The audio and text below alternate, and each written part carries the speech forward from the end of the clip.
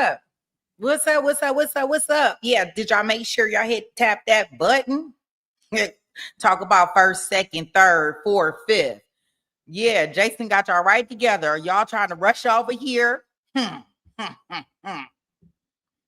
Look, rush over here, talk about first, second, third, here, attendance. And we forgetting to hit that like button, right? Let's see here. So just so y'all kind of know, the prosecution team did they did jury selection yesterday. I did see that they completed that portion. And what happened is the prosecution team did do their opening statements yesterday. So we are going to watch the opening statements from yesterday. And then it appears that they are live in the courtroom today, and they are doing the defense is doing their opening statements, which is perfect. It's fine. Cool. We would have tried to get us some TiVo time anyway, so it works for me. So we'll be able to go past some of these things. And I would have wanted to go yesterday with the prosecution team's opening statements and not do the defense, but we got a special treat because we'll be able to do them all at one time. So cool. Let's see here. This way I can enjoy the chat. Because sometimes I be wanting to be all up in the chat with you guys, and then I find out something that's happening throughout the day, and I'll be having to work on it and try to get it and get us together. So no harm, no foul. Yeah, so I just want y'all to be okay, and I'm so glad that y'all be okay with me. Yeah, I be all over the place. Yeah, so not squeezing. Sweet oil comes from squeezing candy. Oh, y'all gonna keep this? Or the sweet oil come from squeezing sweet pea? I don't know. It depends on how tight you squeeze me, Zach. It might be sweet or it could be sour. So it just depends. What does extra virgin? Please, I don't know. I don't know. I have no clue. I am not answering that. I don't know. Extra virgin.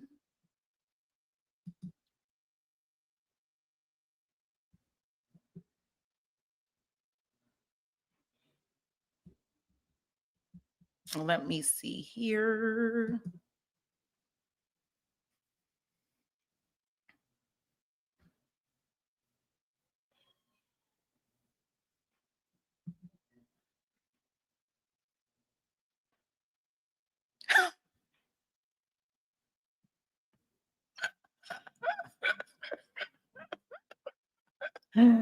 Oh, why?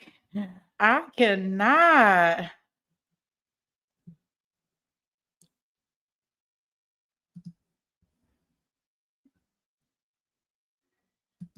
I cannot. That is okay. Look, okay.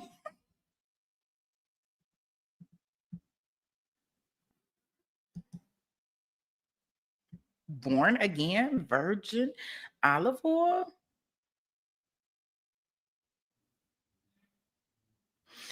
All right. Let me get us in here in some shape, way, form, or fashion.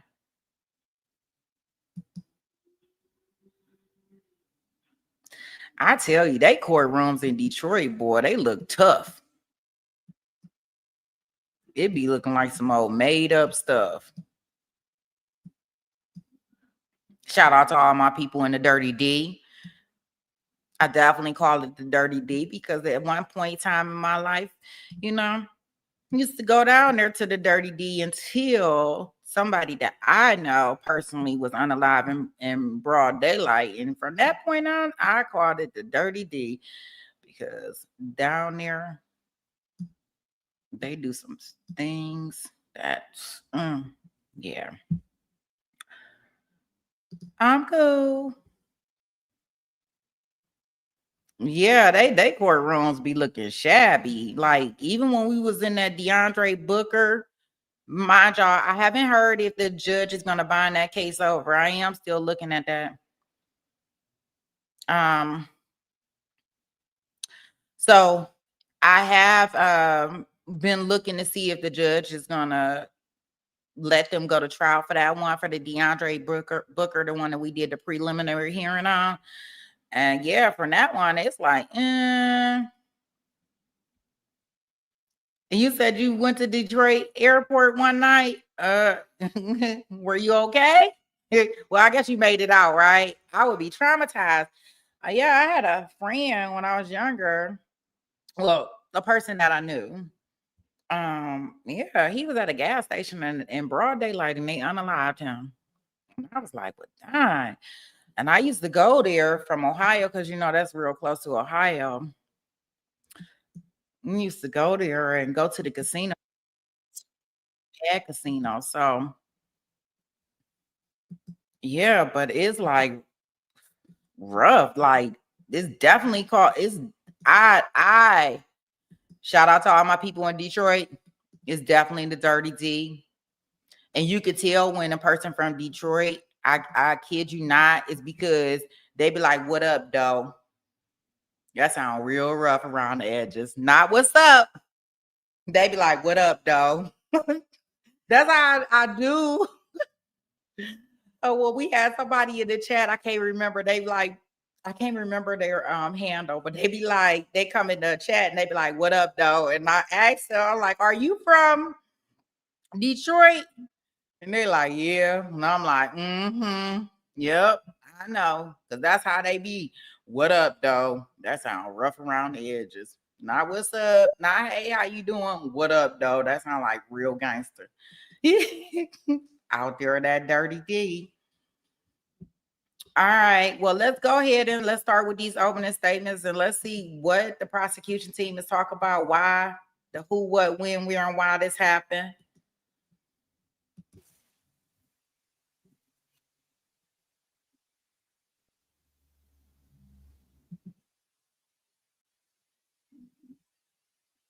He got a smile on him.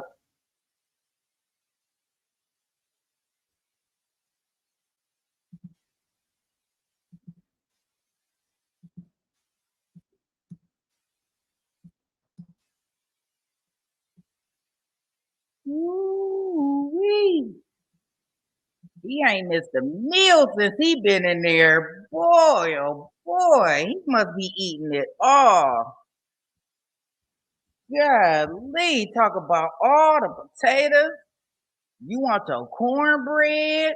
Okay, sorry. Whoa. Sheesh. No harm, no foul. They cannot call him Tiny Marilda. That is such an illegal tender. Oh wee. That's definitely a oh wee. And I only say that because when I looked at the photos from when they were arrested, like I don't think he was that big. Circuit Court is now in session. The Honorable Yasmin Pohl is presiding.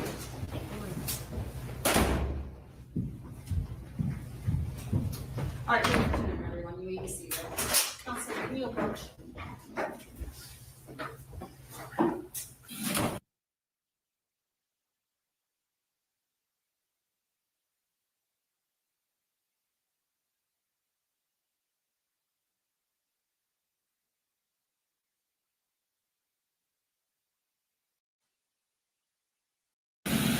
Thank you, Joe. Of course, Bobby. All right, let's call the case. Calling the case of People versus Carlos Hernandez, case number 2024-291-945-FC. Good afternoon, Your Honor. May it please the court. John Petrofessa and Angela Bureau on behalf of the people. Good afternoon, Your Honor. Paulette Michelle Lawton on behalf of my client Carlos Hernandez, who's standing next to me. All right, sir, tell me your name. Carlos Hernandez. Okay, all right, we're ready for openings? Yes, Your Let's Honor. go to the judge.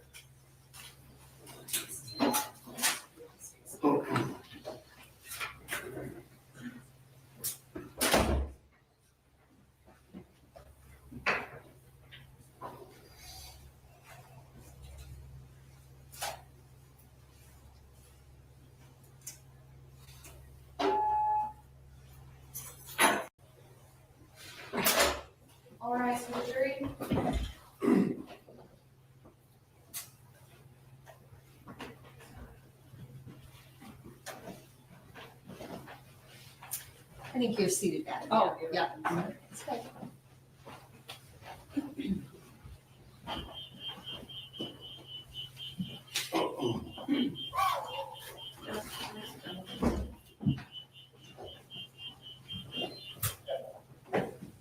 All right, ladies and gentlemen, please be seated.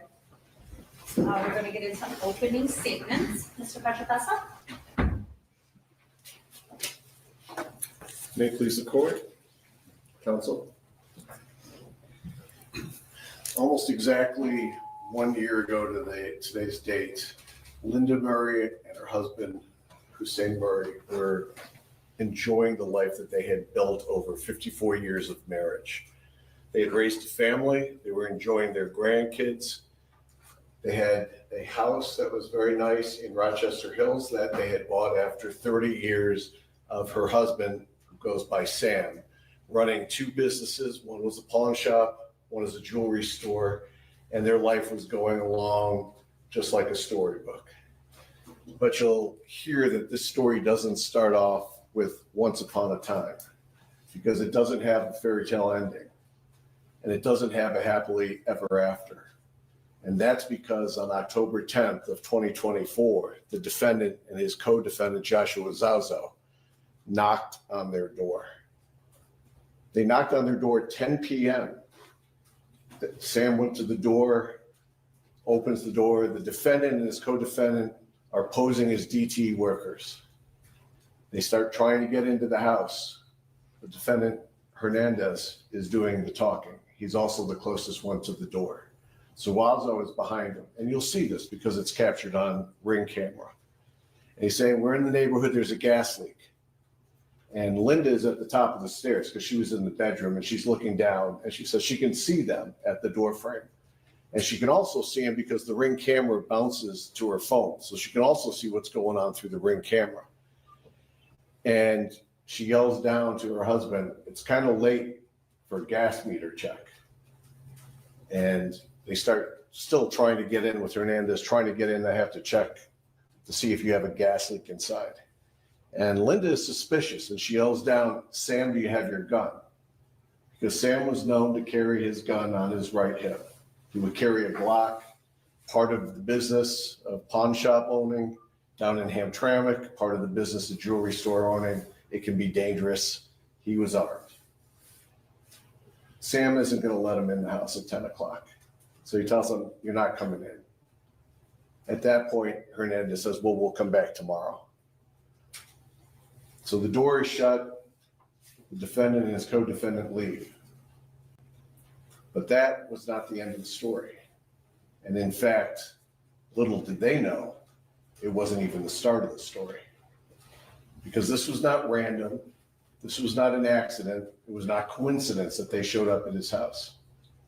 This was targeted, and this was very well planned. And you'll hear through the witnesses that way before October 10th, defendant Hernandez had been putting this in the works.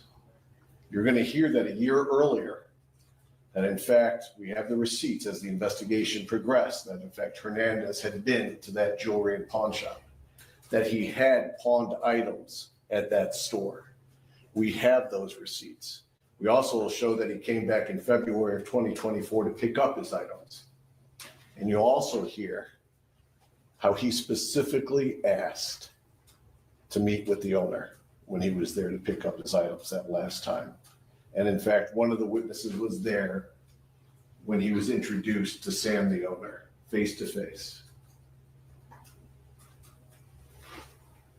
It's a business where people carry cash. It's a people may keep things of value at the house. So what Hernandez does at that point is he puts into work posing as a DTA. He goes out, orders signs that say DTA to put on the sign of a vehicle. We have that video of him at the store ordering it, picking it up, him and his wife, Amanda. You're going to hear that, in fact, they didn't use, he has a white Jeep that he came up from Texas with. And he would come up back and forth from Texas with his wife, Amanda, back to Michigan, because Amanda's mother, Danielle, lives here. You'll hear they had a white Jeep, but they're not putting that DT sticker on the white Jeep. Instead, they're using a stolen vehicle a stolen SD 250 that was stolen about 10 days earlier. That's what they're going to use to get there. And in fact, also other indicia of being DT as they try to pose as DT agents as they come in. Then you're going to hear that, in fact, the next morning, about, again, 10, 11 a.m., you're going to hear Linda had gone to a doctor's appointment. She had gone by herself. She had gotten back home. Sam's car, which was an older Audi, always in the same spot, very visible from the road. The Audi was also visible at his store. He would park where anybody could see. That's an Audi. That goes with Sam. So you could tell that Sam is home. Well, when Linda gets back in, Sam has just finished cooking food for his employees. It's a Friday. He's planning on going in about noon, and he's bringing food to feed them. So that's on the kitchen counter. When Linda gets there, she starts cooking breakfast. And then there's the second knock on the door, which changes everything. And again, it's Defendant Hernandez and Defendant Zuazo at the door. Again, Sam is armed with his Glock on his waist. But this time, they talk their way into the residence. And as they come in, Linda will tell you that she recognized him from the night before. She's already testified about this at preliminary exam. She's already identified both of these guys at exam under oath. She'll say, I'll recognize them. It's the same guys from the night before. As they come in, she was maybe 10 feet away from the door, and they want to check the furnace downstairs in the basement. And this time, they're starting to go downstairs. She'll say that there's a weird segment where Defendant Hernandez says he has to go back to the truck. So there's about 67 seconds when he's out of view, but she doesn't think he actually went out of the house again because the alarm when you go in and out didn't click. So she doesn't think he actually ever left a second time. And then Zuazo is kind of lingering off to the side. At that point in time, Sam is going to show them down into the basement where the gas hooks up inside. And you'll hear Sam is leading the way downstairs, and behind him is Zuazo, and behind him is Defendant Hernandez, who closes the door. And that's going to be the last time Linda ever sees her husband alive. She'll say that at that point she went back to cooking, probably another 10 or 15 minutes. She's trying to cook and finish breakfast. She doesn't hear anything. She doesn't hear any commotion downstairs. She'll tell you that her husband, Sam, was not a quiet guy. You know, he was a naturally loud talker, but she doesn't hear anything. But instead, she'll tell you that Defendant Hernandez comes up from downstairs. And when he comes up, and you can see he's a big, imposing guy. When he comes up, he says, "Where's the money?" "What? Where's the money? Where's the safe? Where's the jewels?" And she's like, "I got cash in my purse." And she says she had about $300 cash in her purse. And she'll say, "We don't have the safe. There's no safe." "So what about the jewels?" And she'll say, "The jewels are in a safety deposit box. I got costume jewelry upstairs. That's all I got." At that point in time, she starts saying, "Where's my husband? Where's my husband?" Hernandez doesn't answer. Then you're going to hear Zuazo comes up from downstairs. And she says, "Where's my husband?"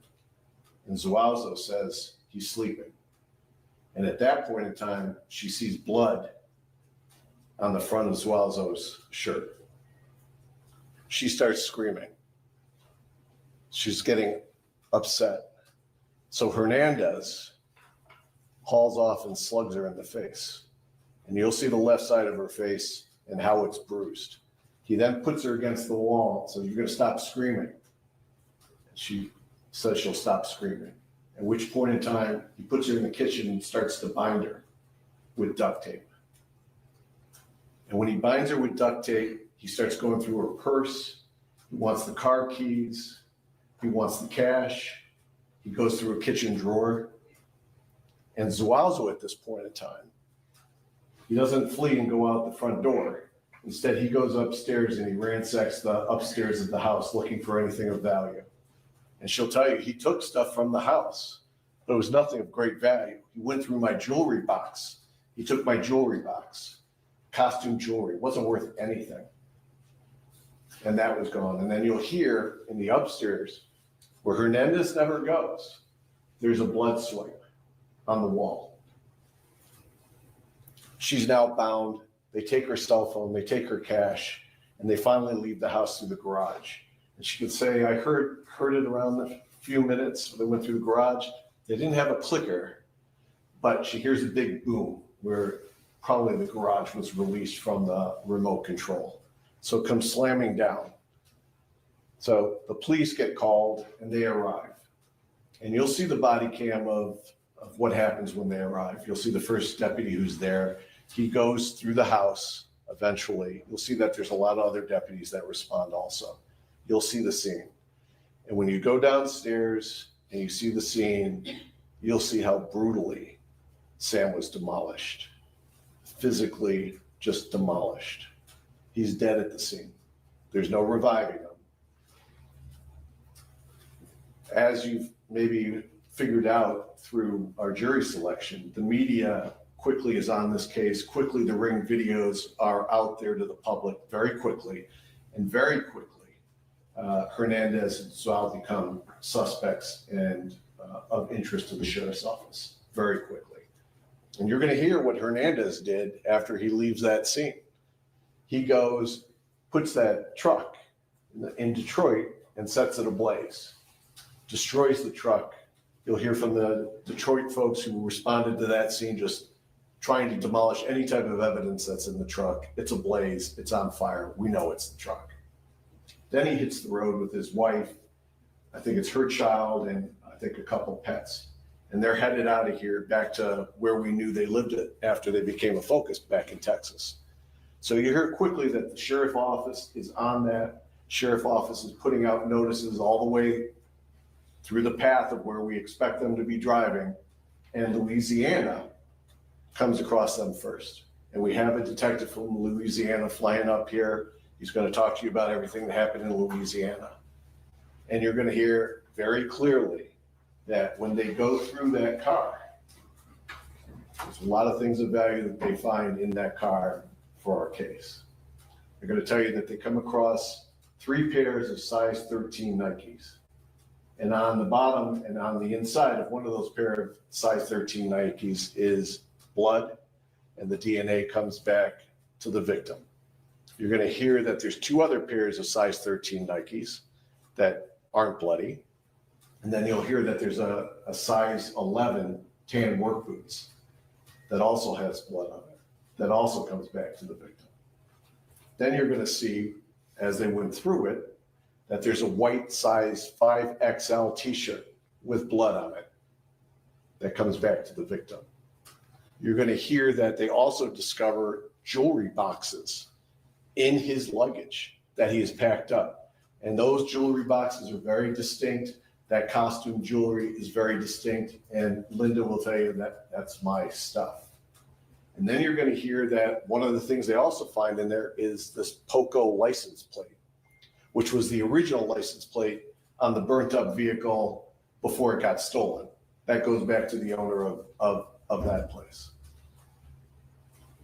So you'll hear there's a conversation that takes place between the investigators and defendant Hernandez down in Louisiana. He'll play that for you. And then you're going to hear all these parts coming together to show you that not only was there DNA on the items that were found in Louisiana, but the crime scene folks also processed the actual basement crime scene. And you're going to hear that both defendants' DNA are found inside that basement, inside that crime scene, on pieces of duct tape that were used. And I think it's not going to be easy to watch. There's no 2 ways to say it. The pictures are not easy. The story is not easy. But I believe at the end of this case, after you've heard the testimony, after you've seen the evidence that we produce, and after Judge Polis reads to you the law that applies in this case, I believe you'll find the defendant guilty as charged on all the counts. Thank you. Thank you, Professor Slaughter. Yes.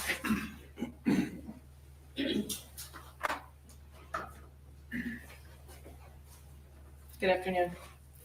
Ladies and gentlemen, you do not have an easy job ahead of you. As we discussed in voir dire, you will be presented with unpleasant facts, photos, and testimony. You will have to set your feelings of sympathy aside and function as that machine that we discussed again in voir dire.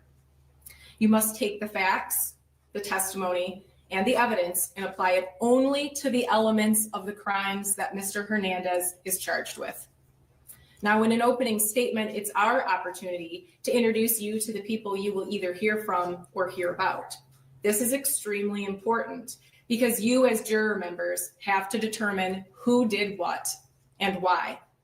The prosecutor and I will stand up here and argue our own theories of how the events unfolded, but ultimately, you make the final decision. Now, as you've heard in your preliminary instructions and the prosecutor touched on, my client is charged with 1 count of first-degree felony murder. And because the elements are so important, I want to go over them now. To prove this charge, the prosecutor must prove each and every one of the following elements beyond a reasonable doubt. Remember, not just 1 or 2, but all. First, that Mr. Hernandez caused the death of Hussein Murray, that he died as a result of neck compression and blunt force trauma. Second, that Mr. Hernandez had one of these 3 states of mind. He intended to kill, he intended to do great bodily harm, or he knowingly created a very high risk of death or great bodily harm, knowing that death or such harm would be the likely result of his actions. Third, that when he did the act that caused the death of Mr. Murray, that Mr. Hernandez was committing or attempting to commit or helping someone else commit the crime of larceny. Larceny is the taking of property with intent to permanently deprive the owner of that property. Fourth, that the killing was not justified, excused, or done under circumstances that reduce it to a lesser crime. I do not believe that the prosecutor will be able to prove to you that my client had any of the required states of mind for this charge. As you've also been told, my client is charged in count 2 and count 3, so 2 counts of the same charge, unlawful imprisonment. There is 1 charge as to Mr. Murray and 1 charge as to Mrs. Murray. The elements are the same. First, that Mr. Hernandez knowingly restrained in count 2 Mr. Murray and in count 3 Mrs. Murray. Restrain means to restrict someone's movements without their consent or lawful authority. Second, that the restrained person was secretly confined or the person was restrained to facilitate the commission of another felony or to facilitate flight after the commission of another felony. I know this is a lot of information, but I promise you, by the time you go back into that jury room, you will know these elements and you're going to be given a paper copy of them. Now, through witnesses, you're going to hear that on October 10th in the city of Rochester Hills, 2 men appeared at the Murray's door in the evening claiming to be DTE employees looking for a gas leak. You'll hear that they were not allowed in because it was late. You will hear that the following morning, those same individuals came back and at that time were allowed in the house by Mr. Murray. Approximately 20 minutes after they were let in, the individuals left. You will come to know that Mr. Murray was found deceased in the basement and Mrs. Murray was wrapped with duct tape and she was able to call 911 a few minutes later. Now, from the testimony, the videos, and the photograph, it will be clear to you that Mr. Hernandez was one of the individuals inside that residence on October 10th and October 11th. I will not insult your intelligence and try to convince you otherwise. But what I will convince you of is that the unfortunate death of Mr. Murray was never part of the plan, never even part of the discussion between Mr. Hernandez and the other individual. It will be clear to you that Mr. Hernandez did not take part in the beating of Mr. Murray. I do not believe that the prosecutor will be able to prove that Mr. Hernandez had any of the 3 required states of mind that must be present for felony murder. At the close of this case, it will be clear that there is only 1 verdict that is consistent with the law and consistent with the evidence that was presented. It'll be clear to you that the prosecutor is not able to prove by any standard, much less beyond a reasonable doubt, that my client, Mr. Hernandez, committed the offense of first-degree felony murder. And at that time, I will stand before you again and ask you to return a verdict of not guilty on count 1. Thank you. All right, thank you, Ms. Lawson. All right, ladies and gentlemen, so as we discussed, we do have another jury that is currently not here. They'll be back tomorrow morning at 8:30 for us to start openings in the co-defendant's matter. We would like to have you back at 9 a.m. If you come back at 9 a.m., I'll get you back into the courtroom as quickly as possible, and then the prosecution will start presenting their proofs. All right, so I'll see you tomorrow at 9 a.m. Thank you. All right, the jury.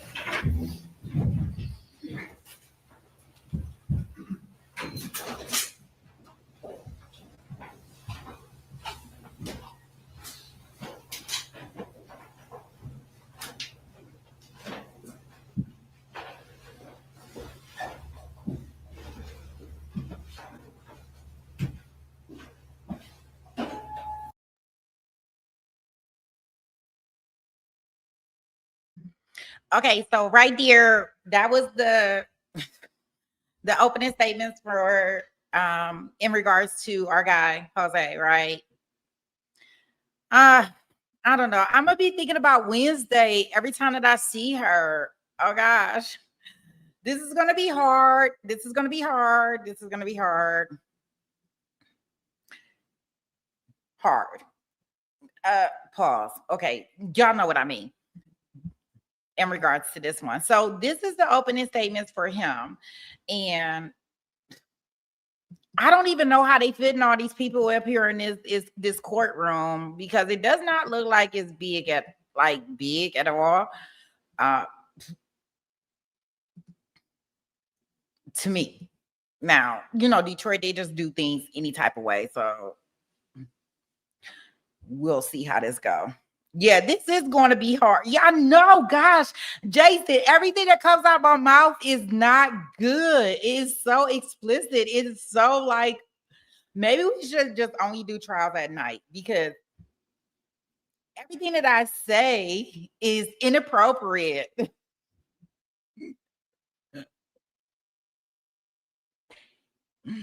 It's so inappropriate, like for a daytime streamer. Let's see here. Oh boy.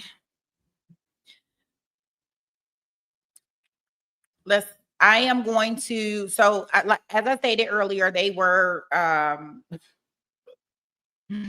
already doing, I know, no, Bach, I'm really, I don't know. It seemed like, and y'all tell me, it's since the Diddy trial, right? It just seems like you can't say nothing out of your mouth. Like everything is so gutterish. Like you have to say no Diddy or pause or something behind it, because you can't say certain words, big, hard, little. Like I couldn't even say baby oil, and it had to become a whole string worthy, right? Because I didn't know where baby oil came from yesterday. Like I didn't get it.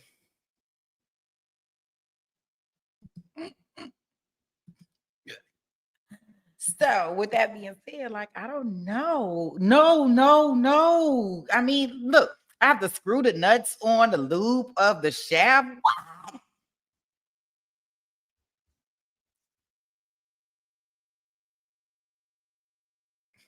That was brutal to witness. Hey, we got to keep this content going, like whatever it takes.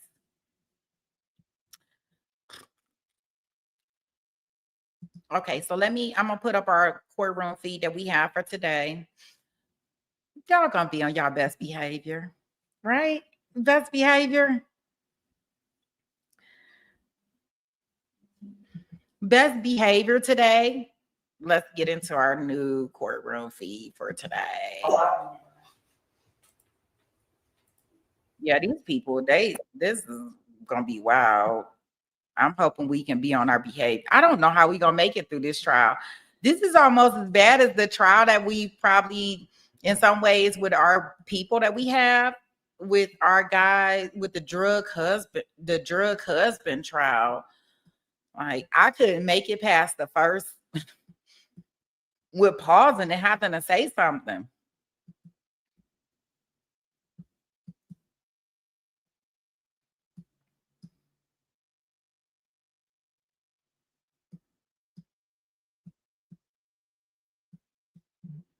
Well, I'm gonna start this one. I see where they started out today, so I'm gonna kind of like, I'm gonna put us through here. Don't take the through word. I'm gonna put us in here. I'm just gonna start the feed. How about that? That's probably a very appropriate way of saying this. I'm just gonna start the feed, guys.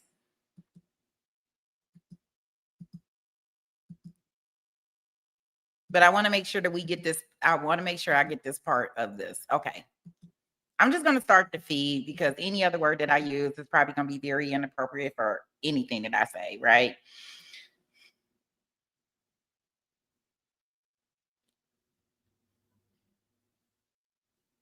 Uh-oh, Maddie. No, what? Nostradamus? What? I don't be trying to start anything, Baka. I want everybody to be. Okay. Any word that come out of your mouth is inappropriate depending on where your gutter mind is. Yeah, right.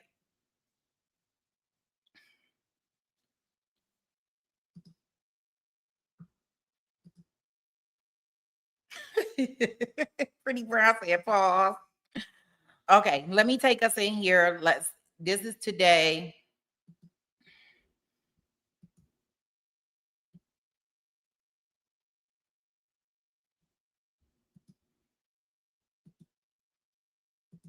Now it's not much. The court hasn't started, but I just wanted to, because they're going to be bringing Joseph in. I wanted y'all to kind of see, like the other guy when we was able to see him, Jose, come in.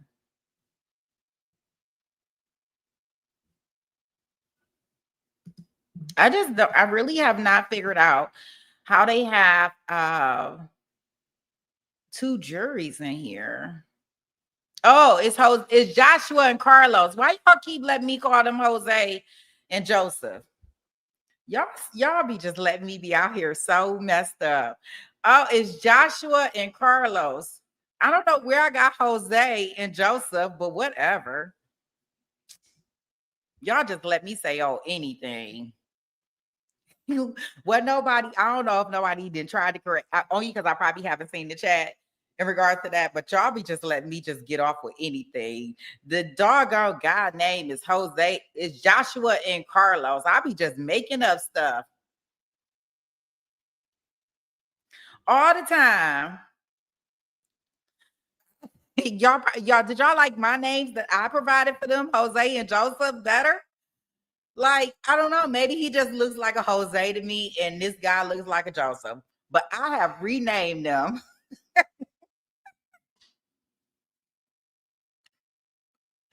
No wonder when Baca asked me to check on the weight class, I've probably been putting Jose and Joseph up in here. That's why I can't find any court records and wondering what is going on, because I have renamed them. And we all know the names must be named, right? So we got Joshua and Carlos. Oh, gosh. So I guess they about to be bringing Joshua out. And we just saw Carlos. Yes. Oh, boy. I'm going to have to get some more coffee. Okay, here we go. Oh, you got the baby hair laid all down. Got his silk blue on. He definitely look like he can, he definitely don't look like the other person that was brought in. The other guy that we just watched. What's his name? Carlos.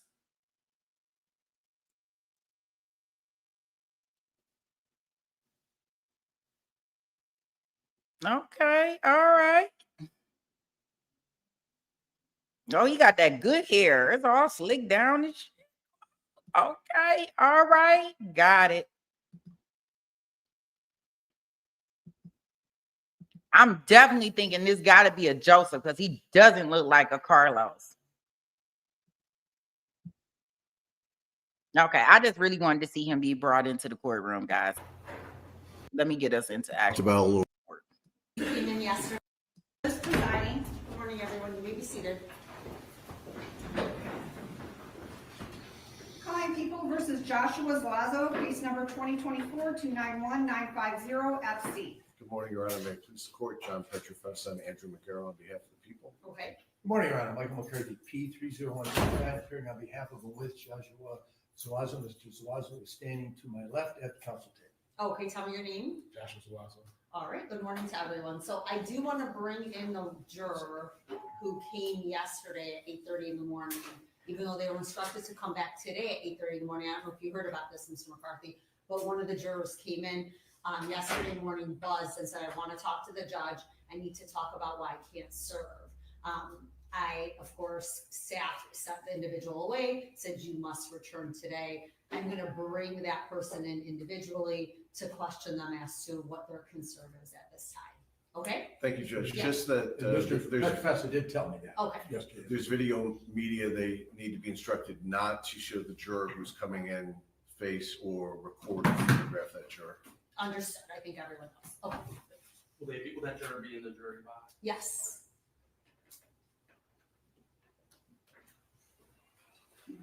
Yes.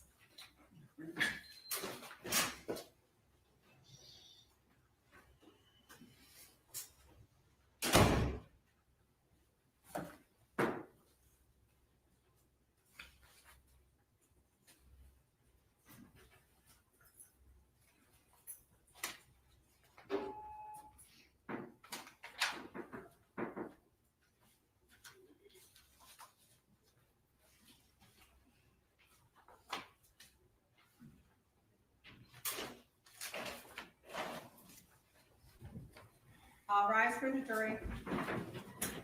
Hi there. Good morning. Morning, Your Honor. Come on in, have a seat. All right, please be seated. So my understanding is you came in yesterday morning. Yes. Yesterday morning, because you were here on Monday, you were chosen on Monday. That's correct. And then you said you wanted to address something with me, so we just wanted to get that out of the way before we got going this morning. What's Yes. going on? I mentioned Monday that I might know the victim and the family. Okay, It was brought to my attention in the courtroom that I may not. I certainly do. how do you know them? I went to school with Mohib Murray. His brother is a religious advisor in my community. Okay, all right, so, and I know we talked a lot about this during voir dire, and the lawyers asked a bunch of questions regarding it. So my recollection is you went to school with him 30 years ago. Correct. You did not have any you have not had any communication with him over the past 30 years, With the exception of his 40 under 40 celebration which was what, 10 years ago. 10 years ago? Correct. All right, so it's been quite some time. His brother is a religious advisor in my community. It's hard to pin down what interactions might be determined there. Well, I mean, when was the last time you had any interaction? A year. Okay, and in what capacity when you say interaction, coming and going, or? Religious advisor. Okay, all right, so, I mean, at this point, you've been sworn in as a juror to serve. So I'm gonna let the lawyers ask questions, but it's pretty complicated at this point to let you go. Understood. So what I'm gonna need from you is confirmation that you're gonna be able to set that aside and listen to the evidence only and make a decision based on evidence only, not any prior past relationships or personal knowledge you have of what could potentially be the victim's family here. Okay, I stated I knew Mohib, when we read the list of possible people who testified here. He didn't. The prosecutor mentioned that I do not know the victim. When I heard the victim is when it sank in. I didn't claim to maybe know the victim personally, but the family members certainly. Well, what changed between that, like overnight? It Because we wasn't- were here for a long time on Monday, so what changed? When you read the charges and I heard the victim's name, Linda, Okay, so how do you know Linda? she's my friend's mother. When you say friend though, this is an individual you haven't seen in a decade? I'm not trying to put you on the spot, we just really need to. I take own a down business as in well. the city of Troy, and he's an attorney in the city of Troy. Have you used him for work? No, not personally. I haven't hired the firm. Okay, all right, Mr. Petrofessa, any questions? Just briefly, Judge. We had a discussion Monday on this topic about, I think you said you may know the victim at one point. Yes, I said I may know. I didn't Okay, want to- and when we talked about it a little bit more, I think we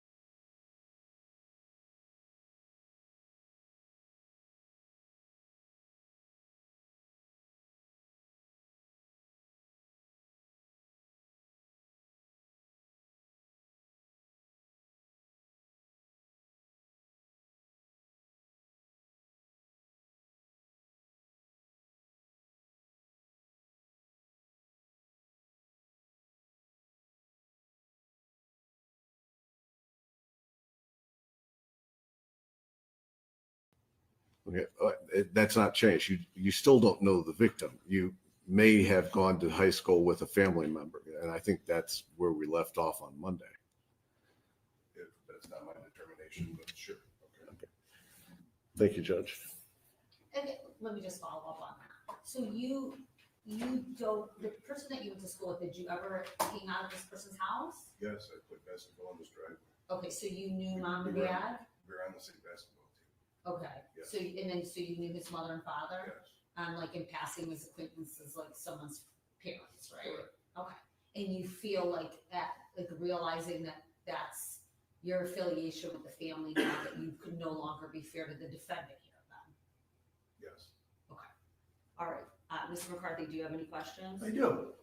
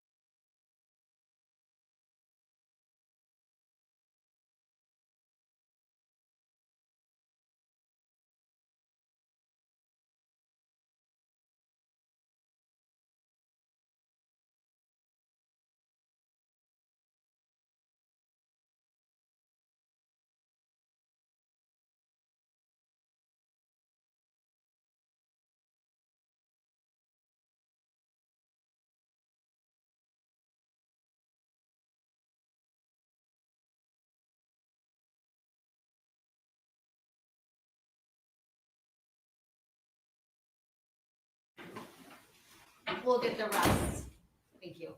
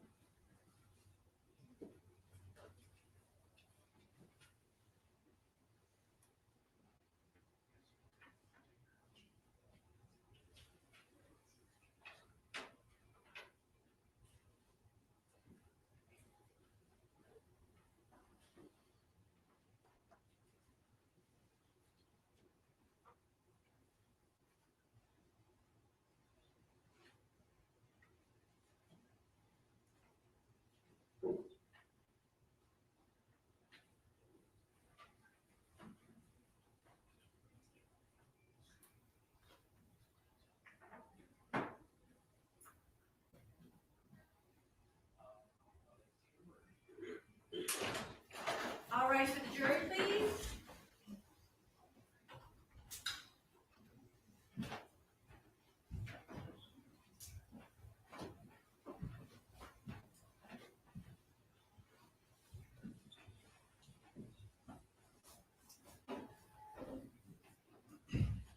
And the lawyers approach.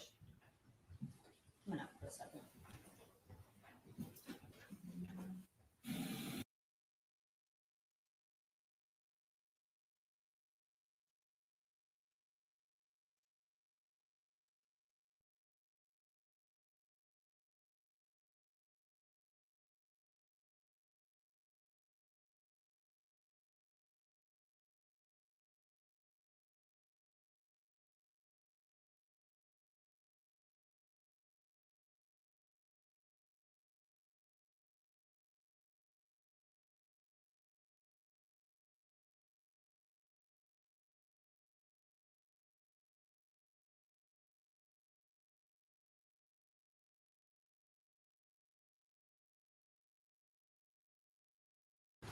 Good morning, ladies and gentlemen. Ladies and gentlemen, as you can see, juror in seat 9 is no longer with us. There's some information that we received that no longer allows you to serve on this jury. That should not affect your opinion or how we move forward or any of the voir dire process that we had. But we do want to know whether or not anyone discussed in the jury room this morning any information that was provided to us through juror seat 9. We'll just take hands if anyone talked to juror seat 9 or juror seat 9 share any information with anyone. It's important for us to know that at this time. I'm seeing all nods, so nobody had a conversation this morning with juror seat 9. Counsels, are you comfortable with that? Yes, Your Honor. Okay, Yes, Your all right, Honor. then we're gonna go right into openings. Good morning. Go ahead, Mr. Freshkassa. May it please the court. Counsel. Good morning. About a year ago, you're going to hear that Linda Murray and her husband, Hussein Murray, who would also go by the name Sam, were enjoying the fruits of their 54 years of marriage. They had raised a family. They were enjoying grandkids. Her husband, Sam, was still working on a regular basis at the two businesses that he had run for almost 3 decades. Down in Hamtramck, he had both a pawn shop and also a jewelry shop. And he would still go there on a regular basis. And you'll hear as the testimony comes in that that life that they were living and were expecting to continue to live came to an abrupt end starting on October 10th of 2024 when there was a knock on the door. And that knock on the door was at 10 p.m. And that knock on the door was with this defendant, Joshua Zuazo, and his co-defendant, Carlos Hernandez. Little did they know when that knock on the door came that their fate was about to be changed forever, and there was no going back. Linda Murray is going to testify this morning, and she's going to tell you that there was a knock at about 10 o'clock, and she's upstairs getting ready for bed, and her husband Sam is downstairs. And when that knock comes, they had a house that was set up with Ring cameras.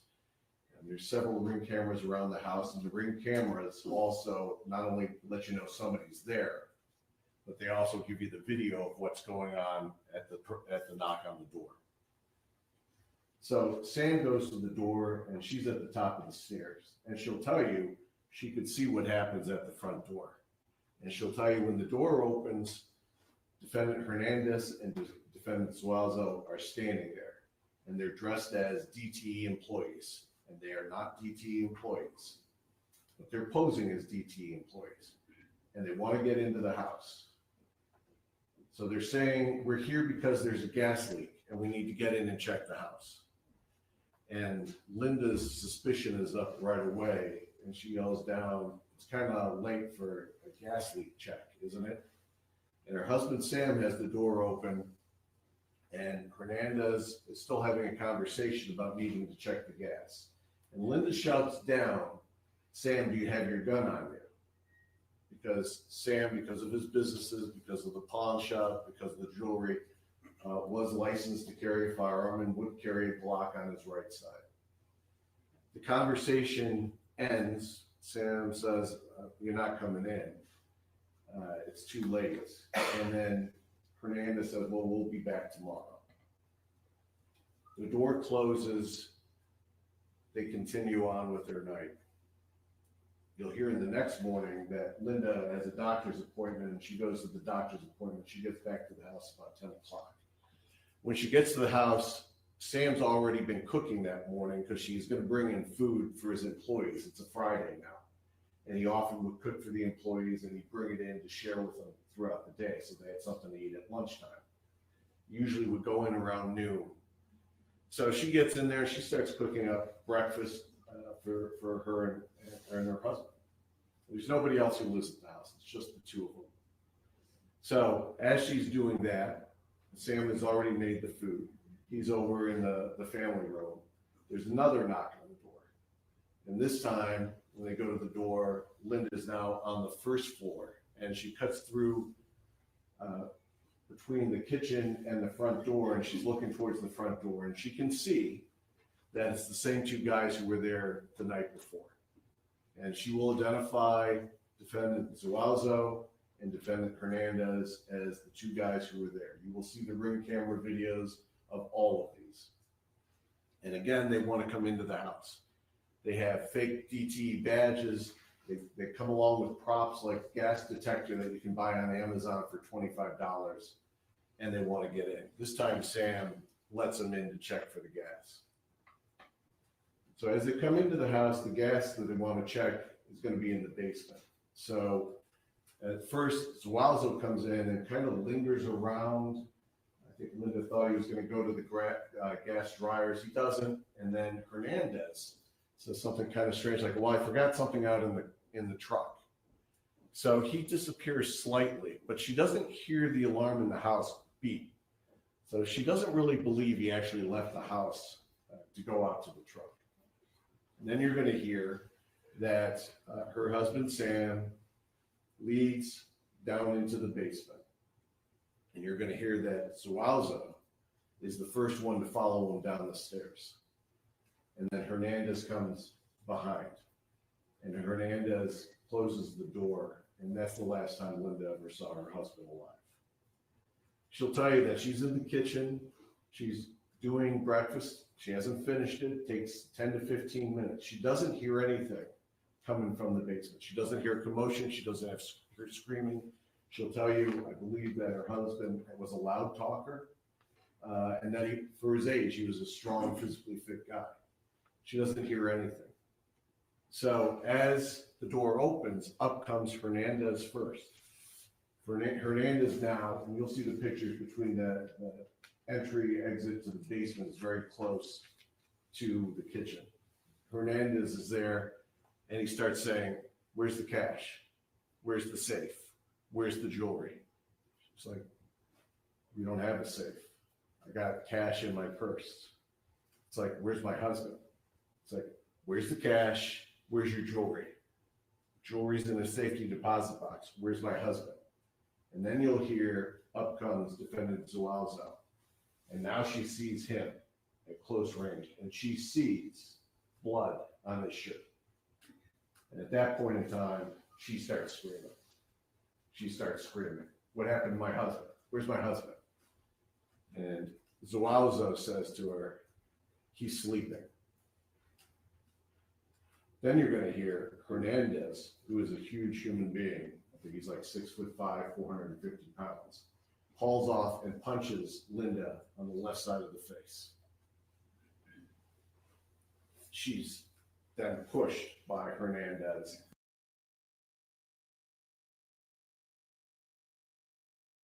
Oh my gosh, I have to stop here. Did y'all just hear what this prosecutor in his opening statement said? He just called this man a huge human being. He said he about 450 pounds, about 6'5" tall. OMG. Did y'all hear that? What a way to describe somebody. I'm like, did he just say this about this man? All right. OMG. Are you going to shut up? So I'll stop screaming. At which point in time, he starts in the kitchen to bind her up with duct tape. At that point, where's your cash? In my purse. Starts going through a kitchen drawer. Where's your car keys? They're attached to the purse. And while that's going on, you'll hear defendant Zuazo doesn't leave the house. He doesn't go in the car. He doesn't drive away. He doesn't run down the street. Instead, what he does is he goes upstairs and ransacks the bedrooms up there looking for valuables. Goes into the master bedroom, which is completely ransacked. You'll see photos of it. Goes through the other bedrooms, and you'll see that there's a jewelry box that had her jewelry, which was valueless, costume jewelry. And one of the drawers from that jewelry box is taken. And you're also going to hear that defendant Hernandez does not go upstairs. Only defendant Zuazo goes upstairs. And in one of the bedrooms that he ransacks, you'll see that there's a blood smear on the wall. That blood smear, when it's tested by the Oakland County lab, come back to the victim, Sam Murray. He comes back down, time to go. So they exit through the garage. Now, they don't have a fob for the garage, so she says they're in there for a little bit. And she hears a huge boom, which is probably because the garage is disconnected. If you don't have a way to open it, you can disconnect it, pull it up and pull it down. It comes crashing down. She hears it from inside the kitchen. She gets the ability to call the police because they take her cell phone on the house line, and the sheriff's office arrives. You'll see that body cam as soon as we start going with testimony this morning. And it's one of the things that we talked about in jury selection. There's a lot of officers who arrive. That's before they go into the basement. There's a lot more officers who arrive after they go into the basement. Because when you go into the basement, what you see is Sam is on the ground. It's a horrible scene, brutal scene, very bloody scene. The Emmy will tell you about the damage he sustained down in that basement, but you're going to see that his hands are duct taped, his feet are duct taped. They're also zip tied, other zip ties there. You'll see that the gun that would have been on his right side was gone, never found. And you'll hear what a brutal end to his life happened on that October 11th. You're going to hear how the investigation, because the sheriff's department with the Ring camera smartly and quickly released it to the media. And the media put it out on TV immediately, which was a great thing because they start getting tips. And as you'll see, it's not hard to see, defendant Hernandez sticks out physically. So the focus quickly turned onto defendant Hernandez and also defendant Zuazo. You'll hear from a witness who worked with them. who says, I saw the video, I recognized him, I recognized what he was wearing from, that was what we used to wear at work. And so and I recognized his voice. So I knew who that was. So the sheriff's office quickly gets on to trying to track down where they are. Now, what is happening with the defendants at this point in time? Well, they're trying to destroy evidence. So you're going to hear that truck, which was a stolen truck that was stolen about 10 days before. You'll have that witness come in and say that the truck was in front of my house. It was our work truck. I went to bed at 11, it was there. I woke up at 5, it was gone. So he'll come in and say how that truck was stolen. One more layer of trying to get away with what happened on October 10th and 11th. Then you're going to hear that the plate that was on the truck was actually stolen from DT itself. So if anyone was to have run it, say, is this a DT truck? It would have actually come back to DT because that plate was stolen. So that truck is taken down to Detroit. It's set on fire. You'll hear how the Detroit officers responded to the blaze. There's actually a photo of the truck on fire as that piece of evidence is trying to be destroyed. So the sheriff's department quickly starts, there's a thing called the flock system. It's used to be few places, now it's every place. Pretty soon, you're not going to be able to drive without them being able to track your plate if they want to, because it photographs the plates. And they got him, Hernandez, going south. And they're also aware, now that they've started their investigation, that Hernandez has another residence that he uses down in Texas. So they put out a bulletin all the way down the trip, what they expect to be to Texas, and Louisiana on October 12th quickly comes in contact with them and pulls them over. They conduct a search warrant, and what you're going to hear they find in the vehicle that Hernandez is driving is the original license plate on the stolen truck that's designated POCO, because I think that's the company's name. That's in there.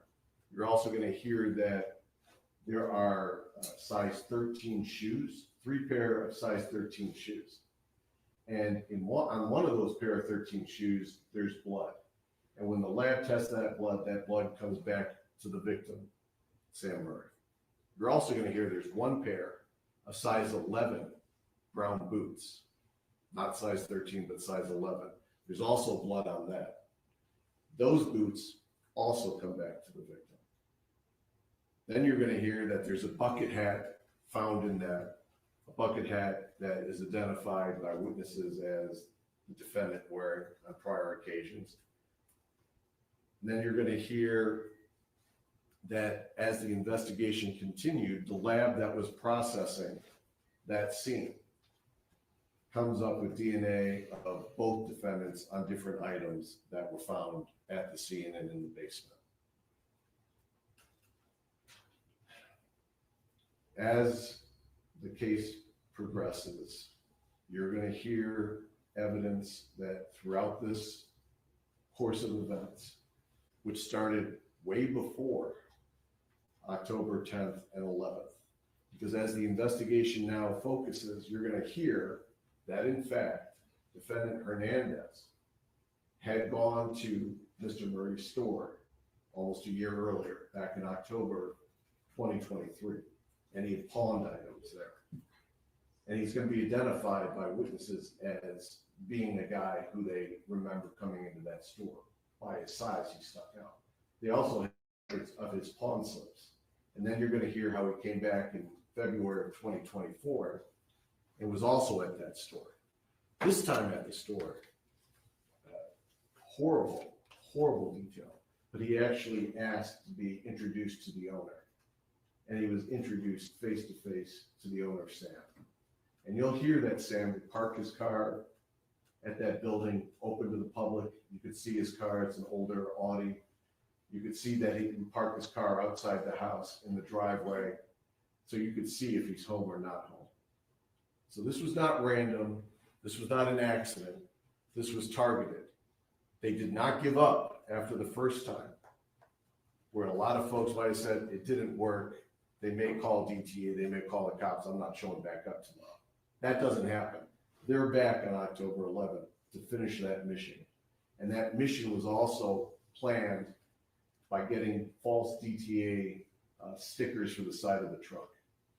This was well planned, well targeted, and ended horribly. And you'll hear, I think, at the conclusion of this case, and I think you'll come to the conclusion that they were in it together from before the 10th, the 11th, and after.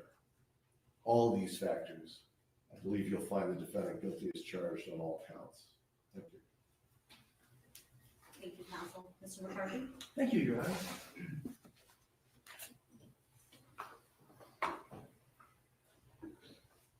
Good morning. The first thing I want to do this morning is to extend Mr. Zuazo's sincere thanks to each and every one of you who have set aside the business that you would have been attending to this week had you not been summoned to the Oakland County Courthouse to serve as a juror. And he has known about this case since the 18th day of October last year, when he was in custody and brought before a judge and advised at his arraignment of what the charges against him were. Very serious charges. First-degree felony murder for the death of Mr. Murray, and the unlawful imprisonment of Mr. Murray, and the unlawful imprisonment of Mrs. Murray. So since that day, the 18th day of October in 2024, Mr. Zuazo has been looking forward to this day. He didn't know when his trial would begin. He didn't know who among his fellow citizens would be summoned to the Oakland County Courthouse to serve as the triers of fact, the people who will determine the truth in this case.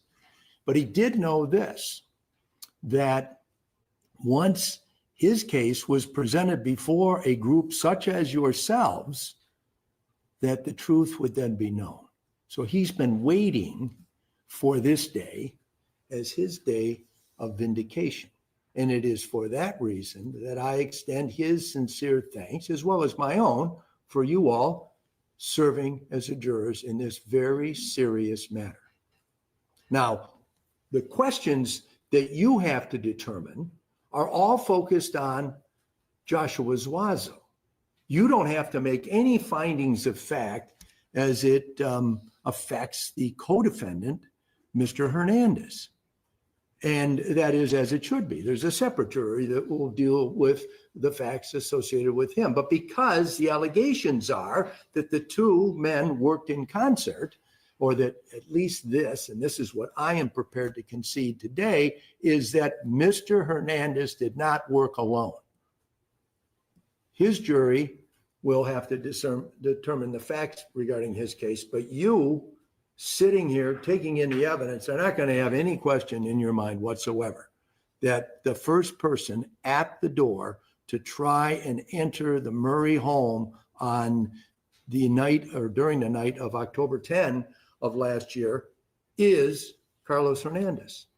As Mr. Petrofessa said just a few moments ago, and you all will see for yourselves in a little while when both juries are assembled and the testimony begins, he is a distinctive individual by his size.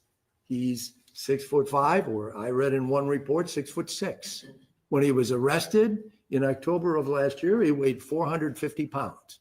I don't know exactly what he weighs in at this time now, but the fact of the matter is a very big individual.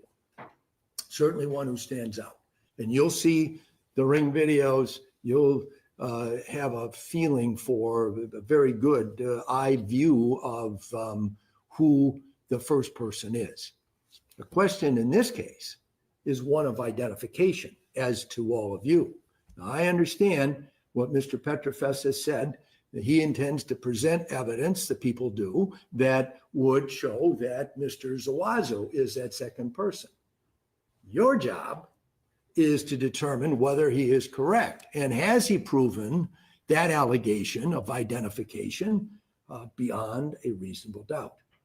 In the law, depending on the seriousness or the type of case there is, we have different measuring sticks by which different juries determine what is the truth.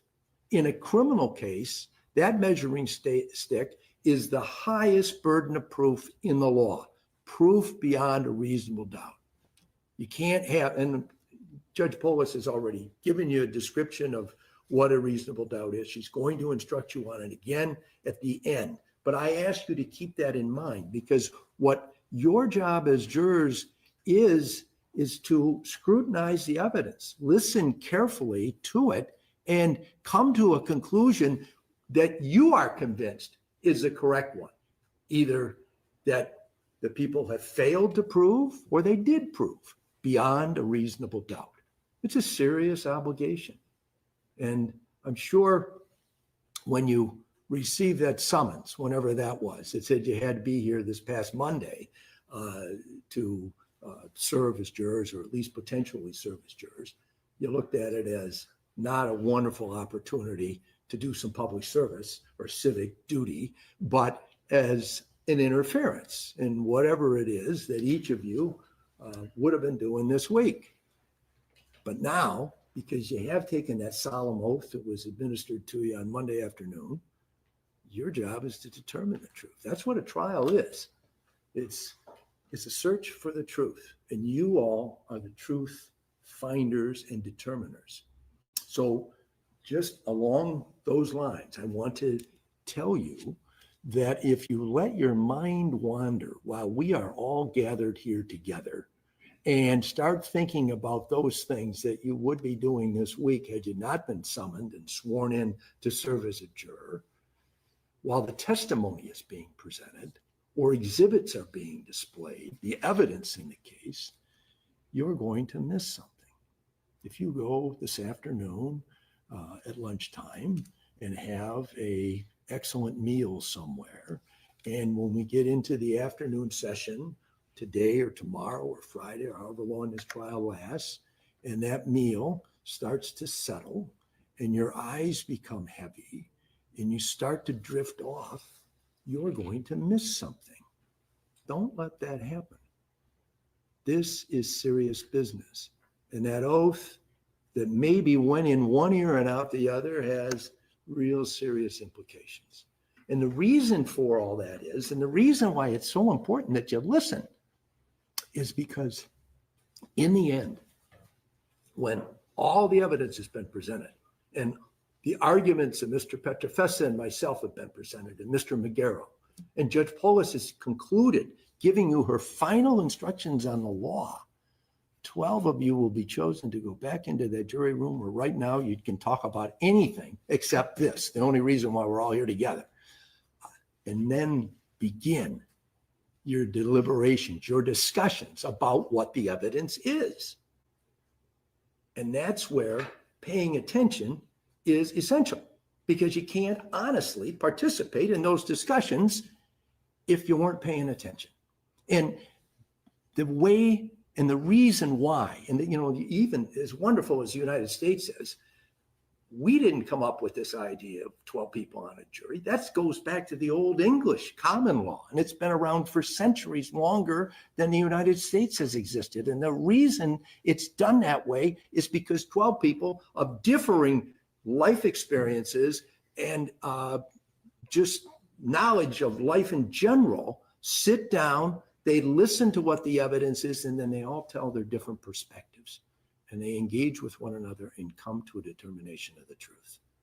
And that's, while I am cross-examining witnesses and listening carefully to everything that goes on during the course of the trial, while Mr. Magaro and Mr. Petrofessa are examining witnesses and doing exactly the same thing, you all will be sizing everybody up. One of the things that Judge Polis has already instructed you on, and she's going to instruct again, I'm pretty confident, at the conclusion of the trial, is listening to the witnesses. And I'm not going to say that any person who comes into this courtroom and takes an oath to tell you the truth, because I know who these witnesses are, and I've read what they've said in the past, and I have an understanding of what I expect you all are going to see. I'm not going to tell you that anybody's a liar. But one of the instruction you get on listening to witnesses is people can give testimony about what they think they saw say it honestly because that's really what they believe and still simply be wrong. You know, I am not a very good mathematician. I had trouble with that when I got to trigonometry. But I understand that, you know, we all understand 2 and 2 is 4. But a person can add up a column of numbers and get the wrong answer, think they're right. They answered it on their test paper because they thought it was correct and simply be wrong. This information that you're going to hear during the course of this trial is traumatic and it's disturbing. And as you sit through it, you are going to be traumatized yourself to a certain extent because you're going to see some photographs that are pretty rough to look at of Mr. Murray, where he was found by the deputies that went to their home, the Murray home, and started their investigation. You're going to see Mrs. Murray testify. She herself is a victim of a crime. There's any question that this happened. It's a question of who did it. And the identification is the issue as it affects Joshua Zazo. But you're going to see terrible things. Then it's hard to do that. And it's especially hard to do it when you're the trier of fact. Because unlike anybody else, you are obligated to use cold-eyed calculation to determine the truth. You can't let sympathy or emotion enter into your decision-making about what the facts actually are. It's a hard job, and I don't envy you. And I know what all it is that you're going to see during the course of the next few days. So I can tell you right now from the beginning, it's pretty tough stuff. And that certainly wasn't something that you planned on having happen to you when you opened your mail on the day that your jury summons came. But I'm confident in each and every one of you. I don't know if you noticed, but I actively participated in the jury selection that we conducted on Monday. And I can assure you, if I didn't have that confidence as a fairly well-experienced attorney, you would not be occupying the seats where you find yourselves today. Now, I'm going to have, and I want you to just keep a couple of things in mind regarding this issue of identification. Well, their in-camera makes it really clear who the big fellow is. It doesn't really identify Mr. Zuazo. And there'll be quite a bit of questioning about that. The person, Kelly Broad, who says that, and I expect his testimony will be, because I have some knowledge of it, that he saw that ring video on television in the days immediately after this event took place. And he came forward and he made an identification of Mr. Zuazo. I will have a series of questions for him, and I ask you to listen with keen interest there because that's a really important thing. He's an essential witness in this case for the prosecution to establish that Mr. Zuazo is the person. And the question will be, and the one that I will raise in the end in my closing argument, is whether Kelly Broad is correct.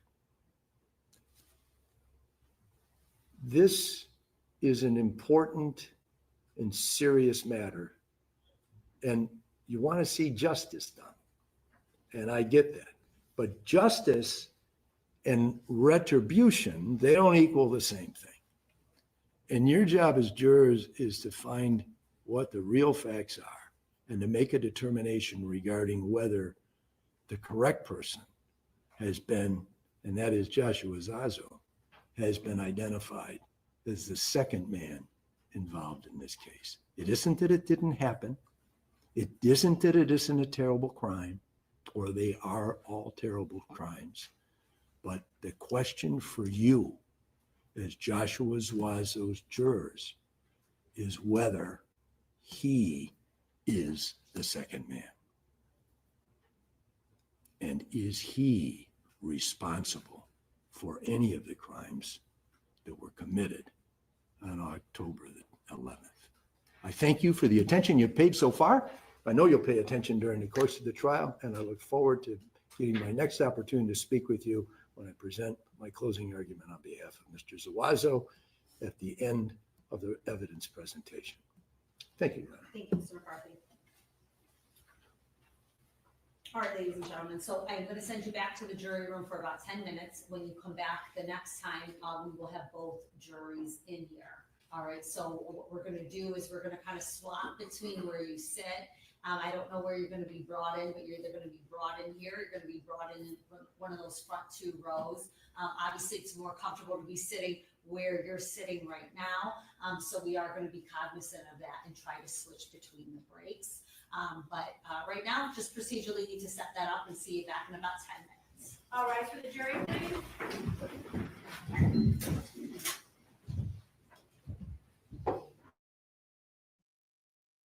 Yeah, so of course, I don't know. I don't know if I like that.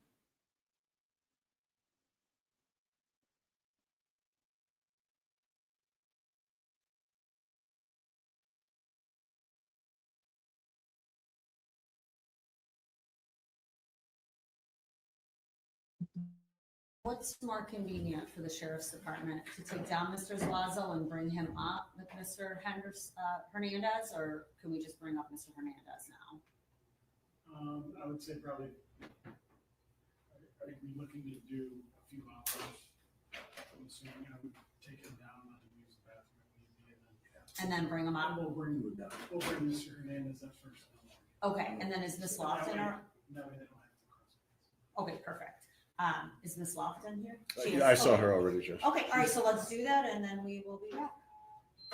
All right. Gosh, this like overkill. Why couldn't they have the other person, the other defendant in the courtroom at the same time? I know the one that we watched in Tennessee where it was two juries and two defendants. They had them all. Everybody was just there. Like they did send the juries out at different points in times, but actually sending out the defendants, that seems like that's too much. You know, and the sheriff's department, like, no, we can't leave him up here and go get the other one. We got to have everybody in here. So, yeah, he going to have to come down. We're going to take a break so we can go get Bigums. That's going to be his name through the trial. I name him Bigums. So, Bigums had to go. They had to go down there and get Bigums so he can come up here and before the jury comes back in so they can take off all his shackles. Oh, Bigums. Look at him, Bigums. Look like he done swallowed. Now, he could have swallowed that lady Ruth Miller's husband, and I would have believed it.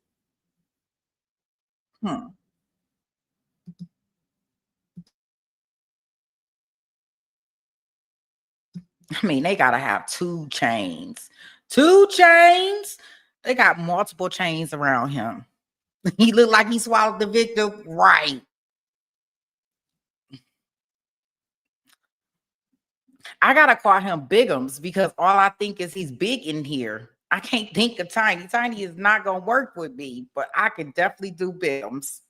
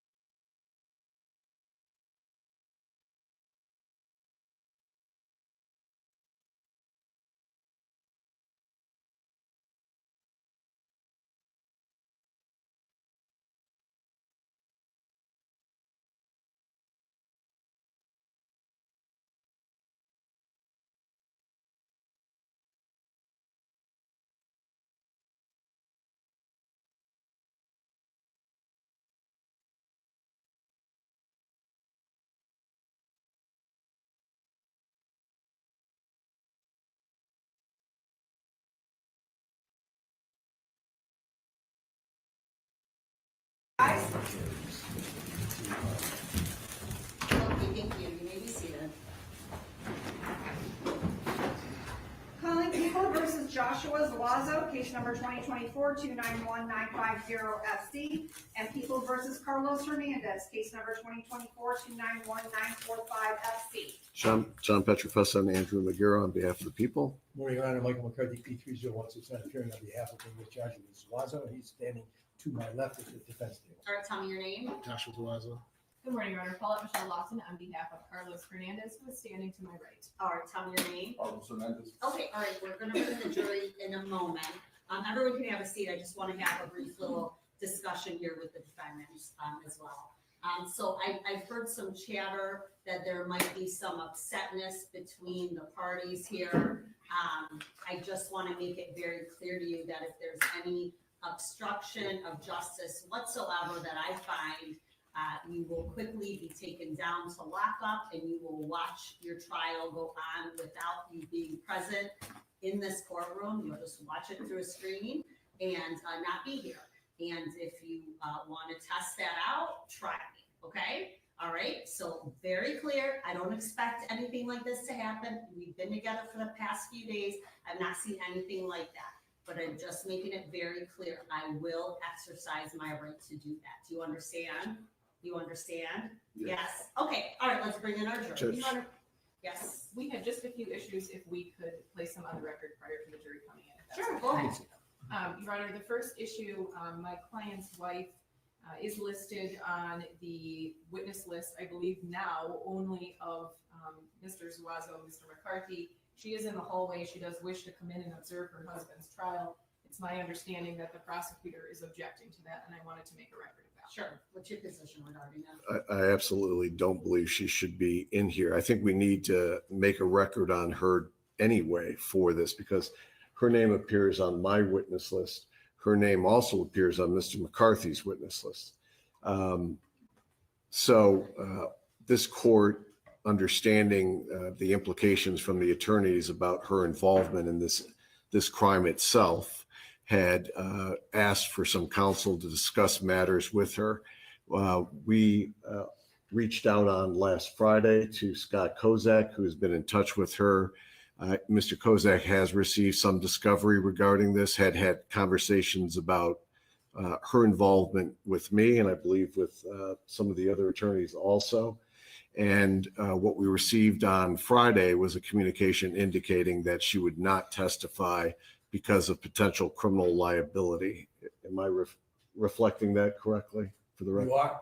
Yes, So she would essentially take the fifth. Yes. And do we still believe that to be the case? Well, she's outside. If you want to put her on the record for Yeah, let's 30 put her on the seconds, record. we Let's bring her can. I don't believe Mr. Kozak is with her though, so she doesn't have her counsel. Well, she hasn't asserted her fifth yet, so the court hasn't appointed her counsel. As soon as she does that, then, and if she is asking for counsel, I'll do that. So I think she was appointed counsel through an order.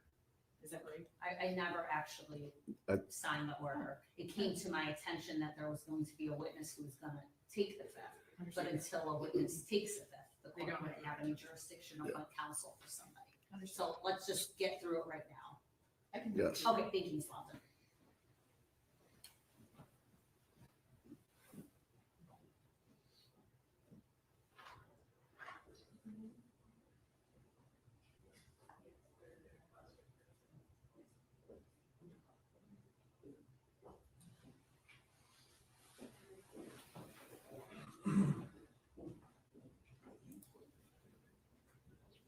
Which way would you like her? This way.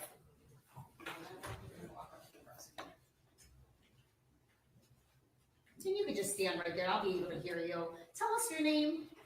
Amanda Ileana Hernandez. Okay, all right, I'm gonna get you sworn in because he has some questions for you, okay? It's our understanding that you want to be in the courtroom, but you're potentially a witness, so we're just trying to figure out whether or not you're gonna actually be called in this case. Go ahead and raise your right hand. Do you swear to tell the truth, the whole truth, nothing but the truth, so help you God? Yes. Okay, put your hand down. So you understand that you've been subpoenaed to be a witness in this case? Yes. All right, and it's my understanding that you would be planning on asserting your Fifth Amendment, is that correct? Yes. All right, and is that something you plan on doing then? Yes. Yes, all right, Mr. Petroselli? And you've had conversations with an attorney, Scott Kozak, before Yes, this? I have. He's actually tried to get me taken off the witness list, but he can't get in touch with Mr. McCarthy. All right, any questions, Mr.? I know that's not accurate. Go ahead, Mr. McCarthy.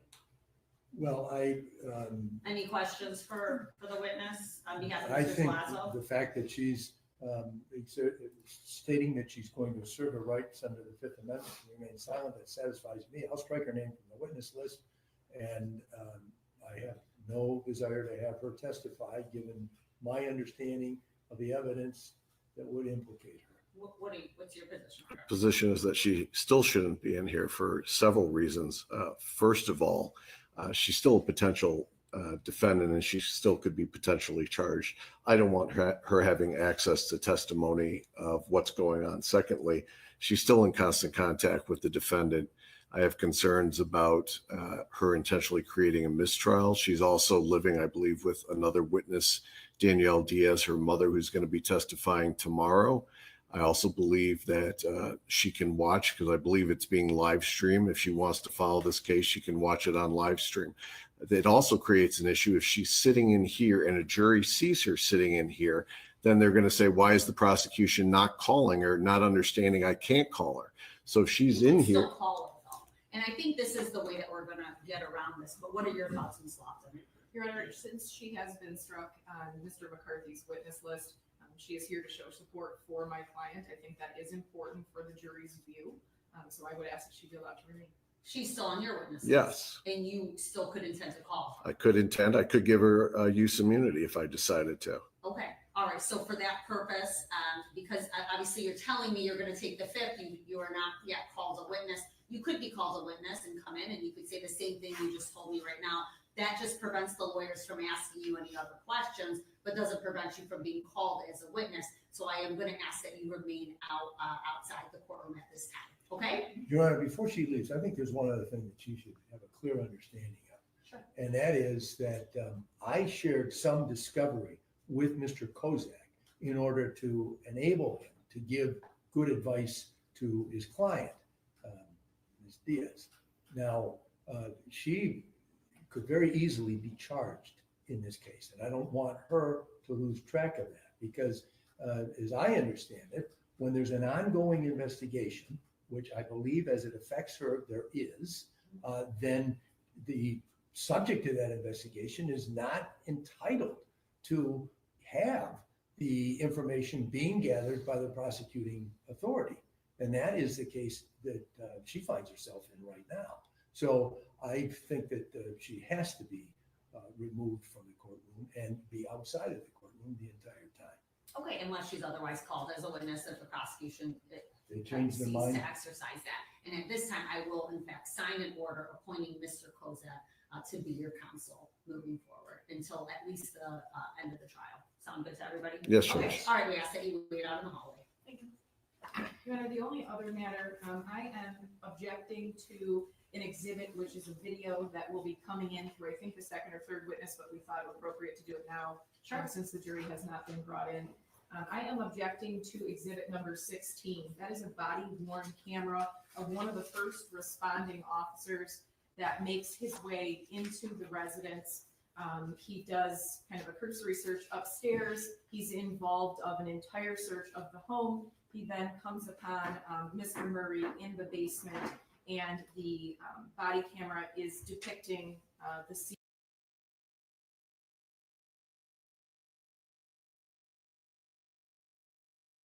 as he is seeing it. I do believe under MRE 403 that it is overly prejudicial and also needlessly cumulative. We're also hearing from that officer. We're also seeing pictures of what he is seeing. So not only are we having testimony and pictures, we're also now seeing a body-worn camera. And for those reasons, I'm asking that the body-worn camera, exhibit 16, not be allowed. But what, I mean, that argument, wouldn't it be, I mean, I hear arguments from the defense asking that body-worn cameras be shown. So, I mean, it's only applicable sometimes, but not others. That's your position?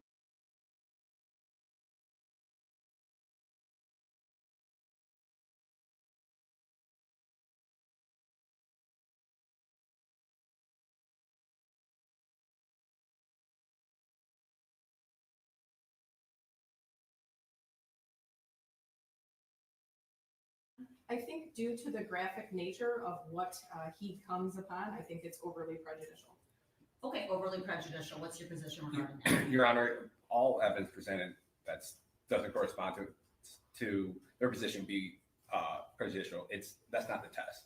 It's just if it's substantially outweighed. At this point, it's going to depict the scene when Deputy Copeland shows up. It's going to depict the victim, the state she was in. It's going to show clearing of the house. It's going to give information and context to the jury, what the scene was like when they showed up. The pictures that are going to be in there are going to be through the crime scene investigator with the placards and things like that afterwards. We're not playing the full body camera, which would be over an hour. It's been edited down to 28 minutes. Mostly, the video is going to show for testimony of Deputy Copeland. So the video is going to depict far more than what Deputy Copeland is going to testify to. I'm going to ask him a few questions and then play the video because that's going to show what happened that day. Okay, Your do you Honor. join on that objection? Yes, in the test for 403 is not overly prejudicial, it's unfairly prejudicial. And its unfair prejudice outweighs the probative value of the evidence. So I join in the motion brought by Ms. Lofton, but I'm making that distinction because that's the actual language in the rule. And it is, I submit in agreement with her that the presentation of that body-worn camera would be more unfairly prejudicial than probative because you do have the witness who can tell you what he saw.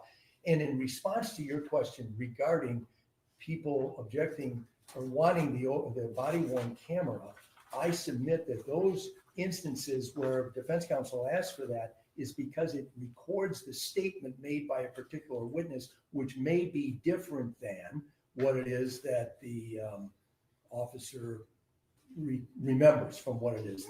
Not always. I mean, there's a ton of scrutiny regarding whether or not there's a body-worn camera if it's not played in trial. This court is always, if it exists, I'll play it because it's going to give the best description of what that officer was able to view at that time or any conversations that happened in or around that. I mean, the evidence here in and of itself is prejudicial. We've got information here that is read to the jury that they're going to hear evidence of a felony murder that involves detailed injuries that, rise to a level of just inhumanity. I mean, the evidence in and of itself here is prejudicial. So I have a hard time thinking that the body cam video shouldn't be shown because it's overly or unfairly prejudicial, as pointed out, pursuant to 403. Prejudicial evidence is allowed unless the court finds that it is rises the burden to the defense and causing it fairly prejudice and being less than probative. I think it's probative. It's going to be admissible. So 16 is in. Any other Thank you, objection?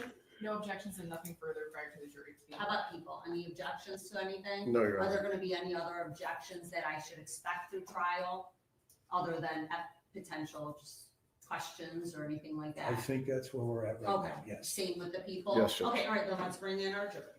Juries. Now,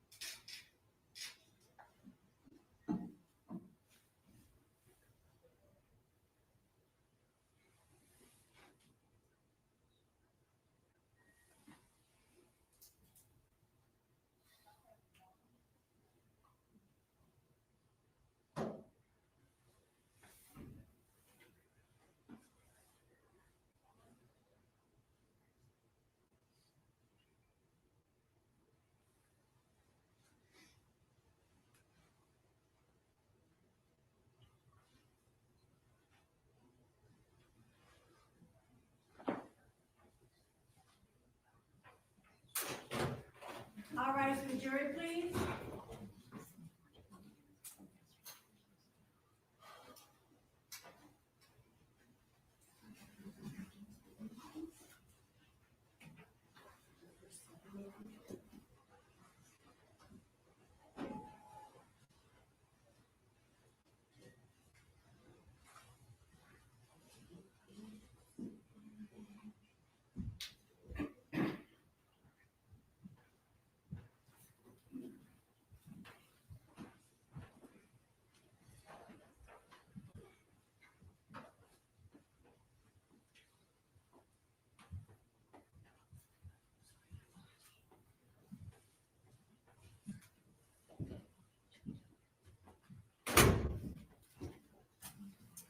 Welcome back, ladies and gentlemen. Please be seated. One moment, Jen.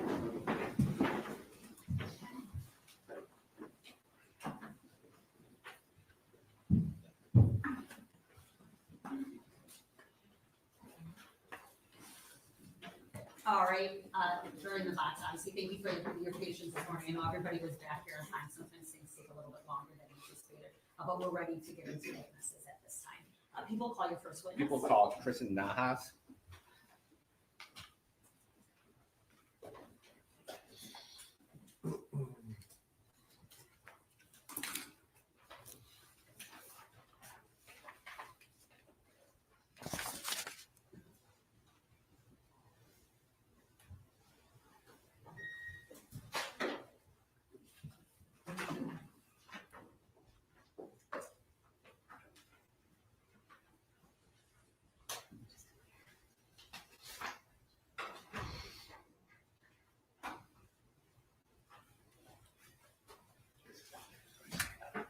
All right, good morning. Yeah, if you could just get into that witness stand, stay standing, raise your hand, I'll get you sworn in. You swear or affirm the information you're going to provide today is the truth, the whole truth, nothing but the truth, so help you God? Yes. All right, thank you. Please be seated and tell us your name, Kristen Nahas, your witness. And ma'am, please spell your name for us, please. first and last. Yes, please. KRISTINNAHASS. Okay, thank you. And where do you live? I live at 3759 Newcastle Drive in Rochester. Okay, and how long have you lived in that subdivision? 11 years. 11 years? Okay. Do you remember back in October 11th of 24, did you have to talk to the police that day? I did. Okay. And do you recall about what time of the day did you have to speak to the police? Probably around 12:15. Okay. And what did you talk to the police about? I told them what I had seen that morning when I had been out for a walk. Okay. And you went out for a walk that day? I did. Okay. And what time did you leave the house to go for a walk? I left at 11:15 to walk my dogs around the block. Sunny. It was a beautiful day this week. Okay. So you left your house about 11:15 to walk the dogs. I did. Okay. And while you were out walking your dogs, did you observe anything that caught your attention? Yes. The first thing was it was very busy. It was, sorry. Busy. Okay. Immediately, the houses, down from me had a lot of action. The dogs were kind of excited about work crews, a lot of trucks, a window crew at another house 3 doors down. So the table saw out in the driveway and people working. It was, exciting for them. They were distracted. The dogs were distracted. Yes. But almost immediately, I heard a squeaking noise, like a fan belt, of a vehicle that was going so painfully slow. It was kind of annoying with everything going on. It was maybe 5 miles an hour. And it was, as it passed me, the pickup truck carried on down the street. Okay. And when you saw this truck, what street were you on in your subdivision? I was on Newcastle. I was only 2 doors down from my house. Okay. So you had just started your walk and Just heard the walk. and a lot of stuff is going on, but you see a truck. I heard it first. You heard the truck first. What type of truck was that? It was a pickup truck, a white pickup truck. All right. Anything about that truck that caught your attention besides it going slow and the noise? Honestly, it was the noise was obnoxious almost. Okay. And so when you heard this noise, that truck caught your attention, and what did you do next? It rolled on, so nothing. I carried on with my walk. Continued maybe another couple houses down. Stopped to let the dogs take a sniff, and then I could hear it coming back up the street, the other direction toward me. Okay. So I want to just orientate a little bit. Are you familiar with the Murray's house? I am. And do you know where they live? I do. Okay. And were you friendly with them? I was. Okay. So in relation to where you live and to where the Murray's house is, can you describe to us where that is? 3 doors down on the opposite side of the street from my house. Okay. So when you left with your dogs that morning to walk, were you heading in that house's direction? I was headed toward the Murray's house. Okay. And so you testified that pretty quickly you heard this truck. I did. Okay. And when you saw this truck, was it coming from behind you or towards you down the street? As I left my house to start the walk, the truck came from behind me and passed me down toward the street. It passed me and it passed the Murray's house and it disappeared around the bend. Okay. And so while you're walking, that truck goes past you and the Murray's house at that time. It did. Okay. And about how long after you saw the truck, heard that noise, does that truck come back around? Within a minute. And when that truck comes back around, do you hear it first or do you see it first? I heard it Okay. and I looked up then to see it. Okay. And when you looked up to see that truck come back around again, what did you observe it, if anything, of that truck at that time? The first response was annoyance. Basically, this as slow as you could be, almost advertising, hey, I'm casing your street. I felt that way. It would feel that way to most people. So when you observed that truck, were you concerned at that time, or was Yes. it just, it was, okay. I was. Did you see any markings on this truck? I did look up to confront the driver and initially looked at the face. The window was down and was prepared to just kind of hold my hand up and say, how can I help you? Okay. Did you do that? I looked up and I looked at the driver, and at the same time I saw the DTE decal on the side of the truck. It diffused me completely. So when you saw it may have been utility company, you were no longer concerned? Yes, it occurred to me that, oh, they're just looking to do service somewhere. Okay. And at that time, you said you were going to stop and confront the driver. Did you observe anything about that driver at that time? At that time, not necessarily. And so after easing your concerns about what you observed about this truck, what did you do next? I carried on around the block, fairly short block. I was back to my house within 12 minutes probably. And I went home with the dogs. Do you recall about 11:15 you left and it was about a 12-minute walk, you'd say? Yeah. Okay. Do you recall how many people were in the truck? Yes, there were 2 men in the truck. Okay, 2 men in the truck. There were. Okay. And when you see this truck the second time, does it continue driving at the same slow pace, or does it stop, or what does it do? At the moment that, as I mentioned, that I felt like I was going to intervene, and I saw that they were actually pulling up to the curb. I was taking a picture of my dogs to send my daughter at school. So they're on a leash. I have my phone out, and I'm taking a picture. And in that picture and at that moment, I can see my dogs looking over my shoulder at them as they're pulled up to the curb and actually getting out. I could hear them.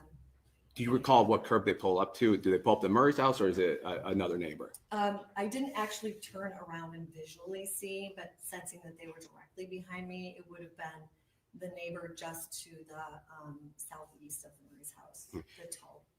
Do you ever see them exit the truck? I didn't see them, but I heard them get out, feet at the ground, doors shut, start to get things out of the bed of the truck. Okay. And is that as you're walking around the block at I that was time? standing, the dogs were sniffing. Okay. I hadn't quite walked away yet, and I could hear them start to, but I assume was getting their beer. Excuse me, I didn't hear the last thing you just said. They started to, I heard them exit the truck. I heard them shut it and get into the back bed of the truck and access gear, in my mind, buckets, maybe 5-gallon bucket. But you don't recall anything they're wearing or any description of those In people in that the truck? moment, no, but When you say in the moment, it didn't necessarily register to me in the moment what they were wearing, which became interesting to me after the fact. okay. So you go back home, and is there some point during the day that the police arrived to the Murray's house? Yeah, I feel like shortly thereafter, the dogs were new to me, so we spent a lot of time in the yard, and there was immediately action in the street. I feel like by maybe noon, I'm just using my memory, but the neighbors were out. It was obvious that something serious was happening, and I would guess it was probably a half hour to 40 minutes. Sorry. I'm sorry, I think it was about a half hour later, so I estimate noon. Okay. And when you see this commotion of the police outside, do you go over to that residence to Yes. speak to them? Okay. And at that time, do you speak to the police and tell them what you observed that day?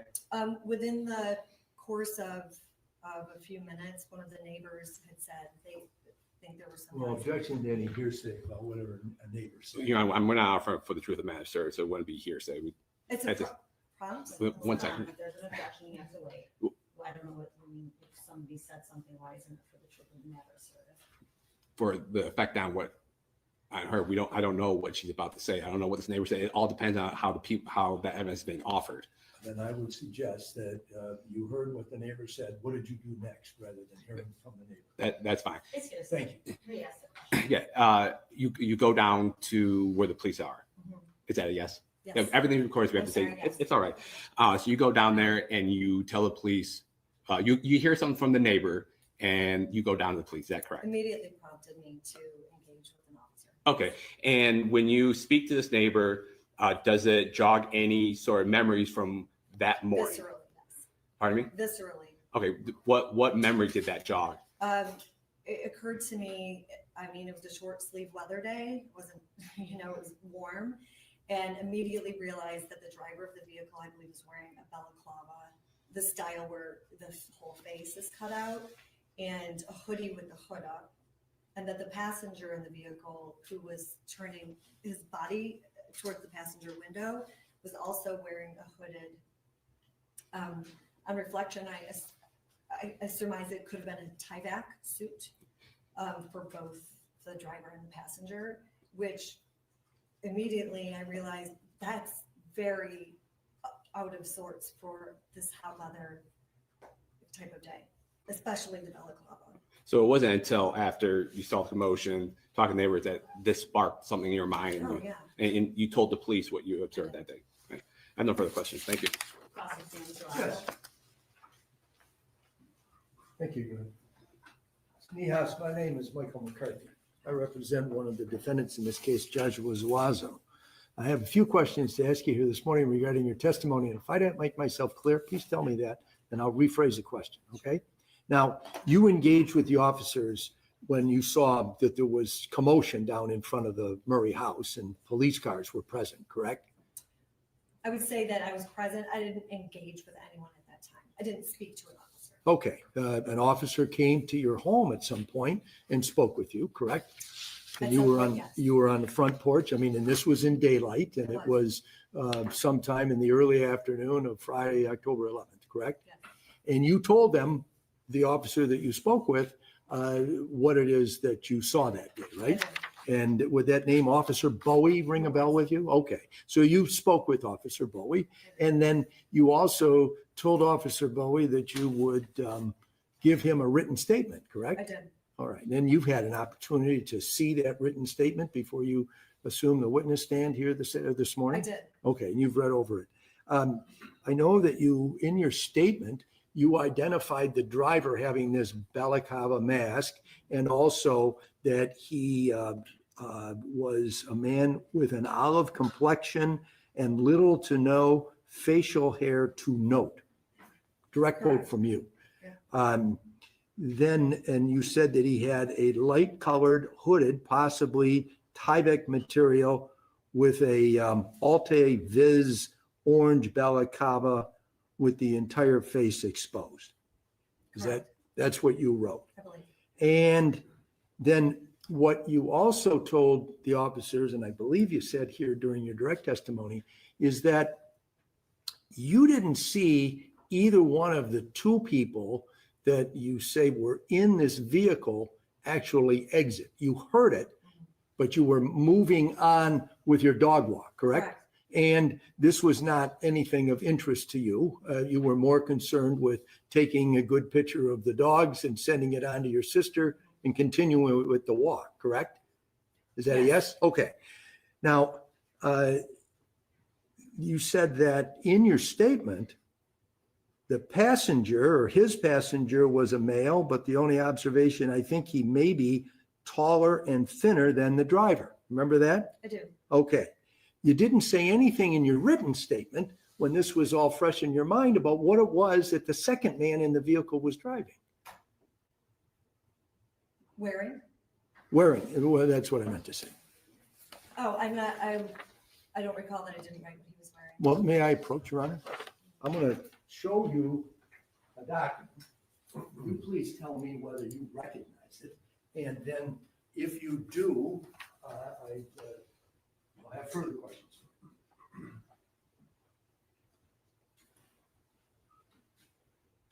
Do you recognize that document? I do, yep. And is that in fact a copy of the statement you wrote out for Officer Bowie on October 11th of last year? All right. Now, what I'd like you to do is take a look at that and see whether or not you gave a description of the clothing the second man was wearing in your statement. I didn't. You did not. Okay. So you would agree, today is the first day of October, that nearly a year has passed. Right. All right. When is it that you came to remember that the second man was wearing some sort of orange or yellow clothing? It wasn't orange or yellow, it was light in color. Light in color. So you don't know It could what have been color. Gray or white. Okay. So you don't know what it was, but this other person was wearing some sort of a covering. Is that correct? Correct. So you would, and that's something, when did you remember that? Well, honestly, it was probably promptly after this, like it was something that maybe I should have written down in my statement, but I did not. Okay. And did you ever call Officer Bowie or anyone at the Oakland County Sheriff's Department to tell them, yeah, I remembered something else? I didn't. Okay. And you knew what this was all about by the time you talked with Officer Bowie, you knew By what then had I happened, at least that Mr. Murray was dead, correct? Yeah, And so this was serious of course. and you had information to provide, but would it be fair to say that the first time you provided that information about what the second man was wearing is this morning when you took the witness stand? Formally. Well, I mean, formally you're under oath, but what I'm asking is, it's the first time you've shared that with anybody in law enforcement, the prosecutor's office, any detective was in open court here this morning, correct? I can't honestly answer that because I was at the pre-trial day back in maybe November last year. December the talk to- 17th? I'm not sure what the date was one of the pre-trial dates I was subpoenaed for. And there was discussion about that date. I may or may not have mentioned it, but I can't honestly say it was never mentioned. Okay, no one asked you to write anything more, Nothing correct? more, right. This Okay. was within minutes Okay. of the incident. So just, and I get that, and things can happen, your memory, you start thinking about what all you saw and you want to add something to it, but you didn't take, and they gave you, the officers did give you some identification information about how to get in touch with them, right? And so you could have done that, but you did not.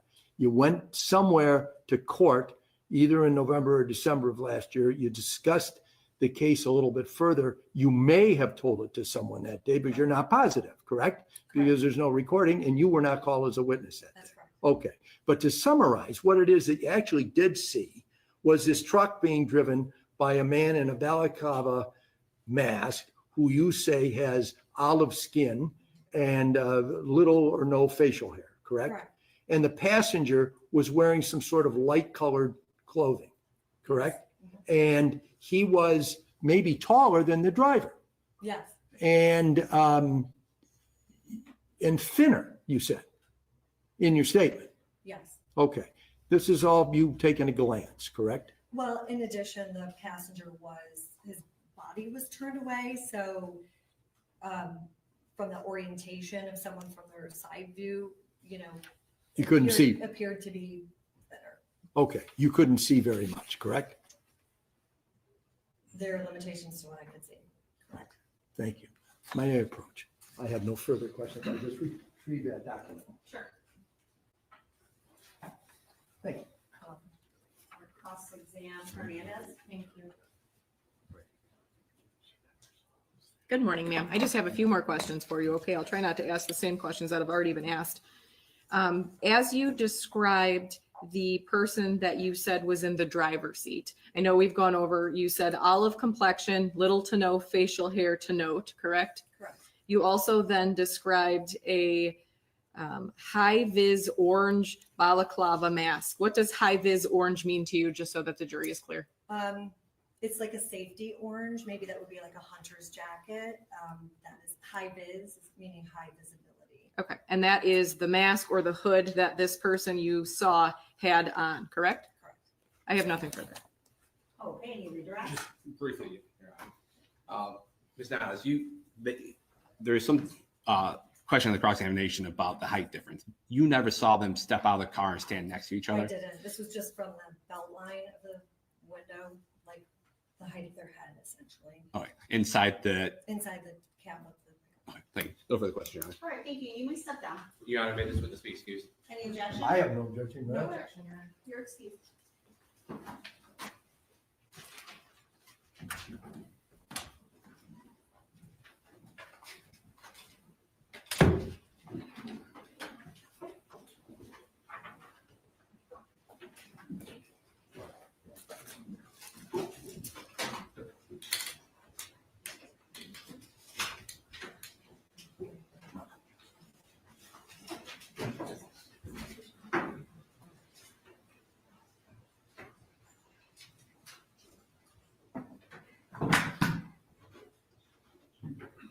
next witness? People call it Deputy Copeland.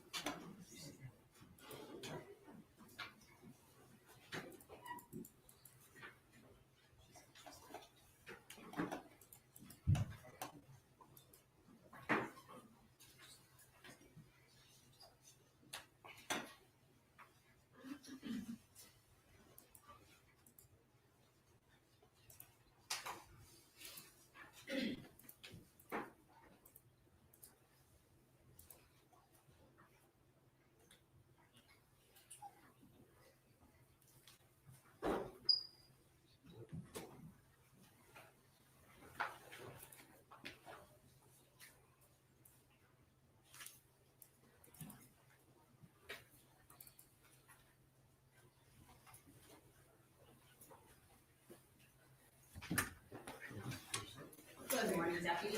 Stay standing, raise your right hand, I'll get you sworn in. You swear affirm the testimony you're gonna provide today is the truth, the whole truth, nothing but the truth, so help you God?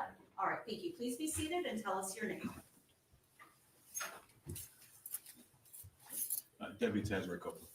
Your witness. Thank you, Your Honor. And Deputy, can you spell your first name and last name for us, please? Sure. First name Tasray. Last name Copeland. And Deputy Copeland, where are you employed? Oakland County Sheriff's Office. And how long have you been with the Sheriff's Office?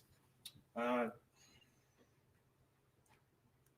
years now. All right. And prior to your employment at the Sheriff's Office, do you have any other law enforcement experience? No. And Deputy, what is your current title right now?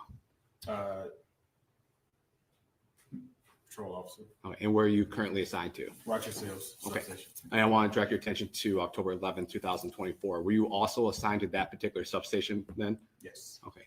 On that day, did you receive a dispatch about a potential robbery occurring in Rochester Hills? Yes. All right. And where were you, if you recall, when you got that dispatch? I was in the area. Can't tell you exactly where when the call came out, but I know it was close by. Yes. And I'm having a hard time hearing. Can you just raise your voice a little bit? Yeah, absolutely. Okay, thank you. So you were in the area you just Yes. said. Okay. And was that while you were on the road? Correct. Okay. And on that day, were you in a fully marked Oakland County Sheriff's Office patrol car? Yes. Were you alone or with a partner at that time? No, I was alone. Okay. And when you received that dispatch, do you recall about how long it took you to head over to that location? It was less than 5 minutes, if I recall correctly, because I wasn't that far when I heard the call come out. Okay. And when you arrived on scene, do you recall where you parked your vehicle? I parked one house down from And, the actual home. and were you the first deputy to arrive on scene for that dispatch? Yes. Okay. And what was the first thing you did when you arrived on scene? Walked up to the home. I remember knocking. I believe there was a Ring doorbell or something. No one answered. Then I started to walk around to the side of the house. Then I called for the dispatcher to have the person, if they were still talking to open the door. And did a person open the door? Yes. Okay. And on that day and time, are you equipped with body worn camera? Yes. Can you describe to us how that works? Well, you hit the button to record. So it records everything the moment you press the button. And that day and time, October 11, 2024, when you arrived to that house, was your body camera working? Yes. And that day and time, did it record the events that you observed? Yes. Your Honor, at this time, the people are moved to admit People's Exhibit 16 and publish it to the jury. All right, so there previously was an objection to 16. The court did find that it was otherwise proper pursuant to 403. Both defendants' objections are noted for the record. Okay. Thank you, Your Honor. Yep, 16 is admitted and you may publish. Thank you, Your Honor. There's going to be volume associated with it, so I don't know how loud we can make it. Okay, well, is it playing on both then? It should. Okay. And Deputy, I'm going to play your body worn camera. It may stop it from time to time and ask you questions, but most likely we're just going to play it all the way through. Okay. Okay.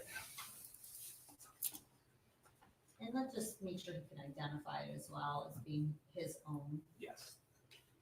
So which monitor am I going to be looking I think what you see on your screen should be what everyone else is seeing. at? Understood. We're not Okay. seeing, it is not working right now. It was working earlier.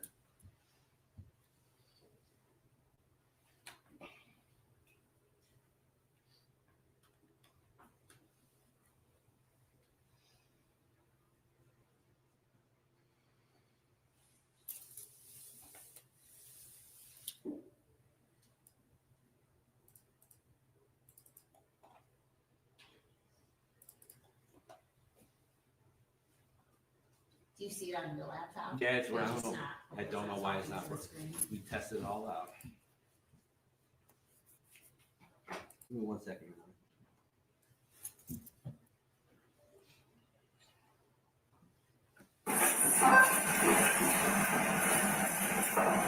The audio is working, but Okay.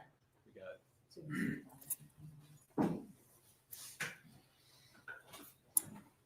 Yesterday when we had IT down there, everything was working. Okay, yeah, I understand. Let's see if we can get somebody down.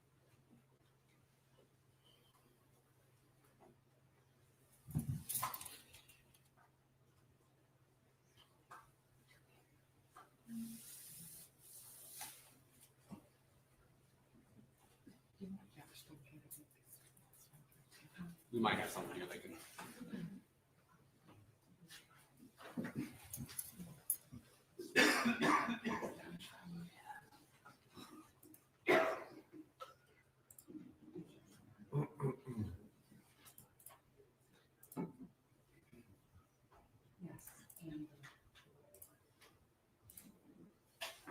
This ages you some. Thank you. All right, we're done. You're not, record's still on. What's that? The record's still running. The record, yeah, we never stop the record, so we just haven't Yes, identified. and Deputy, would this be the body worn camera that, would that be the recording that was recorded from when you arrived on scene? Yes.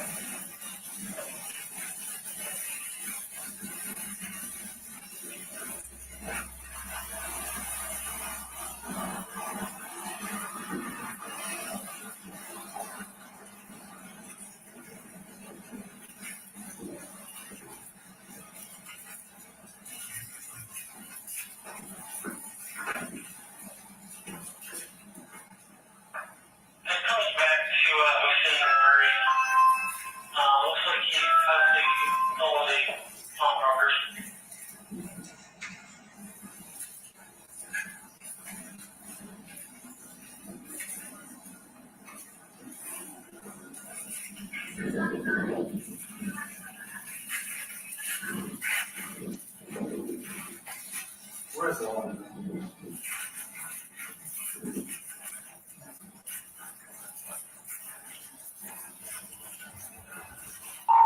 All right, no one's asking in front, I'm walking around.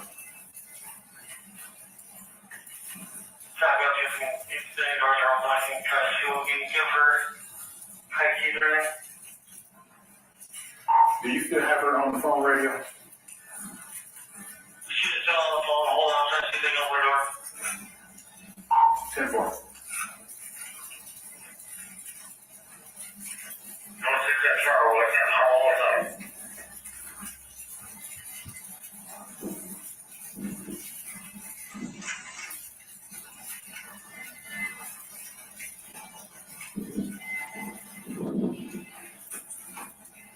They have ring cameras, so like ring cameras all over.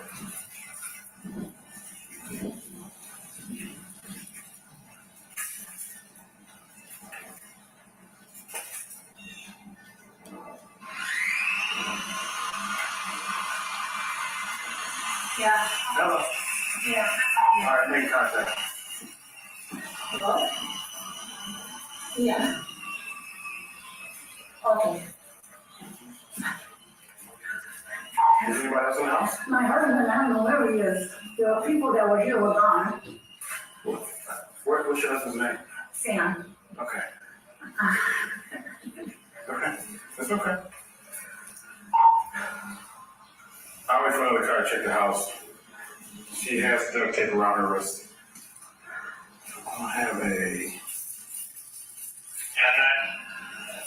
The victim has duct tape around her wrist.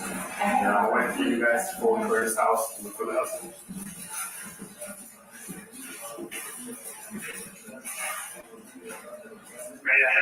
What are the numbers?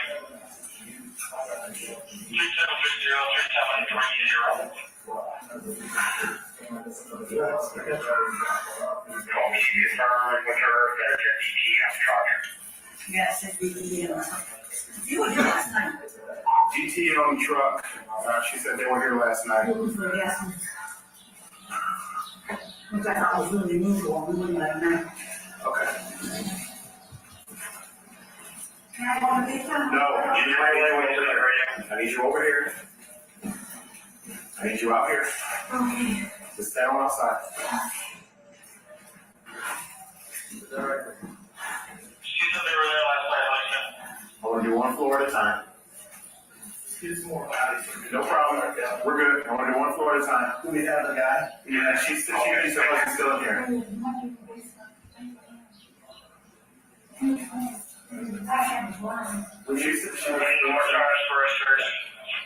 She said that they left already, but they have ring cameras. She opened her wrist tied up with duct tape.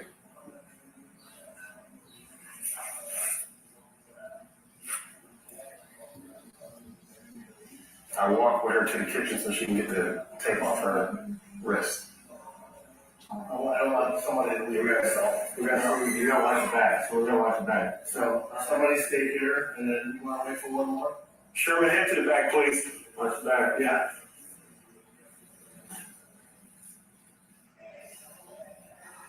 All right, well, no, I need one more body because I want to do one floor at a time. We walk to the kitchen cabinet so she can take the scissors off. Okay. I mean, the duct tape off. That's all. Yeah. I don't know. I'm good. This Higgs in there. I think Higgs is left there. Or maybe go for him. Oh,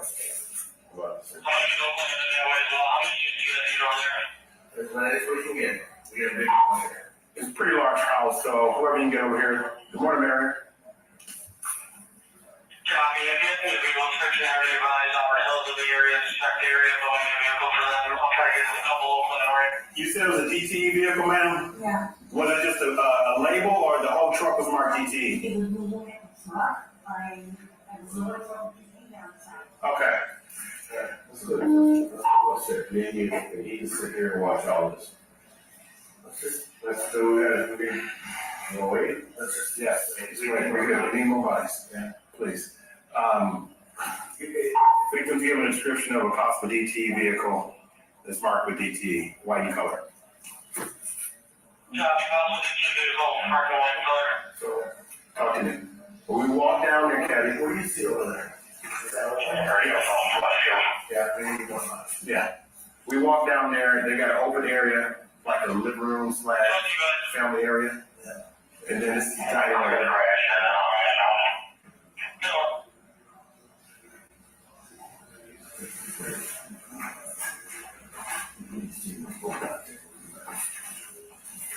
Okay, dear. Okay. You're okay, I'm here. And Deputy Copeland, at this time in the video, what is your concern? What is going through your head as a police officer? To make sure there are no more threats in the home. Right. And so what are you doing right now? We're trying to clear the house, so make sure there are no threats and make sure the house is secure. And I was hearing over on the radio, you were asking for more bodies. What does that mean? We need more officers to clear this house because it was a big home. Right, so is it fair to say you were waiting on more deputies to arrive so you can clear the house? Correct. And is that your standard procedure when you arrive to a house? based on the information that you have? Yes. I got the one that CCTV. Yeah, we already walked through here. Yeah. All right, we're good here. Yeah. We were already in here. Yeah. Stay at the door. Yeah. We're good, Captain. Come here and come across. That's fine. Stay at the door. Move on here. They got an open area up top. And all the way here. Okay.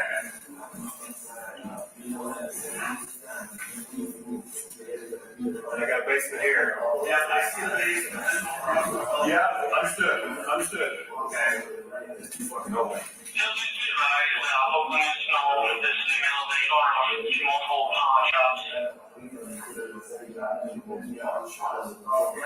She owns them? Yeah.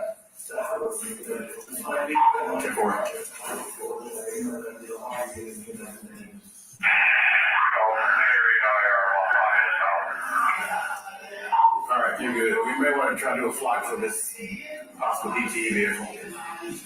All right. Yeah, the thing is, I need the victim off the front porch, so whoever gets here, let's get her away from the front porch. What you got with you guys? I'll have step points. Thank you.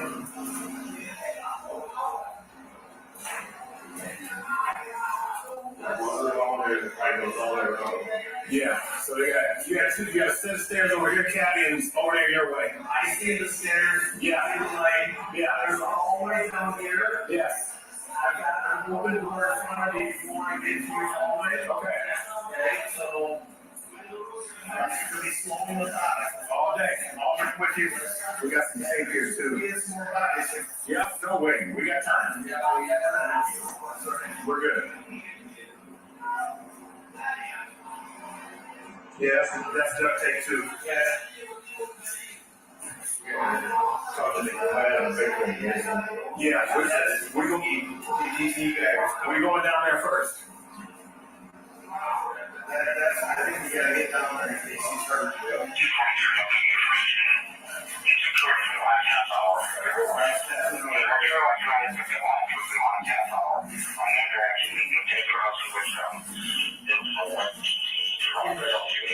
He took them. He's really in with her.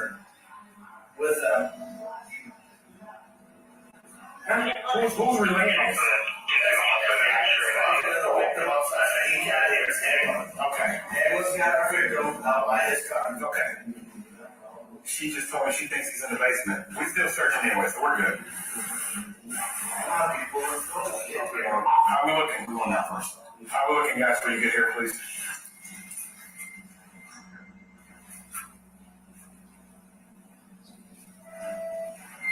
I got blood on the wall and the handle, or the grill.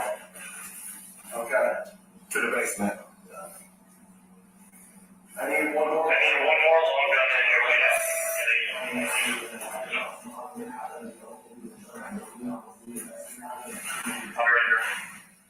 Mark's out front, so okay. Radio, if you can you flock? Can you dispatch your flock or no? You didn't come through here before. So if anybody has flock capability, we need to see if we can figure out this vehicle and which direction it's going. If they do have a kidnapping going on with this.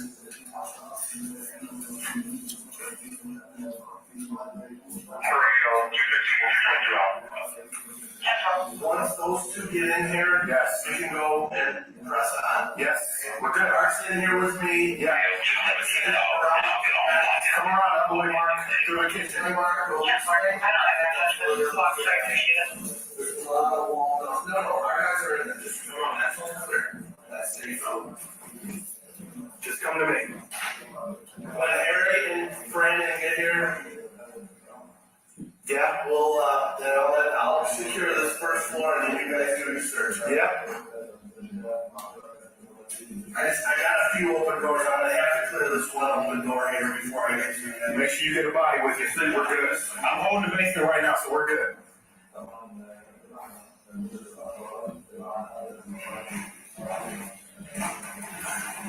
You come with me.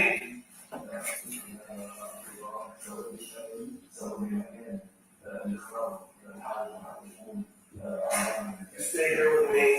Okay, so that whole side's clear, that's clear, tree over there, one along that, got a hallway here, open door here. Harry, I need you in here. Come, okay, go ahead, yeah, you got this, I got this. As soon as Harry gets in here, yep, I'm gonna press forward, we're gonna try this first open door. Go ahead, guys, go through, you're clear. Okay. He's over here in the corner. Okay. Be careful with that open area too, Mark. That whole area is clear.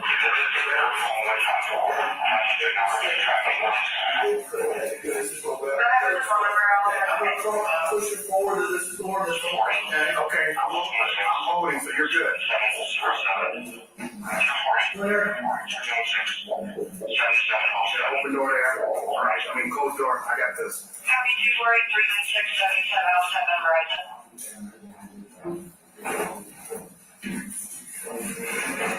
What I had with the pawn stores, figure out where are they, just in case they may be taking this guy to the pawn store. We got bodies? Okay, we got bodies. I'm gonna just cover. What about this? What is this?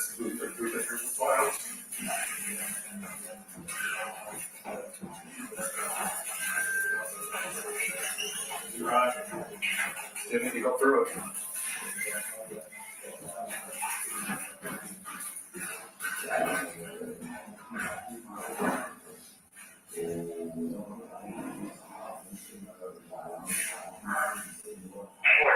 In the area.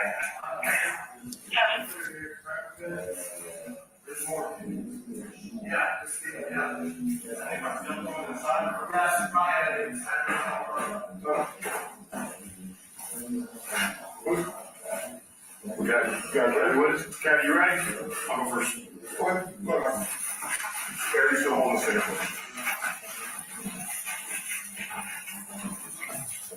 Oh, this is clean back now.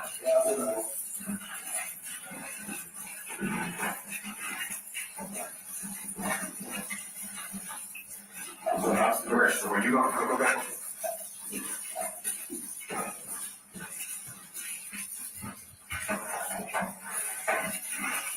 We got one down. We got one down. Go. We gotta go. Remember, is he dead? I got it. Let me do the talking. Let me do the talking, please. Go. Go 6, we got one down. Shot in the head. I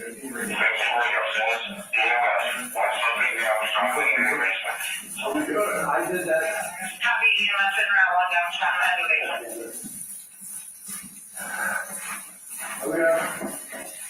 Clear.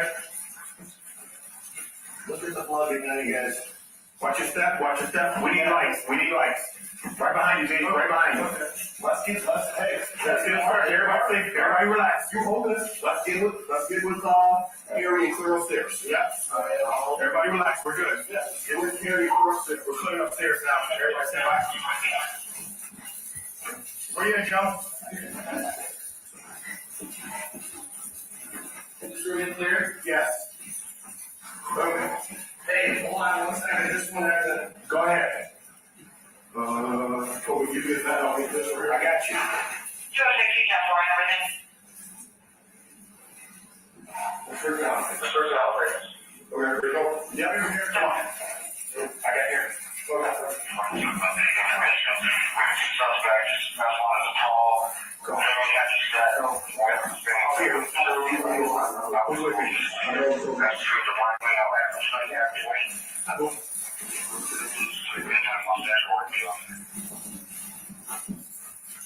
Clear over here. Did you good? I'm coming your way. We'll pause here. Clear. You here? Come on. We here? Right here.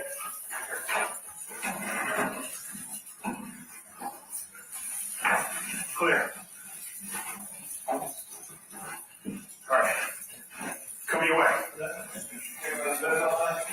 I did not, but we can. Where we at?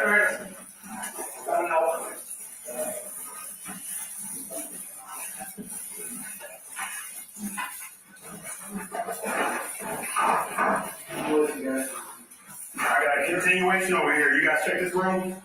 Not yet. We're pushing forward here. I got you. Okay. Pushing, moving. Moving. Closet.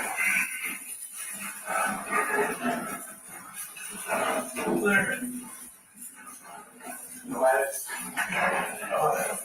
Did we already get over here? Yeah, we hit this first. I was in the garage. I expect garage. Clear. Let me do the talking, please. House is clear. House is clear. Sit fire and sit here. Mark, we're coming back for you. We're clear.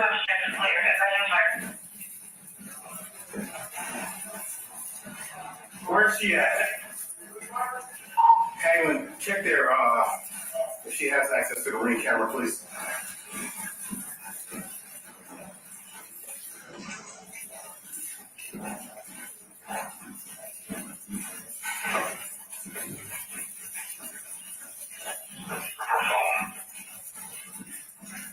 Say again, please.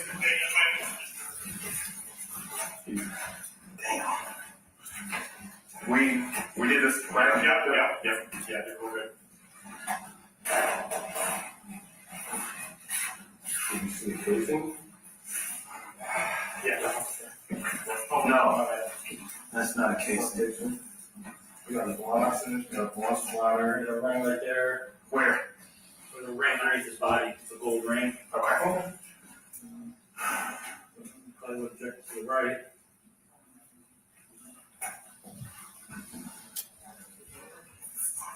Okay. Yeah. They got ring cameras. We got at least got that. Anybody up on fly? Boy. I don't see it.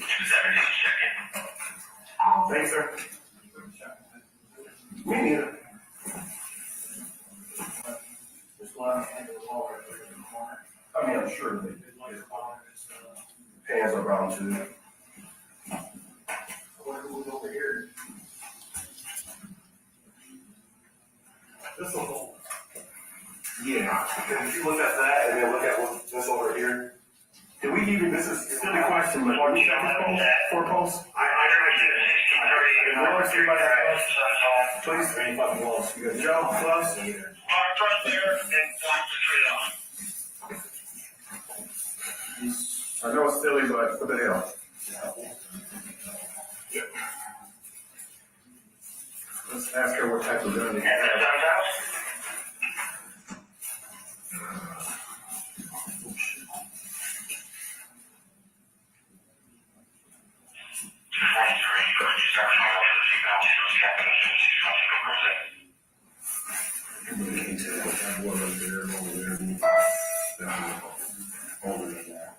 We also have zip ties right there that they might use. Look at the zip ties. Yeah. This doesn't look that old. This. I wonder, but did they say they were here last night? Something different. Did they say they were here last night? I assume she's talking about this. Because this could have been going on all night, so that's part of it. Don't look at that. I can't, I can't really tell. He's still warm, but he's still heavy. This is not that. It's got to be a gunshot. No, he's still warm. It's going to be a gunshot with all that coagulated blood. Look at that weight right there. No, hit him with that. Probably. I don't think so, Buzz. I don't think so.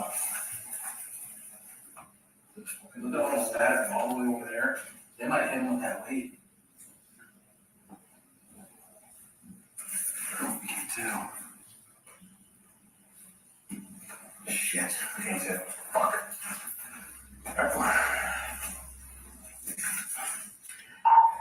Hang on.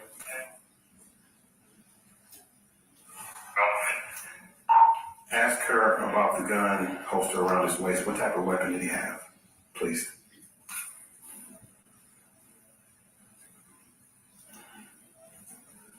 I'm not sure how many guns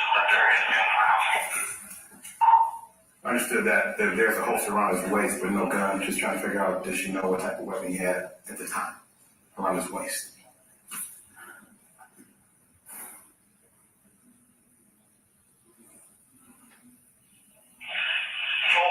Holster with that. I see that. Watch your legs go. There's blood in that box right there. Thank you. Couldn't find pulse. He's so heavy. Just checking around his neck.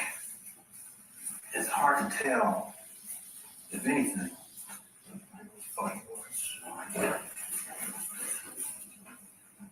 Where's fire at? I thought they were here. Yeah, as soon as fire arrives, send them downstairs, please.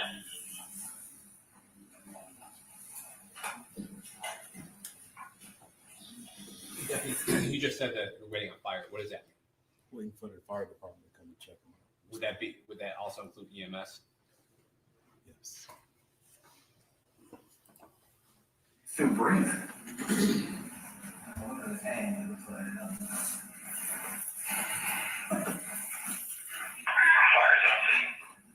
Happy fire.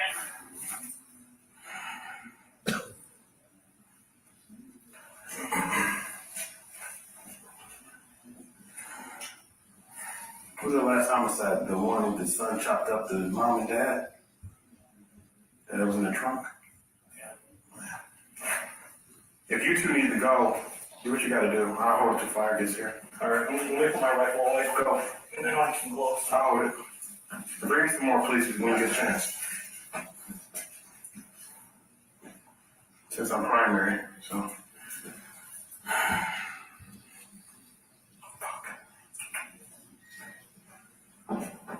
I'm just curious now, since they own all these pawn stores, if they head to a pawn store. There's a ring laying right on the ground. Is that a ring? Laying right on the ground where you got? There is. There it is.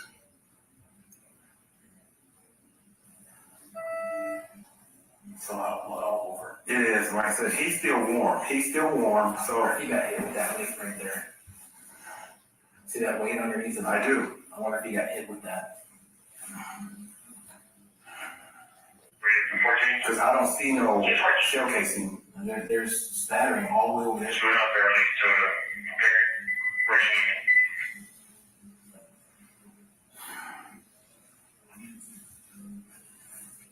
The only thing left in pending I have is this alarm on battery.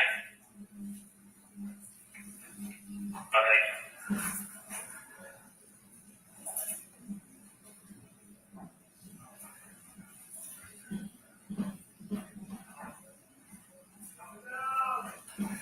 Copy.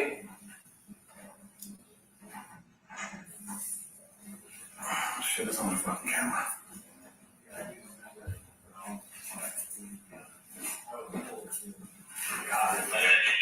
I'm sorry, go ahead. When you get distracted. I checked for a pulse. He's still warm. I checked for a pulse. I didn't feel one, but feel free to check over me. I'm good. We don't know for sure if he got shot. We got that weight. We don't know. There's a weight underneath this cause of death. What? And I touched his neck, and I touched what you gotta touch. Let's make sure you try to save him first. Yeah. Touch whatever you got to touch. I don't care. I touched his neck and his first out.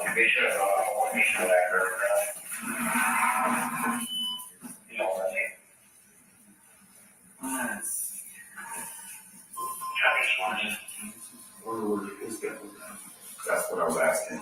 And that's what I was trying to figure out what type of gun he had. Whichever you're gonna ask for, and then the phone for Bryson, take us back with that info, so this possibly powered down. Yeah. Pretty close.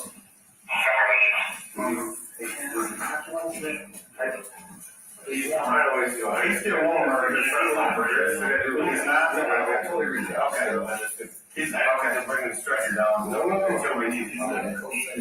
He's still warm. He's still warm. It's just happening. But I had to feel her in the wall. I checked his neck and his wrist. I didn't feel nothing as far as the pulse. The same.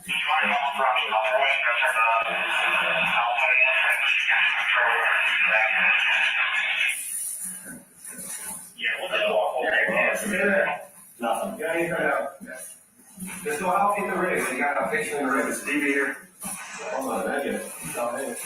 If they're gonna transfer, we'll just take a whole bunch of pictures real quick. And then, well, we got all the pictures. We'll get all the pictures here. Yeah, but I got you. But so far, nothing. He's nothing. He's flat. Down here. No, all thing I checked was his neck, foot, pulse, and his wrist. That's it. Not getting right, does she have access on her phone? And the ping came back phone power down. Okay. What yeah, is this one, you know yet? We're about to find out, but I'm pretty sure they did. So we gotta do an SW4 rain. You got, exit organ on it? Cause she said they were here last night. Bulging on the back. Okay. I can't see the hole up there. That would be good enough, just some guy coming out, just don't touch anyone. So, if they were here last night and left, this could be part of it too. Well, nothing happened last night. Oh, we lost no last out of that. Okay. So you, yeah, the talk about funerals, you said, where is it exiting? There's bulging in the back. I did not see a hole. Gotcha. Thank you. I also didn't inspect it completely. Yes. Okay. Okay. How many feet is number in these exits? Okay. Appreciate you. Thank you, sir. Yep. Go ahead. What? There's a cedar kid. See, really is on the there's a flashlight. The flashlight.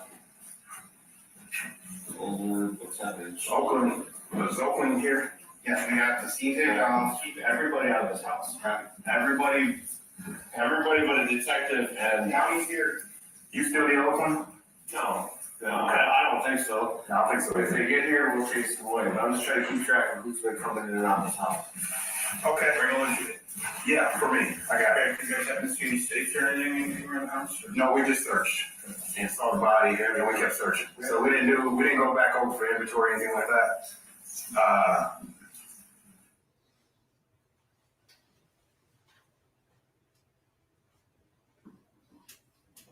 Less noisy? Probably, yeah. Yeah, I'll do that, because I figure it'd be like that, less noisy, no one would hear it down here. Yeah. Did we do this? This footprint right here? No. Step on this? Okay, so that's either, no. Mark did not go that way. Mark went this way. We hit you out of lane. Well, this is issue right, just trying to match the print. Yeah. Because there's a footprint right here, but this is his shoe, and it's not matching. It doesn't look like his shoe right. It's not matching this there. Take your camera off and get a whole thing before we get too many hands in the fire. Understood. Just take an ISO video. Understood. Good. Please come on with. They're gonna get the search warrant out. Yeah. Before we start digging everything on it. It looks like last tower the phone connected was at 11:50. Standard time at 201 Industrial Drive, 24 in, the phone 27 miles from the tower and Red Park, northeast of the tower. Just get it all. So you can see what it is, where it's at. It does seem there's other charge.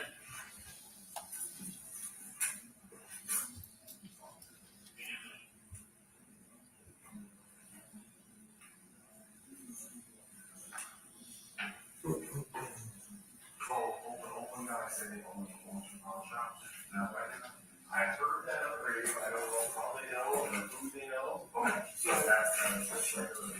Well, they gave this specific confirm. Of course, they bring they jobs and we're looking for either something specific here or that they have.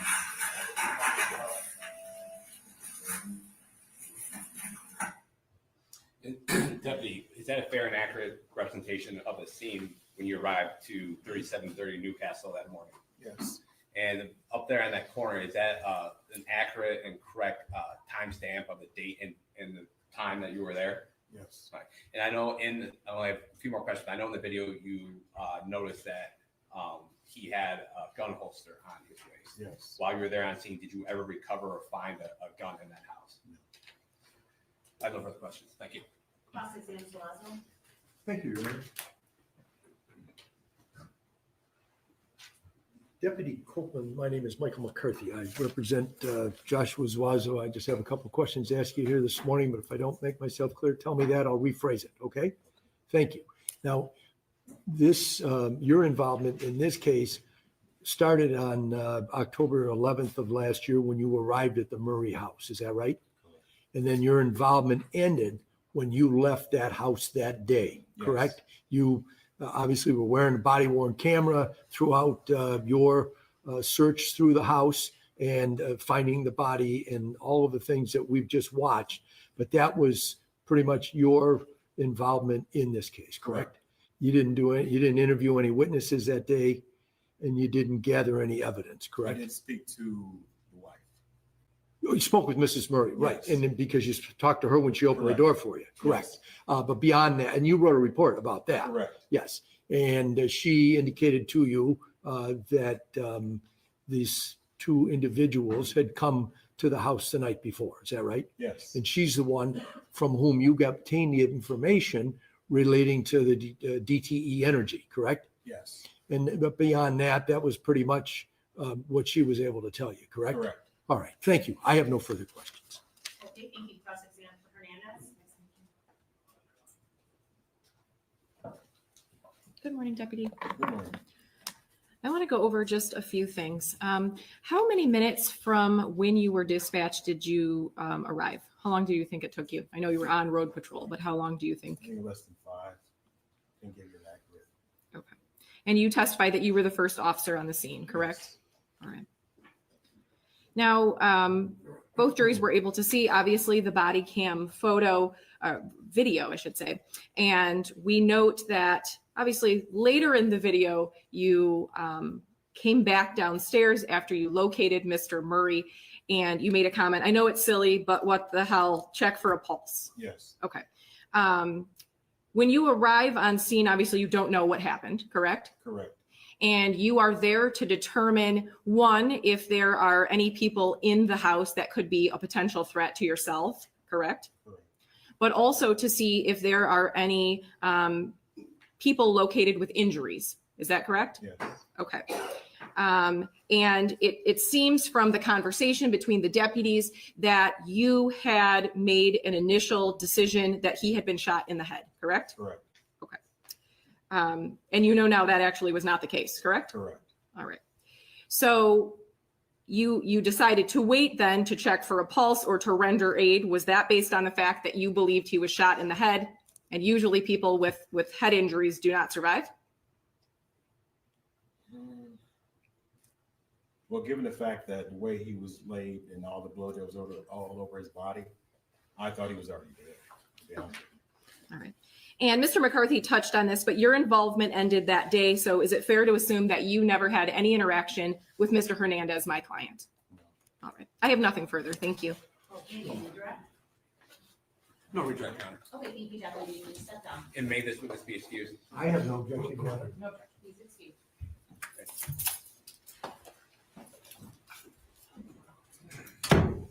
People's next witness. People call Valerie Myra.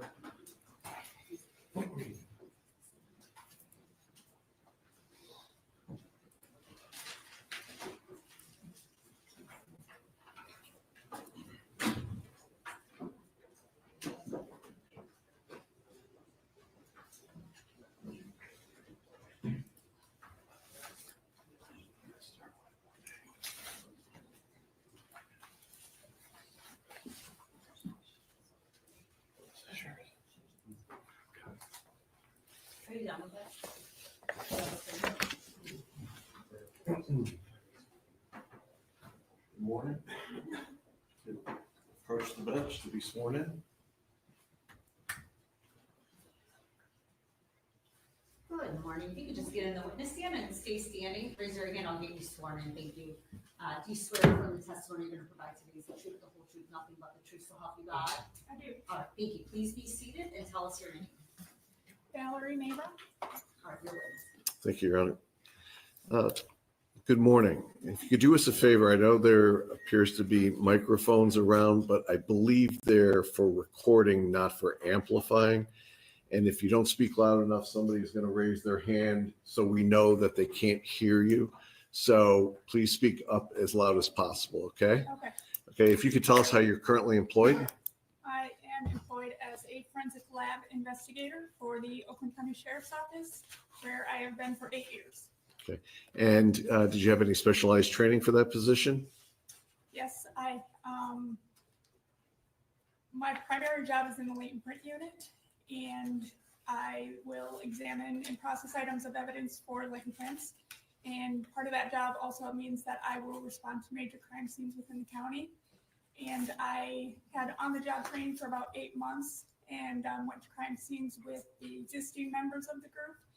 And I also took an evidence technician course and a 40-hour crime scene investigator series course at the International Association for Identification in 2018. So I've had numerous training throughout the years. Okay. And have you been qualified as an expert in the state of Michigan and Oakland County before? Yes. And did you testify at the preliminary examination, in fact, in this case? Yes. Were you qualified as an expert at the time of preliminary examination? I don't remember. Okay. Your Honor, I would tender this witness as an expert in the field of fingerprints and crime scene investigation. Fingerprints and crime scene, any objection? No, Your Honor, I received the curriculum vitae from this witness, so I don't have any objection. I did as well, no objection. Okay, all right, the jury shall perceive that witness's testimony as an expert in fingerprint and crime scene analysis. Okay. Before we get to what your involvement was in this case directly, can you tell us, one of the things that you mentioned was about how the Oakland County Sheriff's Office has a special crime scene investigative unit, That's correct. and you're part of that unit? Correct. And when you're called out to the scene of a major crime and that unit is called, are you the only person or are you part of a team? I'm part of a team. We have members from the latent print unit and from the firearms unit that make up that team. Depending on where people are in their careers, sometimes we have 4 members, sometimes we have 6. It all depends. Okay. And part of that team, do you know an individual by the name of Sierra Ramirez? Yes. And does she have a specialty with the sheriff's office? Yes, she is in the biology unit. When you do crime scene analysis and you get there to investigate a scene, is part of that taking photographs? Yes. Do you also put placards so you can then reference the evidence that's discovered to track it later? That's correct. Because once something is seen and then it's marked, it travels through the basically chain of being forensically tested after that. That's correct. And by forensically tested, that would include DNA and fingerprints. Yes. Okay. We had a case that occurred on October 11th of 2024. Were you involved in that?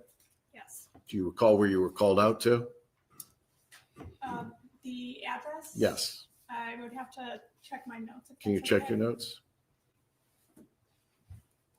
And while you're doing that, do you write a report as part of your duties? I do. That's part of processing crime scenes is authoring a report.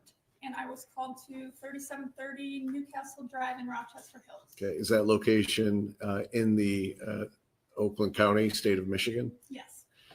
When you authored that report, did you sign your report at the end? Yes, I did. Okay. I'm going to show you what's been marked as exhibit number 12. Do you have a copy of that without the exhibit sticker? I do.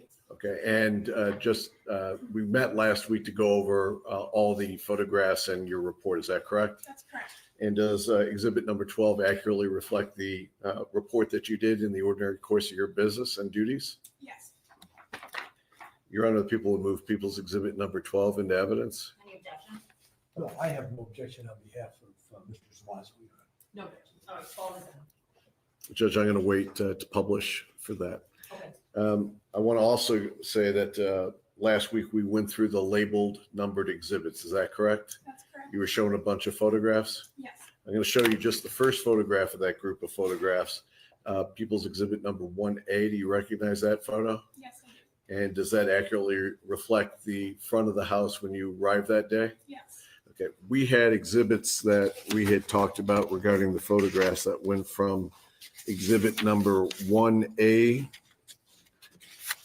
all the way through 1CC as far as the photographs. Is that correct? That we labeled and went through last week? Yes. The photographs that I just indicated, do those accurately reflect everything that you saw? Yes. And there was a second set of photographs that we went through, and they're distinguished because the first set of photographs that are 1A through 1CC are the upper levels of the house. The photographs that we had gone over that are labeled 2A all the way through 2BB, those are of the lower level of the house, which are the more graphic photographs. Do you recall going through those? Yes. Does that second set of photographs also accurately reflect what you saw that day, both on the upper levels and then again on the lower levels? They do. Your Honor, the people would move People's Exhibit number 1A through 1CC and also 2A through 2BB into evidence. You're gonna need to say them specifically because the record's gonna have to somehow reflect what those all are. Unless you intend on going through them one by one and legally. We're gonna do that once, if there's no objection to them entry, so that way I'm not being duplicitous about going through it twice. But if there's I'm no, just concerned about the record. I see, because I know that you've given me the list, so I know what they all are, but the record's not gonna see what we're looking at. You'll just do it that way then? yes, Okay, any objection to those being admitted? No, Your Honor, I've reviewed these exhibits. Ms. Lofton? Probably. No objection? Okay, they're all in. okay. Now we're gonna go through photograph one by one. We're gonna start with 1A. It should show up on your screen as it's showing up on these two screens. Okay, do you recognize 1A as the front of the house? Yes. And does that show the Audi in the front part of the driveway? Yes. I'm going to show you what's been marked as and introduced as 2B. Do you recognize that front entry of the house? Yes. Did you enter that house through that front entryway? I did. Going to show you what's been marked as 1C. I have it labeled, for lack of a better term, as the front staircase. Do you recognize that staircase? Yes. In the house, is there in fact a front staircase, which is in 1C, and then a rear staircase? That is correct. I'm going to show you what's been marked as 1E, the top of the staircase. Do you recognize that photograph? That's 1D. 1D. 1D, yes. Okay. And in that photograph, the closet doors are noticeably open. That's correct. I'm going to show you what's been marked as 1E, also the top of the staircase, looking towards the master. Do you recognize that? Yes. And in fact, is that the master bedroom ahead of that photograph? That is. I'm going to show you what's been marked as 1F, which is the door into that master bedroom. Do you recognize that photograph? Yes. Did you go into the master bedroom? I did. I'm going to show you what's been marked as 1G. Is this traveling inside of that master bedroom? Yes. Can you tell us what you observed in the master bedroom in regards to the drawers? I observed that the drawers were pulled out of the dresser and kind of just thrown about, with the contents kind of strewn about the room. Okay. I'll show you what's been marked as 1H.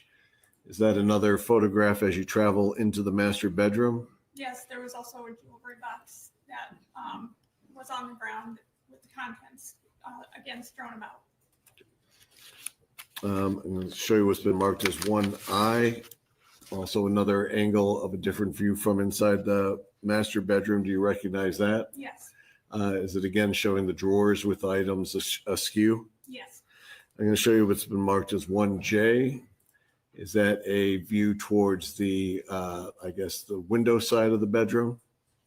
Yes. And is that another set of drawers that have been removed from a different dresser? Yes, it is. I'm going to show you what's been marked as 1K.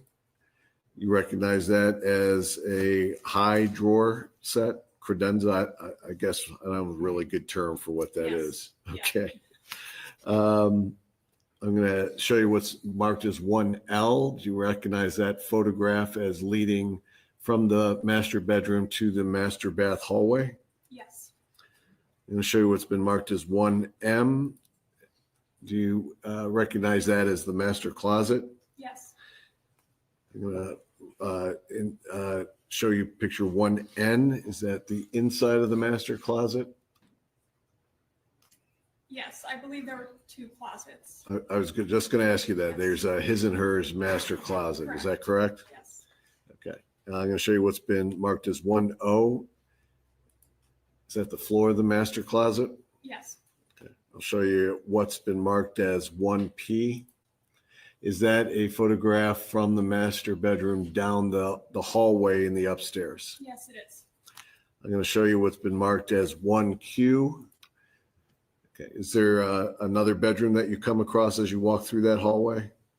There is. That is the bedroom that is on the right side if you were coming from the master bedroom. Okay. I'm going to show you what's been marked as 1R. Is that an item that you see at the doorway of that bedroom? Yes, it appeared to be a drawer from the jewelry box that was in the master bedroom. Okay. I'm going to show you what's been marked as 1S.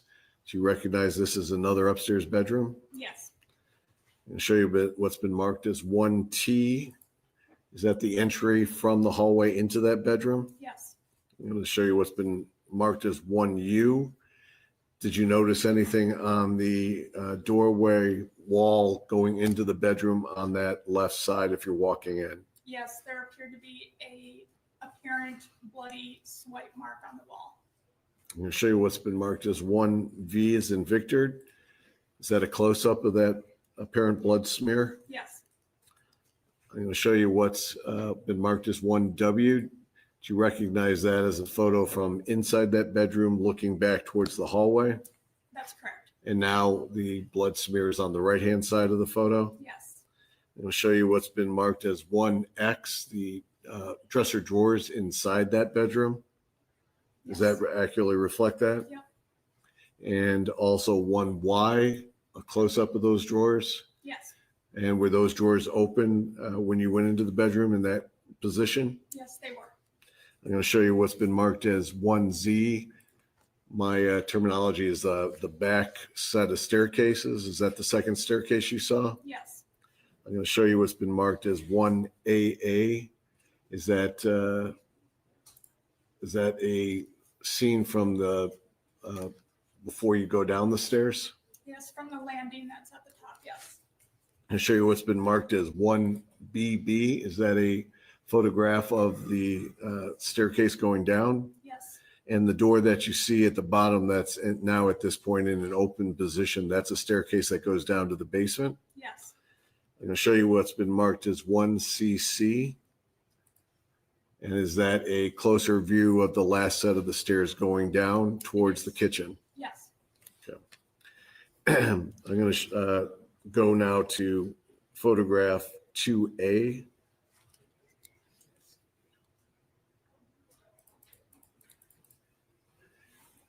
Do you recognize these items on the floor in the kitchen? Yes, they are black pieces of tape. And I'll show you what's been marked as 2B. Do you recognize that as another set of duct tape? Yes. And as far as placards go, this one's been given a exhibit placard of number 2. Yes. Okay, and when it's given a placard of number 2, that's a way to track it through the rest of the system at the sheriff's office lab. That's correct. And the first one that I went to, did that also have a placard number 1 in front of that? Yes.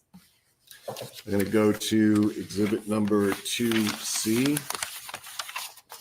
Do you recognize that as duct tape cutting and scissor that is on the kitchen counter? Yes. And that was given placard number 3. That's correct. And picture 2D, is that a close-up of exhibit number 3? Yes. I'm going to show you what's been marked as 2E, the landing towards the basement. Is that correct? Yes. And did you travel down into the basement? I did. I'll show you what's been marked as exhibit 2F. Okay, is that a photograph from the basement leading into the back, lack of a better term, furnace area, water heater area? I called it a utility room in my notes, but yes. I'll show you what's been marked as 2G. Is that as you're getting closer to that area in that section of the basement? Yes, I'm going to show you what's been marked as 2H. Is that a photograph from an angle of the victim and his injuries? yes. Okay. Can you tell us what did you observe that caught your attention about how he was in that position and any type of bindings that were on him? It appeared that he was bound both at the hands and at the feet, and he was laying on his left side, and he had apparent blood pooled underneath him and spattered in different areas around him. Okay. And you've had, unfortunately, a lot of experience in crime scenes that are graphic. Is this a graphic crime scene? I would say this is especially brutal, yes. Okay. And the duct tape that's shown in this exhibit 2H, is it the same color duct tape or are there two different colors of duct tape? There appeared to be two different colors. There was gray tape and also black tape. I'm going to show you what's been marked as 2I. Can you tell us what's depicted in 2I? So this is a close-up of his bound hands that were in front of him. It appeared that he was bound with both zip ties and tape. So this is a close-up of that. Okay. So he's bound with both duct tape and zip ties. That's correct. And also in that photograph, is that what appears to be a Home Depot bag? Yes, there was a sink that was on the ground of that room. And inside that sink, there were various pieces of plastic, a plastic bag, the plastic Home Depot bag, kind of a larger clear plastic tarp type bag, and then also a red inflatable type of plastic. I'm going to show you what's been marked as 2J. You recognize that photograph as showing placards number 4, I believe 10, 11, 13, and 15. I don't see 13, I see 14. I don't know. 2J says 410. Okay. I think 13 may be behind the pole, but Yes, that, it is. okay. That being said, you recognize that? Yes. I'm going to show you what's been marked as 2K. Is that a close-up of a pair of glasses that was found? Yes, And that was given marker number 4. that's right. I'm going to show you what's been marked as 2L. That's a different angle showing the position of the victim, but also placards number 5, 6, 8, 9, 13, 14, and 15. Is that correct? Yes, that's right.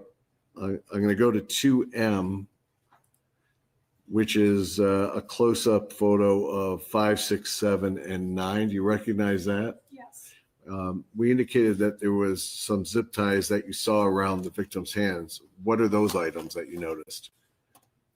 In this photograph? Yes. So these appear to be zip ties that were already fashioned together. They kind of appeared like ready to use. Well, So objection is speculation. You can say what it is that you observed, but to draw a conclusion about what the purpose was. All right, let's rephrase the question. Thank you. I'm going to show you what's been marked as 2N. Is that a close-up of the zip ties 5 and 9? So the zip ties were just number 5, and 9 was the apparent bloody shoe impression under the zip ties. Okay. I'm going to show you what's been marked as 2O. Can you tell us what you see in 2O? So number 6 is the smaller set of zip ties, and 8, I believe, is the duct tape. And what color is that roll of duct tape? That is gray. And that's exhibit number 8. Yes. I'm going to show you what's marked as 2P. Is that a close-up of exhibit number 8? Yes. And I'll show you what's been marked as 2Q. Is that a close-up of exhibit number 7? Yes. And can you tell us what that is in exhibit number 7? So that was a piece or pieces of gray duct tape that was stuck to a piece of burlap that was near the victim. I'll show you what's been marked as 2R. That's placard number 13. Is that the sink that you referenced before? Yes, Okay, and that's not a connected working sink. That was just laying on the ground. that's correct. I'm going to show you what's been marked as 2S. Does that show those exhibits number, excuse me, 4, 10, 11, 13, 14, and 15? Yes, I'm going to show you what's been marked as 2T. Is that a close-up of another exhibit? yes. Can you tell us what's in that?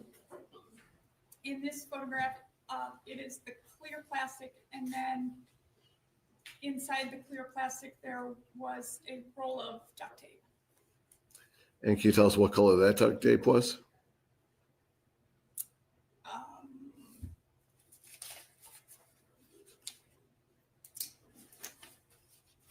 I believe it was gray.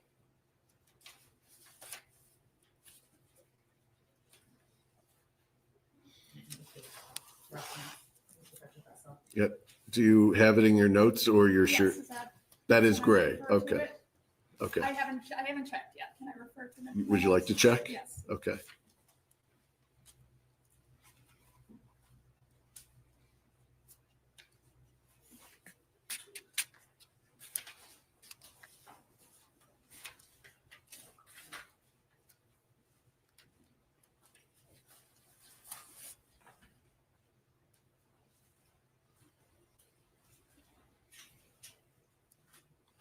So I guess that is black tape. Okay. 14 is the black tape. Yes. Excuse me. It's the frame of the answer, the form of the answer, I guess. If the witness knows, please tell us, but we don't want to have any guesses put into the record. She knows what she doesn't know. All right, I'll let you cross-examine about it. All right, I thank you. By way of background, the witness could not recall that she believed it was gray, and then started to look through the notes. The court indicated that the prosecutor would have to state as to whether or not it would help refresh her memory. I think she then asked for it, and that was given, permission was given without objection. After referring her notes, she then testifies that based on the information in her notes, it's black tape. Is that a correct recitation of what occurred here? I believe it is. I think that's true. Okay, and Yes, then you it's could the follow yes up. that I object to. And then you can just follow up on the process. Thank you. I'm going to show you what's been marked as 2U. Is that a placard for the upstairs blood smear? Yes. And that's number 16. Yes. I'm going to show you what's been marked as 2V. Can you tell us what's depicted in 2V?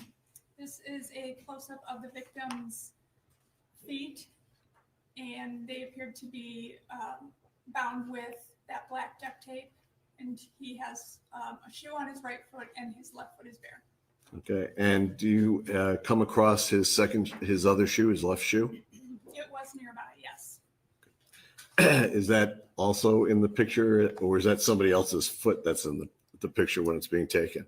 Yes, I think it's someone's. Okay, I just wanted to make sure. I'll show you what's been marked as 2W. That shows placards number 18, 19, 20, and 21. Is that correct? Yes. I'm going to show you what's been marked as 2X.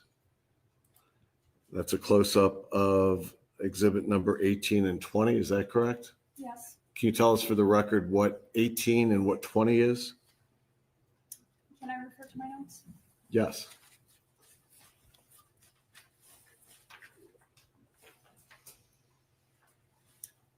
$18 was the bar with the weights on it, and 20 was the gold ring that you can see below it. I'm going to show you what's been marked as 2Y. Can you tell us what's depicted in 2Y? So this was thought to have been a possible tooth, which we gave placard 21 for. Upon collecting it, we realized it was not a tooth, so it was not collected. I'm going to show you what's been marked as 2Z. Is that a photograph of the rest of the room? Yes, I'll show you what's been marked as 2AA. Okay, that's placard number 9. Can you tell us what placard 9 depicts? placard 9 depicts a apparent bloody shoe impression that had been processed with a chemical called leucocrystal violet. And did you do that processing? I was part of it, yes. Okay.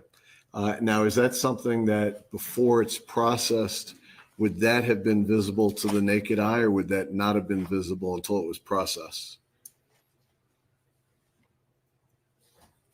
I believe part of it was, so the leucocrystal violet works to enhance already visible prints and also develop ones that are invisible to the eye. So whether this one had was fully visible before we sprayed the chemical, I don't recall.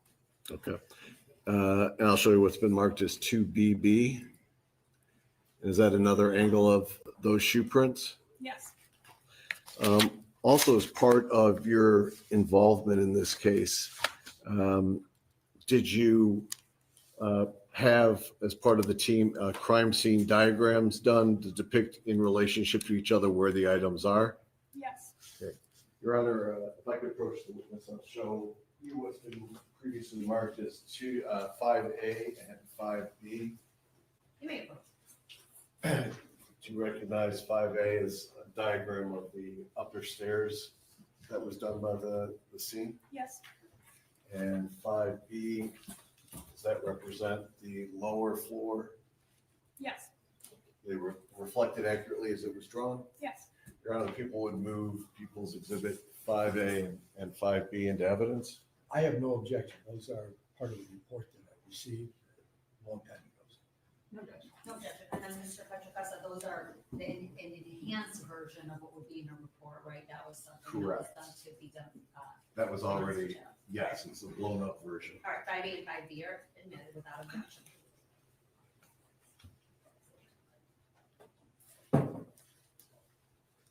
And just finishing up my questions for you. You have a specialty and expertise in fingerprint analysis, is that correct? That's correct.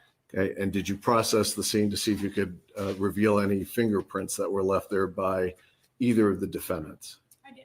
Okay, and through your investigation, you were able to get a set of known prints from both defendants to compare it to?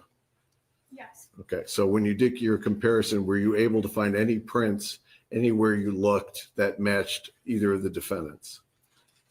I'm sorry, are you talking about my processing on scene or later at the lab? Both. Yes, I did not develop any that I was able to take with me from the scene. I collected the plastic and received prints from that plastic, and I was not able to identify either the defendants on that plastic. So everything you printed basically does not come back with the prints of either Mr. Hernandez or Mr. Zuazo, is that correct? Yes, And in your expertise, if people are wearing gloves, would that prevent leaving of fingerprints? it would. I don't have any other questions, Judge. Okay, thank you. Cross-exam, Zazo. Thank you, Your Honor.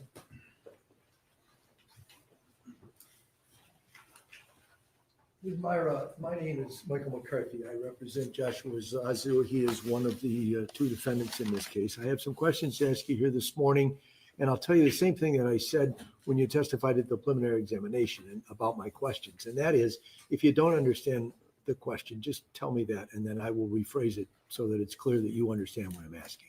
Okay? Okay. All right, thank you. So following up on this fingerprint business, we saw a lot of duct tape or some type of tape, gray tape and black tape.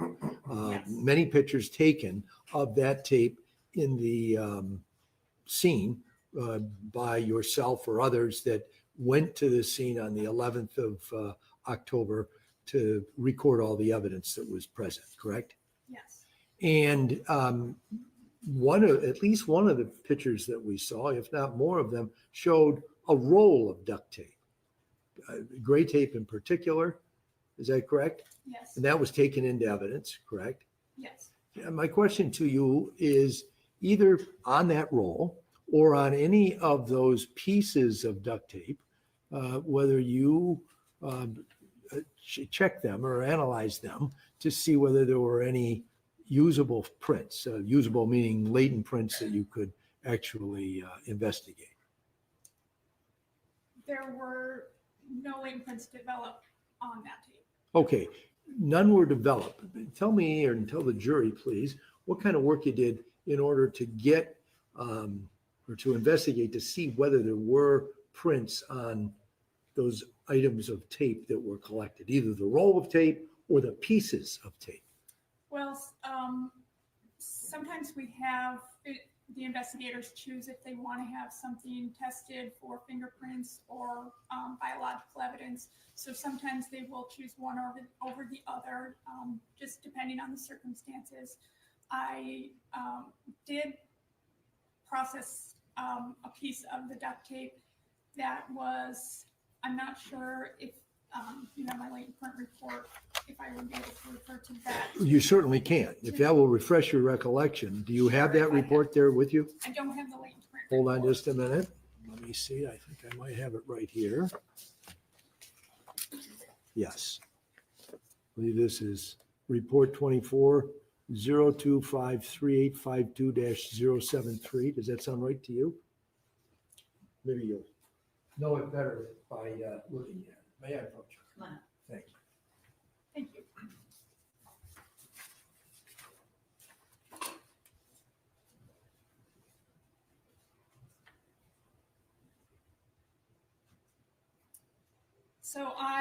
So first of all, is that your report? Yes, And you recognize it as such? I do. And reading it, does that refresh your recollection? It does. Okay, now, you remember the question about how many pieces of this duct tape that you examined? Yes, so investigators determined that they wanted me to process the bundle of crumpled duct tape that was used to bind the victim's hands for latent prints, which I did, and I did not develop any comparable prints on that duct tape. Okay, now you said, you prefaced what you just told the jury, or juries, by saying the investigators determined that they wanted you to look at a certain bundle of tape. Is that correct?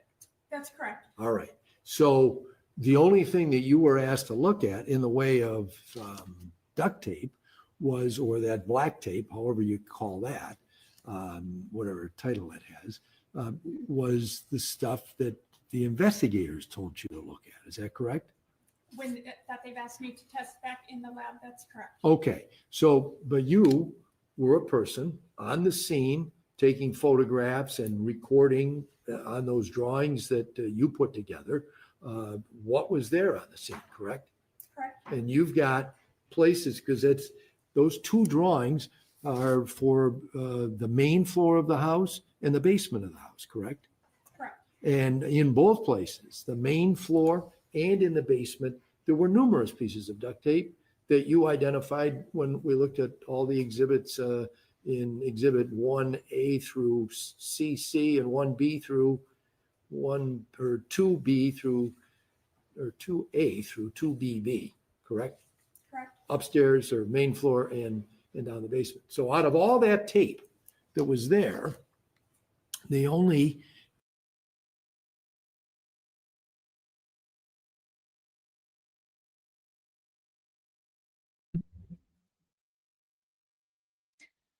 Okay, so I gotta check on you guys.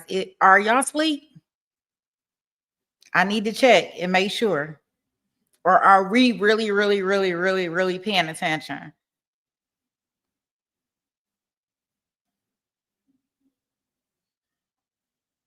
You up? Okay, you're one person up.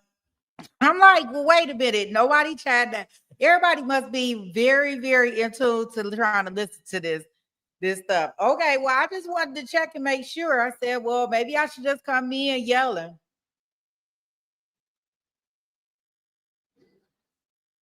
Like, get up. Get up, get up, get up, get up, get up, get up, get up, get up. Okay, you wide awake? Okay. All right. I just wanted to make sure, want to check the temperature. I mean, you know, I can always come in here yelling and come with my theatrics, right? In order to make this go very smooth, right?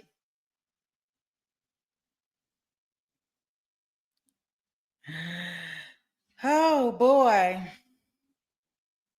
Yeah, she is talking. And I mean, she is talking. She giving it to us. I'm just trying to figure out. So she didn't find any DNA on that duct tape, which is interesting. I would at least think the person or fingerprints, I think she said. Okay. Yeah, I'm looking out here just trying to see what else is but I don't see nothing else really going on. I just see this one. Y'all see, I ain't gonna show y'all this one, but I'll show y'all this one. Only because I'm subscribed to their channel, so y'all know I see everything that they kind of like have in Detroit. And I tell you, it'd be the cases that be like Don't Come to Court TV or Law and Crime, that be like the most interesting cases ever. They got this nurse. He is a serial rapist. They must be having a charge conference for him. So that'll be interesting. You know, a couple of cases, I'm gonna have to start putting the Dirty D up there with Florida, because our last couple of cases we've been in Detroit for like the preliminary hearings. We got the Jarvis Butts one that's in Detroit. We also had the DeAndre Booker, which is in Detroit. And the one thing about Detroit, in those two cases, both bodies have not been found. Interesting. And then we had a determination by these two knuckleheads. I can't wait to see the video. I know they got some ring camera video or something showing these two knuckleheads on the video. So we shall see what that looks like, because I just don't even understand why they out here doing these crimes. Yeah, Detroit is definitely in the house. I'm telling you. I don't know, Merelda. You say you listening, you lurking, drunk, you in the grocery store. I know that feeling. I do that too. Yeah, I just want to make sure y'all good out here in the streets, because if they boring y'all to death, y'all can definitely listen to me. And I'll just recap. I'll just tell you what I think they say, right? You say they know how to hide some things in Detroit. They do. They definitely know how to hide some stuff. Yeah, I can't wait to see this, because I just really don't understand quite yet why they had to go as far as 2 different juries, but we'll see. What you cooking for dinner, Lynn?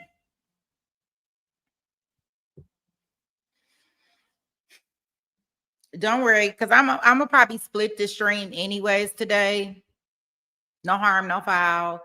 I got to take baby girl to her cheer practice in about an hour or so.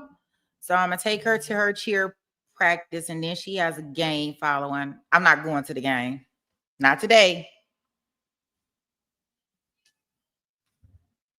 Right? I can make a spin on things, right? So we'll probably watch another hour, half or so of this. And then I'll end this stream, and I'll see how much we have left for today with this stream. If it's not a lot, then I'll just restart it. I'll restart it tomorrow. We'll just start early tomorrow, right? Well, I guess not early. We'll start on time. I don't know. We'll figure it out. Okay, let me go ahead and take us back in and see what else she's talking about. Because I don't even think I don't think they have had lunch. One piece or bundle that you examined was the one that somebody else, not you, told you that they wanted to have examined, correct? Yes, that's correct. All right. So you don't have any control over what it is that you're supposed to do when you're back at the fingerprint lab, correct? In terms of what it is you're going to examine. Correct. I'm examining whatever is given to me. Yes. Exactly. And you, even though you, because not every case that you examine fingerprints on is a case where you were at the scene doing a crime scene sketch and all the other work that you did in this case, correct? That's correct. It's just a coincidence that you were wearing your crime scene investigator hat in the same case that you were wearing your fingerprint analysis hat, correct? Yes. All right. So you knew there was a lot of duct tape there, correct? I mean, you know that. Relative. There were several pieces. Yes. Several pieces and at least one roll. Yes. Is that right? And you said earlier during your direct examination that you wouldn't expect to find any fingerprints if a person was wearing gloves. Is that correct? That's correct. Have you ever used duct tape? Have you ever used it? Yes. Yes. You know how it sticks on the end? The duct tape does sticks and you got to kind of pry it off the edge of it to pull it from the Yes. roll. Yes. You think that's very easy to do when you're wearing gloves? I'm not sure. Thank you. Are Now, you referring to then if they wouldn't have gloves on? exactly. Then my testimony was that if you had gloves on, you wouldn't leave. Right. But what I'm saying is it's hard with gloves on to even pry it up, correct? If you got to use your thumbnail or your fingernail to get it moving, right? Right. Okay. And thank you. Now, you looked at a number of different things, though, besides duct tape for fingerprints, correct? Correct. And you have your report in front of you. Could you just tell the jury what other things you looked at? Thank you. I processed the 3 pieces of plastic that were in the sink. So the larger clear plastic tarp, the Home Depot bag, and then the deflated red inflatable. And there were no fingerprints that were matched up with Mr. Zuazo or Mr. Hernandez, correct? That's correct. And did you have samples? I mean, and those are the ones you're looking for. And you had samples of both men's fingerprints, correct? Yes. And so, at least from fingerprint analysis, there's no evidence in this case of their prints being put anywhere, correct? Correct. I did not identify their fingerprints on that plastic. And as far as all the photographs that were done and all of the work that you did looking through the house and the scene sketches that you made, there's no evidence that you found that put Mr. Zuazo in the Murray's house during your crime scene analysis on October 11th, correct? As it relates to my involvement, no. Thank you. I have no further questions. If I may just approach to retrieve that document. Thank you, Ms. McCarthy. Any cross-exam for Hernandez? Yes. Okay. I'll just wait 1 moment. Thank you.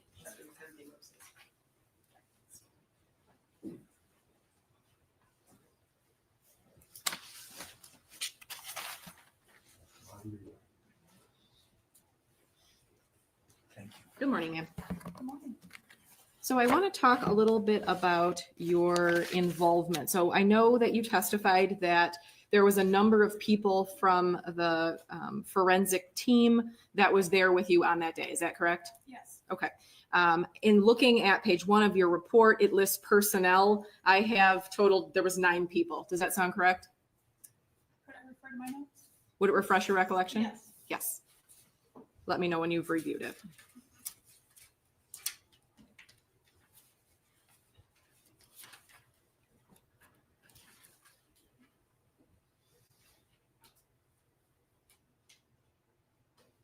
Yes, that's correct. All right. So how is it that you divide up the duties? Do some people, as you stated, you have some specialties in fingerprint analysis and crime scene analysis? I'm assuming other people have different specialties. Is that correct? That's correct. So how do you divide up the duties when you get to a live scene? We're all trained to do all of the processing techniques that we use. Sometimes when somebody comes from a particular unit, they will just naturally do that portion of the processing. So We mentioned Sierra Ramirez earlier. She is from the biology unit, so she typically will do any DNA collection processing that needs to be done at the scene. The other processing items that we do, such as the sketch or the measurements or photographs or note-taking, is just kind of divided up. We're all trained to do it all, and we just divide it on who needs something to do at that time. As we get there, we don't all always get there at the same time, so different things just naturally take place, and the duties are just divvied up, as needed. So on that particular day, were you the one taking the photographs or no? Yes, I was. Okay. Now, when you get to a scene, are you first briefed by the officers that are already there?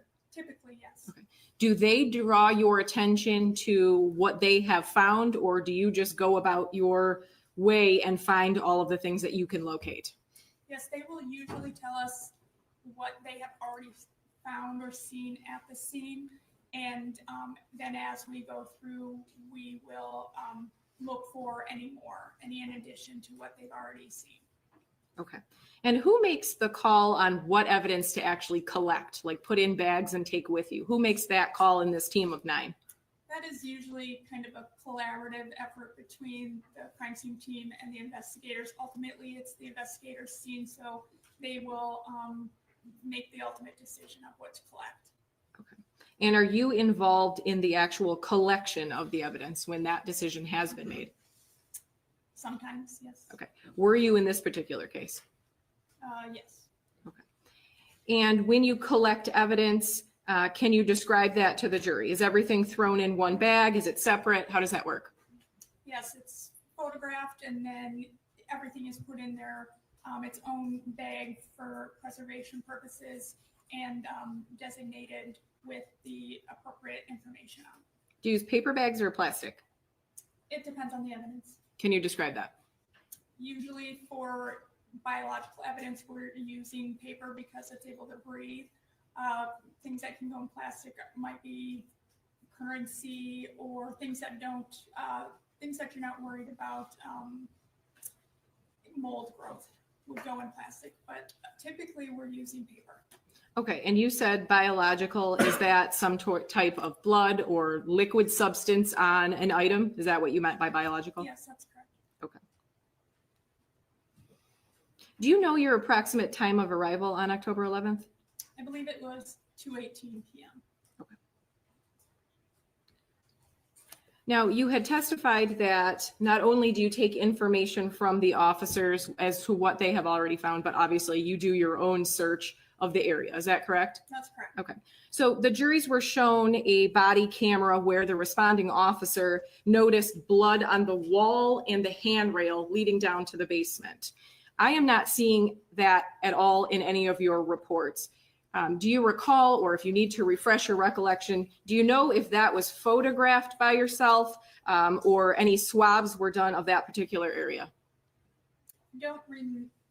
I don't believe I don't remember being told about that. If it is in a photograph, it would be in one of the overall photographs that it was just captured in. I wouldn't have taken a direct photograph of that. Okay, so we did see a direct photo of the bloody swipe, I think it was described as upstairs. So I'm talking about essentially a bloody swipe or some type of blood that was on a handrail. Do you have any recollection of seeing that and or documenting it in any of your reports? No.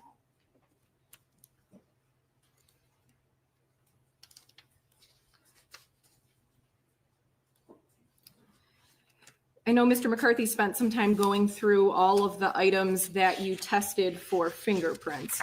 Is it fair to say, in looking at your report, you tested 98 items, or 98 times you tested something that was collected?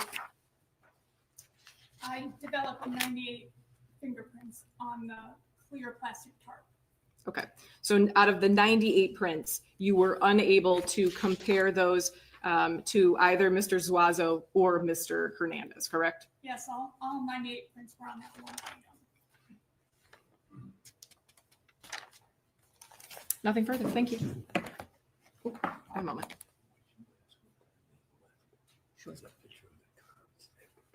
Absolutely. You mentioned what time you arrived. Do you recall, or is it listed somewhere in your report what time you left? Yes, can I refer to that? If it refreshes your recollection, yes, you may. You will. 21:05. And for us people who use the regular clock and not military time, do you know what time that That's is? 5 after 9. Thank you. All set, Mr. McCarthy? No further questions. Thank you. All right, thank you. Redirect here. Just to follow up on a couple of questions that they asked. You talked about the fingerprint evidence and also biological or DNA evidence. Did you remember talking about that briefly? Yes. Is it sometimes that you have to make a choice that you can test it for one or the other, but not both? Yes. And why is that? Sometimes you can, the processes that we use for fingerprints can sometimes destroy DNA. And also when they are testing items for DNA, they will swab and potentially wipe away any fingerprints. So a lot of times we will have them choose one or the other. Okay. And that picking or choosing, does that come in consultation with the detective in charge of a case? Yes, that is up to them. Okay. And it's not for you to decide what the detective believes should be tested for one thing and not the other. Is that fairly correct? Correct. We can give our opinion on what we think would be the better choice, but it's up to them ultimately. Okay. And you could tell the detective, I understand you want fingerprints on this marble, but I really think in my experience, we're not going to get fingerprints off of the marble. Yes. You've had that discussion in theory with officers in the past? Yes. Okay. There was also some discussion about the blood swabs at the scene. So you already testified Sierra Ramirez was at the scene, Yes, and her specialty is the DNA and blood collection. that's correct. Okay. And if there was any blood collection, that would have been through her. Is that right? Yes. Talked about lack of fingerprints on the duct tape. And that also means that there was nobody else's fingerprints on that duct tape either, correct? That's correct. It was very crumpled, and if you know what duct tape is like, it's hard to pull apart. So it was kind of just a mass of sticky tape. Okay. Finally, I know Mr. McCarthy asked you a little bit about the duct taping process, I guess, for lack of a better term, with gloves. You're not a duct tape expert, I would guess, but is it also possible to open duct tape where you have your glove left on one hand and you pry it open with the other to open a roll of duct tape? I would think so. Yeah, there's not a single way that you can get duct tape off the roll. Is that right? I'm sure not. Okay. I don't have any other questions, Judge. Okay, all right, you're all set. Thank you. You may step down. Any objection to releasing? No, Judge. I have no objection. No, okay, why don't you guys come up for a second?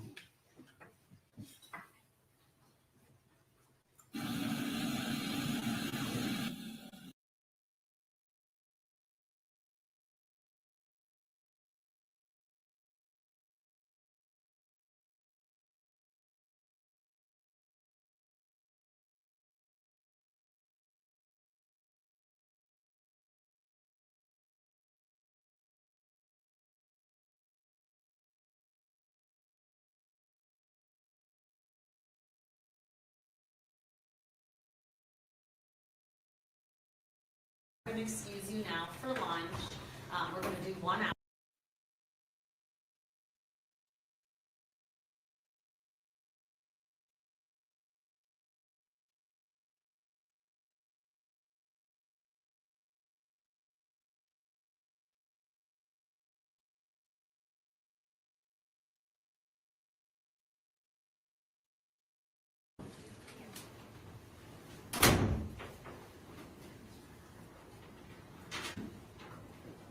Got everybody?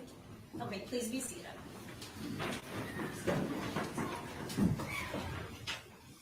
Okay, before we get going with this afternoon's testimony, I just want to kindly remind the jurors that when you are out in the public within the courthouse, to not make contact with anybody Please refrain from saying hello to anybody, whether or not you recognize them or don't recognize them. It's my understanding that a juror has said hello to one of the lawyers. We don't find that there was anything wrong with that, nor did that lawyer continue that conversation or respond. But please do not do that, okay? Please do not do that. That instruction is very important, and it's for the necessity to maintain even an appearance of impropriety. In addition, there are restrooms within your jury room. So I know that we might have staggered the time frame of when you came in today, 8:30 and then 9 o'clock. If you get here early, you are still welcome to buzz the side door. A member of chamber staff will let you into your jury room. Please try to use the restrooms within your jury room and not out in the public, as that could cause others to run into you in that situation, okay? So I know it's awkward and it's not how we typically conduct our normal day-to-day lives, but it is important that we do that in this trial. Thank you. All right, people's next witness. People call Thomas Colleen.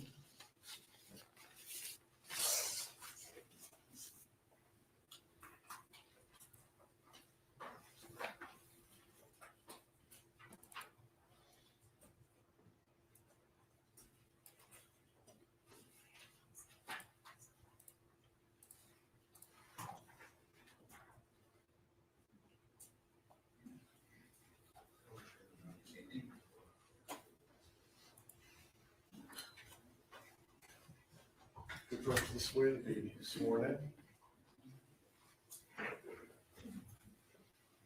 All right, good afternoon, sir. If you could just stay standing once you get in the box and raise your right hand and look to face me, and I'll get you sworn in. Do you swear or affirm the testimony that you're going to provide this afternoon is the truth, the whole truth, nothing but the truth, so help you God? Yes. All right, thank you. Please be seated, and then tell us your name. My name is Thomas Keelan, All right, your witness. Would you touch us? Thank you, Your Honor. Could you tell us how old you are, please? 51. Oh, no, 52. Can you tell us how you're employed? POCO employs me. And what does POCO do as a Traffic company? barricading company. How long have you worked for them? Over 20 years. Okay. What are your duties with them? Signs, I install signs. Okay. Were you, as an employee of that company, were you given a company truck to take home? Yes. And can you describe the truck that you were given to take home? It's a white truck, Ford truck with POCO logos on it, on the side doors, and DOT numbers on it, and a POCO plate. And, Okay. Was it a Ford or a Chevy? Ford. And do you know what, is it a 250, 150, something else? I think it's a 250. I'm not sure. Okay. And how long were you assigned that vehicle prior to September 29th of 2024? We usually vary vehicles, so I've been driving that for probably a week or two. Okay. So the vehicles rotate around? Yes. And what would you note as far as the vehicle regarding the doors and their locking ability? The driver's side door wouldn't lock, so I had to keep that unlocked. And what about the ignition? Did you need a key to start the ignition? Yes. And when you would drive that car home, would you park it in the driveway in front of your house or someplace else? When I'm at home, it's in my driveway. When my daughter's house was in front of the house. Okay. And can you tell us, I don't need an address, but what area were you living in back on September 29th? Dearborn Heights. Okay. And do you call the evening of September 29th of 2024 with the vehicle? Did you park it someplace that night? Yes. And where was it parked when you went to bed? In front of the house. And what was the last time you recall seeing it that night? Probably when I went to bed between 10 and 11. I didn't look at the clock, but it was probably about 10 or 11. Okay. Was there any type of alarm system on the truck itself? No. Okay. As far as grades of truck, A being phenomenal and Z being not such a great truck, where would you rate it in that system? It's middle of the alphabet. It's not that. Okay. That nice. And did you wake up on September 30th? Yes, I woke up at September 30th at about 5 o'clock in the morning. And did you go out to your truck? Yes. And did you find your truck? No, it was gone. Did you call the Dearborn Heights Police Department? Yes. Did you report it as stolen? Yes. I'm going to show you what's been marked as People's Exhibit number Q, if I could approach Judge. We're gonna avoid the teleprompter. Do you recognize that license plate? Yes, Poco 32, is that the plate that was on your vehicle? yes, And that was a company plate? yes. And I'll show you what's been marked as People's Exhibit number 15A. Do you recognize that vehicle on fire? Yeah, I recognize the vehicle, yeah. Your Honor, the people move People's Exhibit 3Q and 15A into evidence. Any objection here? I don't have any objection to A. I would ask for more foundation as to B. He said he recognized it. If you could tell us how it is that he You said, recognized 3Q is the focal plate, right? And then what was the other one? His truck on it. fire. I understand it, but he didn't give us that What- testimony. What exhibit number is that? 15A. That's 15A. Okay, let's see if you can establish a little bit more foundation. Thank you. Do you recognize that truck? Yeah. How do you Let's set recognize? aside. Because of the, Yeah. because of the bed and the brackets and the frames and all that, yeah. There's a special frame on the back of the truck?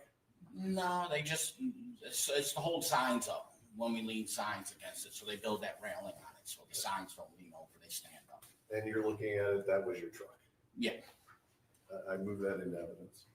Now I have no objection, given that foundation. All right, any objection, Ms. Lawson? No objection. All right, so that's 3Q and 15A both in. Yes, Judge. I'm just going to ask you a final question. You haven't been to court before to testify in this case, correct? No. Okay. I'm going to ask you if you could look at the two individuals, and I'll move the podium out of the way, starting with the defendant over on the far side of the courtroom. Have you ever seen him before? No, You don't know him? no, Not a friend of yours? no, The second defendant, who's closer to me, have you ever seen him before?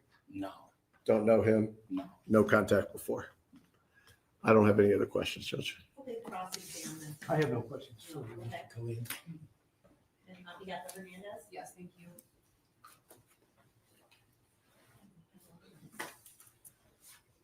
Good afternoon. Just very briefly, you do not have cameras at your home, correct? No, that was my daughter's house. No, there's no camera. There's no cameras. I have nothing further. Thank you. Any redirect here? No, Your Honor. All right, thank you. You may step down. You're all Can- set. Okay. Can this witness be excused? Any objection? No, Your Honor. Please excuse. Yep. People call Linda Murray.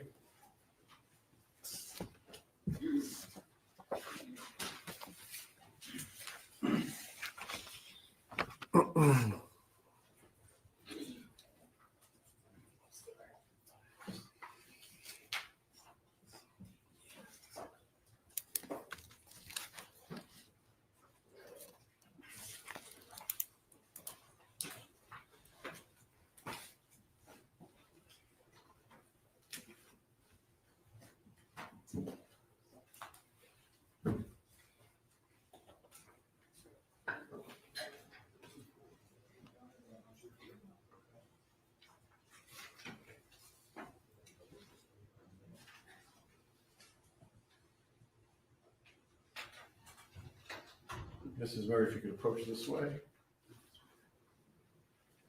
I'll ask you to step up and the judge will swear you in. Watch your step on the way up and I'll get you sworn in. If it's possible, if you could stay standing and raise your right hand, I'll get you sworn in. Please raise your right hand. Do you swear or affirm the testimony you're going to provide today is the truth, the whole truth, nothing but the truth, so help you God? Yes. All right, thank you. Please be seated and then tell us your name. Linda Murray. Your witness.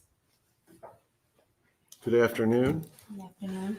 I'm going to ask you to speak up very loudly because it's not just the folks to your right that need to hear you. The folks out in the first couple rows need to hear you, okay? And if you don't speak up loud enough, well, we're going to see some hands from the folks there, meaning they can't hear you, okay? Okay. If you don't understand something I ask or if I'm not clear, just ask me to repeat it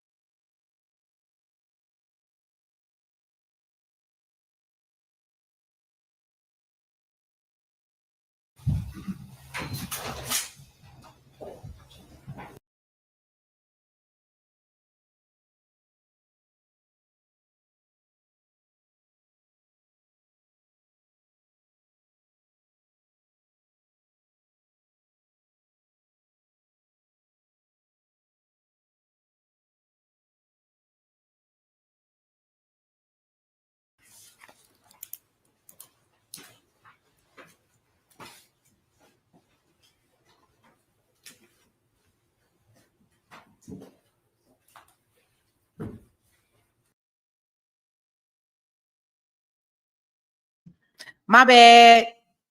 That was me. I got so excited. I was trying to take a picture of her. I got so excited and I hit the wrong key. And of course it took us out. I don't even know who it is yet, but she looked like she gonna be important because they zoomed all the way up to her face. Like, and I was like, oh, let me get a picture. Let me get a picture. Let me get a picture. And I accidentally hit the wrong key and took us out of the whole damn trial. I tell you, sometimes I get way too excited about stuff. I don't even know who this lady is, but if they zoomed all the way up in her face like that, I said she has to be important, and I want to make sure I get a photo. I'll find out who she is later. All right, sorry about that, guys.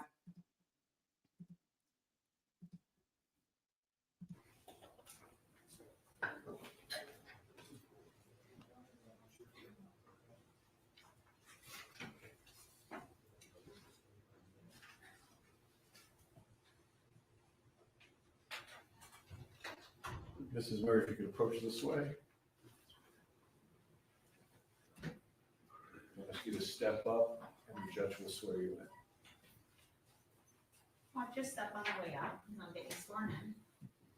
If it's possible, if you could stay standing and raise your right hand, I'll get you sworn in. Please raise your right hand. Do you swear or affirm the testimony you're going to provide today is the truth, the whole truth, nothing but the truth, so help you God? Yes. All right, thank you. Please be seated and then tell us your name. Linda Murray. Your witness. Good afternoon. Good afternoon. I'm going to ask you to speak up very loudly because it's not just the folks to your right that need to hear you. The folks out in the first couple rows need to hear you, okay? And if you don't speak up loud enough, well, we're going to see some hands from the folks there, meaning they can't hear you, okay? Okay. If you don't understand something I ask or if I'm not clear, just ask me to repeat it and I'll repeat whatever question it was, okay? Mrs. Murray, could you tell us how old you are? 73. And have you been married? Yes. And can you tell us the name of your husband? Hussein Murray. And how old was he at the time of his passing? 73. Okay. How long had you been married? 54 years. And did you have any children from that marriage? Yes. How many children? 3. And do you have any grandchildren from your kids? Yes. How many grandkids? 11. I'm going to direct your attention back to about a year ago. Was your husband still working at that time? Yes. And can you tell us how he was working? He was a jeweler and he worked at his store every day. Okay. And can you tell us the name of his store? One was Golden Glitter, which is a jewelry store. And then on the other side was Hamtramck Pawnbrokers Okay. Where were they located, those stores? in Hamtramck. Okay. And he would go there on a regular basis? Yes. Did he have a regular schedule that you were aware of when he'd go and when he'd typically come home? Yes. Would he vary that schedule very much, or is he someone who is pretty consistent with his schedule? Very consistent. Okay. And during the week, Monday through Friday, what times would he approximately leave your residence and then go to those stores? About 12 noon. Okay. And what time would he typically return home? 7. Did he work on the weekend? Only Saturday. What type of car did he drive at the time? An Audi, And was it a brand new one or an older one? older one. And he had had that vehicle for some time? Yes. How long do you think it was, best guess, that he had that car? 5, 6 years. Okay. And did you have your own car? Yes. What kind of car did you have? Infinity. When your husband would go to these stores, were you aware of whether or not he'd ever carry a firearm for protection? Yes. And what type of gun was that? A Glock. Okay. And was your husband right-handed or left-handed? Right-handed. Okay. And would he wear that holster on the right side? Yes. Now, when your husband would go back and forth between the stores, where were you living at that point in time? In Rochester Hills. And can you tell us the address? 3730 Newcastle. Okay. Was that located in the city of Rochester Hills in Oakland County, Michigan? Yes. And how long have you lived there at that residence? 26 years. Because of the nature of his business, dealing with pawn and dealing with jewelry, did you have any type of safe at your residence? No.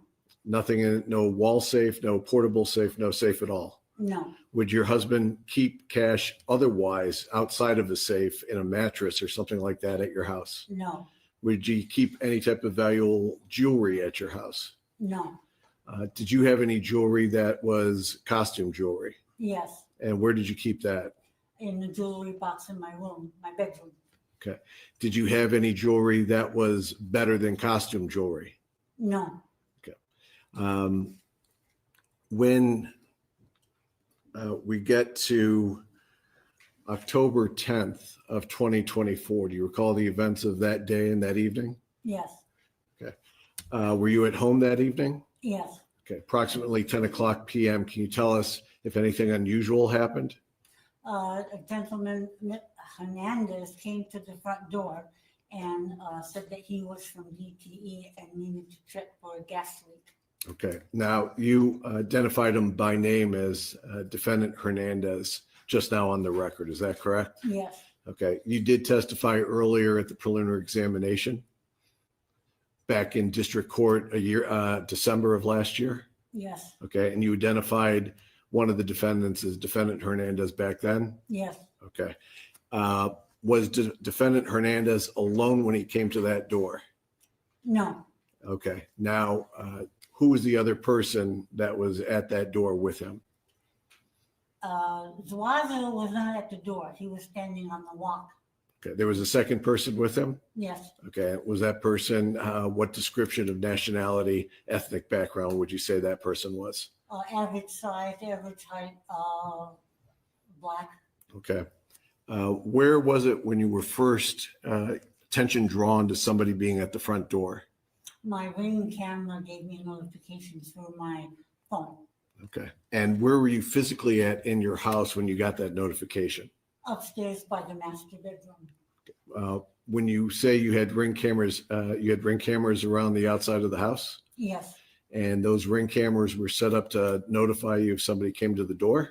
yes, And was it a Ring camera system where you could actually view on your camera what was going on those cameras? yes, And you could actually see on your camera what was going on at the front door? yes.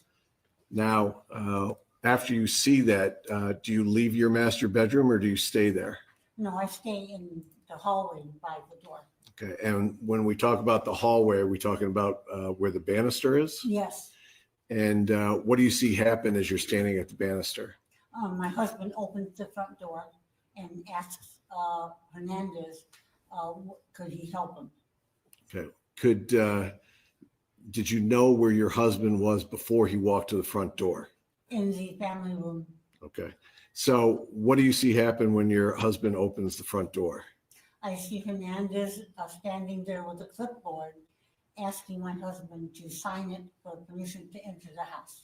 Okay, were you able to hear the discussion that defendant Hernandez was having with your husband? Only that he asked him to come in and check for the heat exchanger on the furnace. Was there anything said about who they were at the door? Just DTE workers. Okay.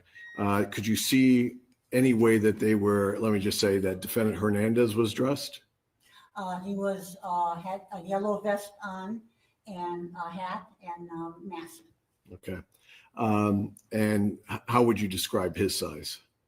Very large. What did your husband say to them when Hernandez asked about coming inside? What he asked, well, why? And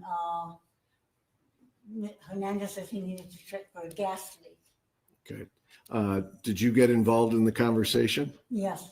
And how did you get involved with the conversation? I asked Hernandez, I said, isn't it a little late for you to be coming to the door?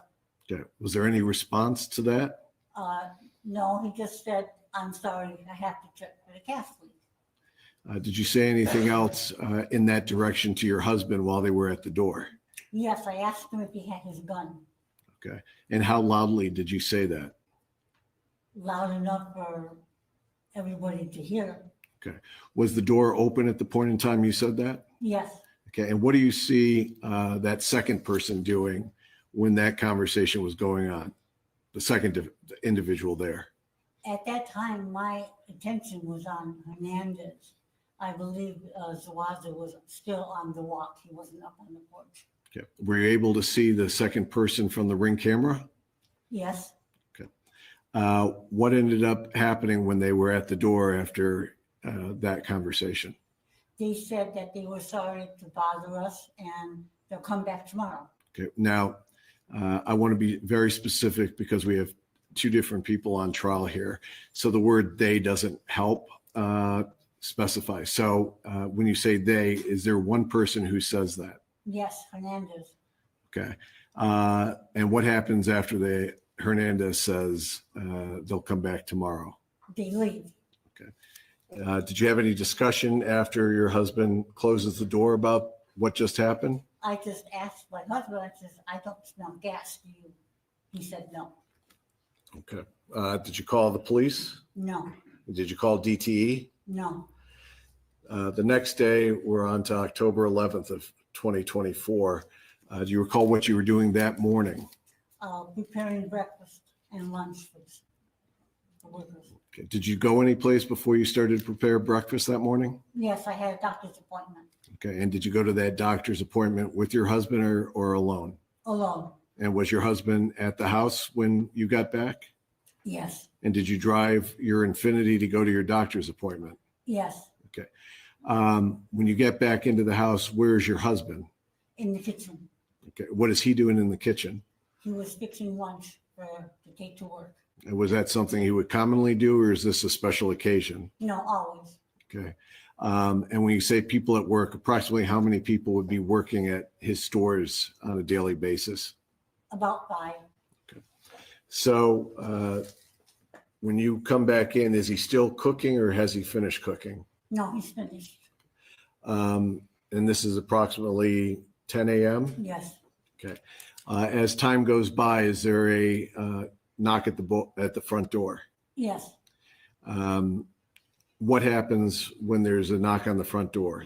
I hear through the Ring camera that someone was saying DTE.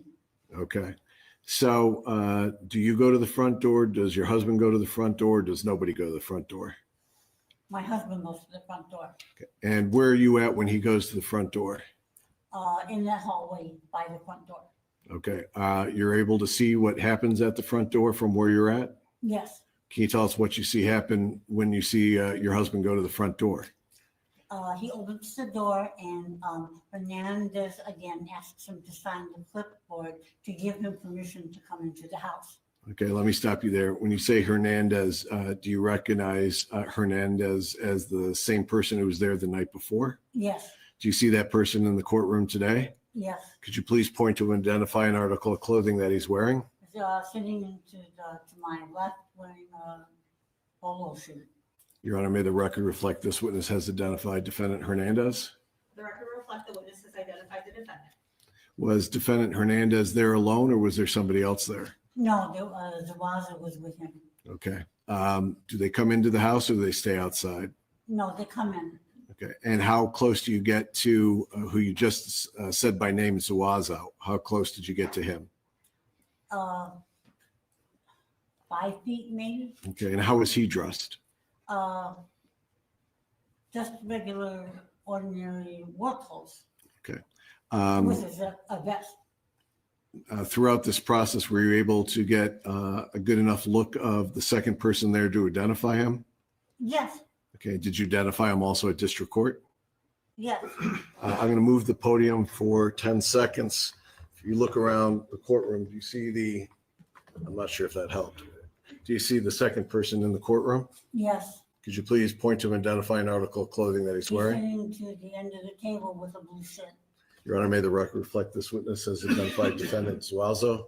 The record reflect the witness has identified the defendant. So what happens once they both come into the house? They start walking toward the basement. Okay, now, do you have any gas-related products in the basement? Yes, What do you have, as best you remember, that's in the basement that's a gas-related product? 2 furnaces and 2 water heaters. Okay. When they're headed towards the basement, do they immediately go down to the basement? No, What happens? How does we get clarification on they, who all were speaking about in that multiple? You can rephrase. Does defendant Hernandez and defendant Zuazo immediately go down to the basement? No, Okay. What happens before defendant Hernandez? I don't want to assume he goes down, but what happens before that? Zazo goes into the laundry room, and I assumed he was gonna look for gas leak, but he looked at the wall where I have artwork instead. And Hernandez. Were you with him when he went into the laundry room? In that little hallway, yeah. Okay. I And was. do you have a gas dryer in that room? Yes, Okay. And do you see what Hernandez was doing? he was standing by the garage door and the basement door, there's a hallway that he was standing between. Okay. And does anything happen before they head down, the two defendants head downstairs? Hernandez tells me that he forgot his meter and he had to go to the truck to get it. And were you able to tell from your observations whether or not he left the house? No, I don't know if he left the house because the door would have a chime to it when you open it. Did you hear the charm? No, How long would you say that Hernandez was out of your sight after he had made that comment? a minute maybe? Okay. Does defendant Hernandez return? Yes. What happens after he returns? My husband starts to go down the basement steps. Okay. When your husband goes down the basement steps, does anyone follow him down? Yes, Hernandez does. Okay. And No, who? I'm sorry. Zazo does. Okay. I just want to be clear. Which of the two defendants goes down behind your husband? Zazo, Okay. And does defendant Hernandez go down the steps also? yes. And does one of the two defendants or your husband close the door to the basement? I didn't notice who closed the door. Okay. Does the door get closed to the basement? Yes, Where do you go after they head down into the basement? I finished up making breakfast. Okay. And how long do you think that takes? Oh, I was almost done, so 2 minutes. Okay. And after you finish breakfast, making the breakfast, how long would you say that the defendants were downstairs? 10, 15 minutes. People have different tones to their voice. Would you categorize your husband as a soft talker or a loud talker? Loud talker. Okay. When your husband was down in the basement with the defendants, did you hear him at all? No, Did you hear any commotion at all? no, Did you hear any cries out at all? no. Also, folks have different abilities physically as we age. How would you characterize your husband's physical abilities at his age? Very active and strong. He was a strong man, Yes, and he was still a strong man at his age. yes. What's the first thing that you remember after that 10 to 15 minutes passes while the two defendants are in the basement? I was sitting at my kitchen table and Hernandez comes up from the basement. And I stepped towards him to see if he needed something. And what happens then? Then he asks me, he said, where's the jewelry and where's the money? And where's the safe? I'm sorry. And I said, I have no safe. And he says, where's the jewelry? And I said, in the bank, in the safety deposit box. Then he says, where's the money? And I said, just what's in my purse and what's in my husband's pocket. And how much money did you have, especially remember, in your purse that day? About $300. And how much would your husband typically carry on him in cash? About $5,000. And can you tell us, after you responded that way, what happens? Zuazo comes upstairs also. And So he comes up behind defendant Hernandez. yes, yes.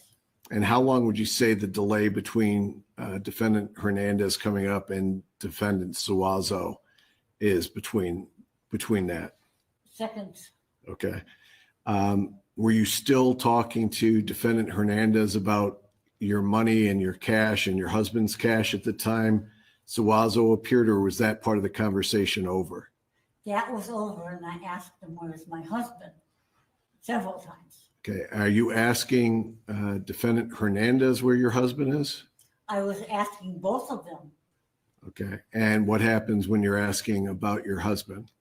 Zuazo tells me that he's sleeping, and I notice blood on his vest, and I start screaming. Okay. And what happens as, let me ask you this, does defendant Hernandez say anything in response after defendant Zuazo says he's sleeping? Not that I recall. What's your response after you see the blood? I was screaming, and Hernandez hits me in the face to cover my mouth.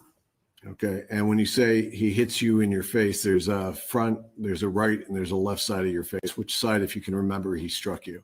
The left, Was it a hard or soft strike? hard, Did you receive injuries from that strike? yes, Did you later, after the events are over, end up going to get medical attention for the strike? yes, Did you end up losing your front tooth at some point from related to the strike? yes, How long was it after the strike that you ended up losing your tooth? about a month, 3 weeks a month. Okay. After you're struck, what happens next? He asks me if I will stop screaming when he removes his hand from my mouth and sits me at the kitchen chair. Okay. And what, if anything, is he saying to you at that point? Again, he's asking me, where is the safe? Where is the jewelry? Where is the money? And I would reply the same answer. At that point in time, where is defendant Zuazo? He went up the back stairs, up to the master bedroom. Okay, and you saw him go up the back stairs? Yes, Okay.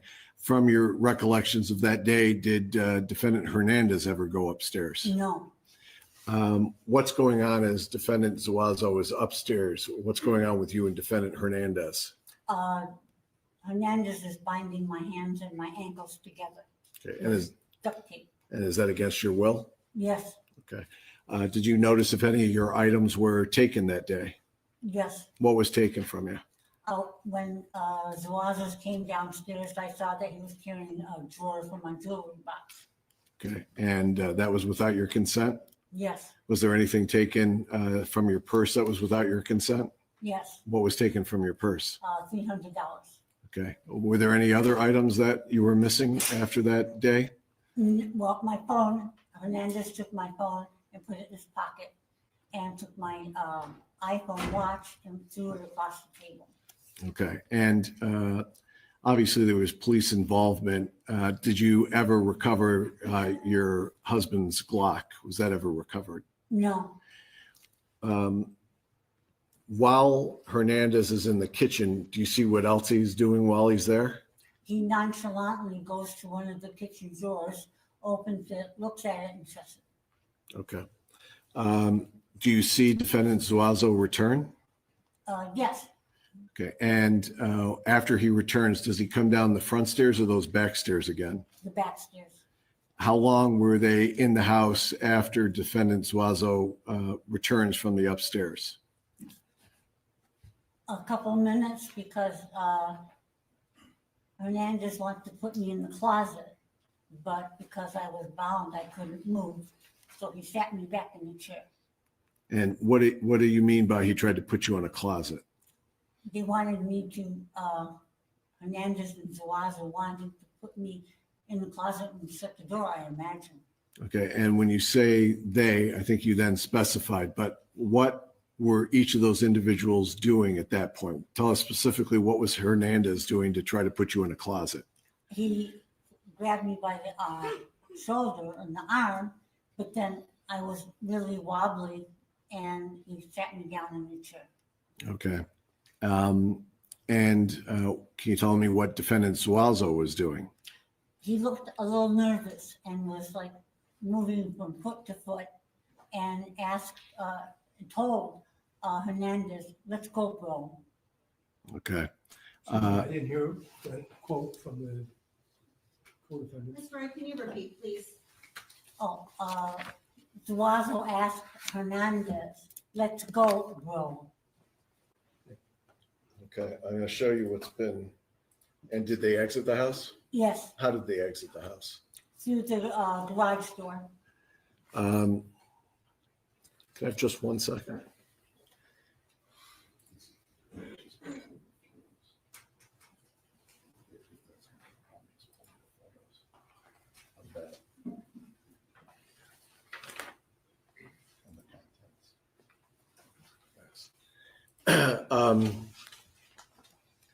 Did they go out the garage door, did you say? Yes, How long were they in the garage? 2 or 3 minutes. Okay. And did you still have your Infinity keys? No, Hernandez took my keys. What do you hear coming from the garage? I hear the door slam down, the garage door. I hear that slam. And was any type of remote control clicker for the garage connected to your keys? No, How was it that you were able to free yourself from being duct taped?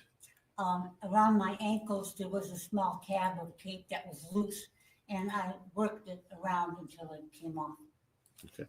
And were you able to make a phone call to the authorities since your phone, the cell phone was gone? Yes, And how were you able to do that? the house phone. Okay. And did you call 911? Yes, And how long would you say it was after 911 that the deputies arrived? 5 minutes. It was quick. In that 5 minutes before the deputies arrived, did you hear anything or any sounds or noises coming from the basement? No, Did you go down into the basement? no, Okay. And to this date, you haven't seen any photos of the basement. Is that correct? correct. Okay. I'm not going to show you any photos today either, but I just want to ask you just a couple of things. Did your husband wear any type of rings or jewelry? Yes, And what kind of ring or jewelry would he wear? he had a diamond jewelry, a ring on his finger, and a diamond watch. Okay. And when you say a ring on his finger, what hand was that finger attached to, right or left? I think it was the right. Okay.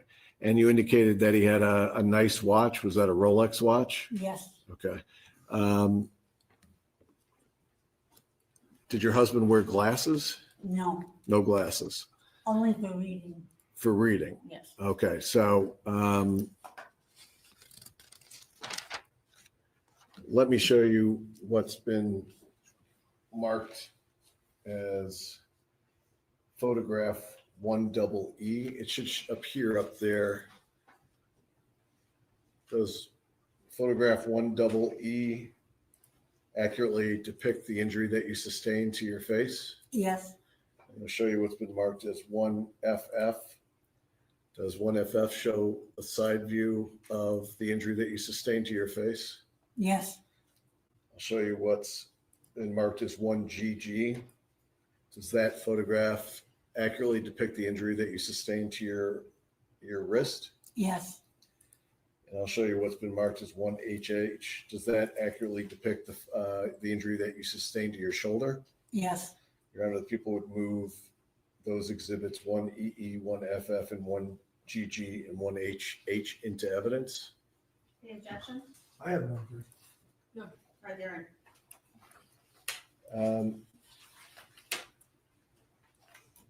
Once the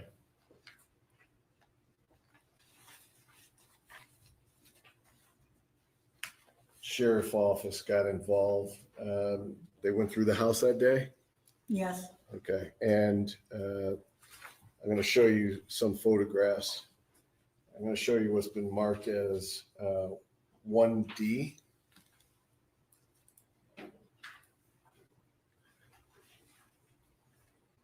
Okay, do you recognize that as the top of your stairs? yes, Okay, you see the closet that's depicted in that photograph as open. yes, Would you have left that closet open when you were in the house? no, I'm going to show you what's been marked as Exhibit 1F, leading into your master. Do you recognize that as your master? yes, Do you recognize that chest of drawers? yes, Was it left that way when you were last upstairs? no, I'm going to show you what's been marked as 1H. It's a a different view. Can you tell us what you see in 1H? Drawers scattered on the floor Okay. and items on the floor. Okay, I'll show you what's been marked as 1I.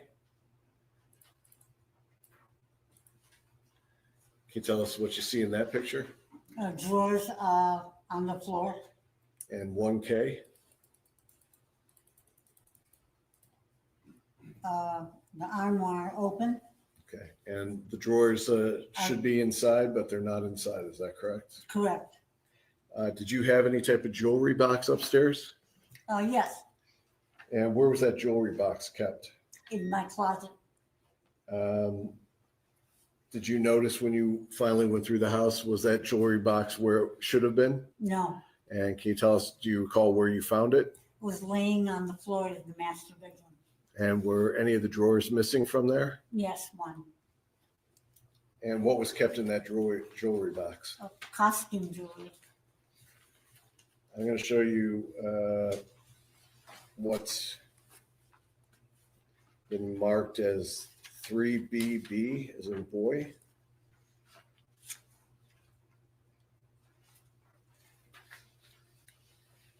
Do me a favor and look this way.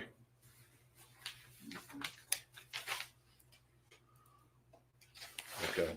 Do you see 3BB? Yes, Okay. Do you recognize that? yes. And how do you recognize that? Those are my costume jewelry in my glass case. Okay. And the sheriff's department later recovered these items and showed them to you? Yes, Did you identify those items as what was in the house before the defendants came in that day? yes, I'm going to show you what's been marked as 3CC. Do you recognize that as the contents of your costume jewelry? yes. I'm going to direct your attention to what's in the middle of that. It looks like some sort of award. Do you recognize that award? Yes, And can you tell us how you recognize that? that was my grandfather's sports award that he got when he was young. Okay. And that had been passed down through your family. Yes, I'm going to show you what's been marked as 3EE.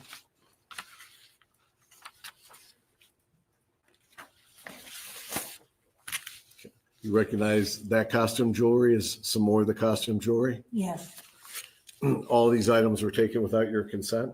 yes, As this case has progressed, did you turn over the Ring camera video to the sheriff's department? yes, And you had a chance to review the Ring camera videos both from the 10th and from the 11th of October? yes, Did they accurately reflect what occurred and what you remember happening on those Ring camera videos? yes, And you also testified to that at preliminary examination? yes, Your Honor, the people would move the Ring camera videos that have been designated 5C, 5D, and 5E and request to publish those. Before we get to that, did you admit 3BB, 3C, what the witness just testified to? I don't see that as being admitted previously. I didn't because the guy from Cato County is coming tomorrow, but I'll move those in today. Okay, I mean, it's not, do it as you see fit. I just want to make sure we're not missing something. All right, so the Ring cameras are which numbers? They got renumbered 5C, 5D, and 5E. They were all on just 5, but because of things, it got renumbered. Okay, and then the parties have seen the Ring camera. Is there any That is objection correct. to admission to it? Okay, all right, it's done. And that's Could we, 5C, 5D, 5E, correct? yes. Permission to publish? You may publish.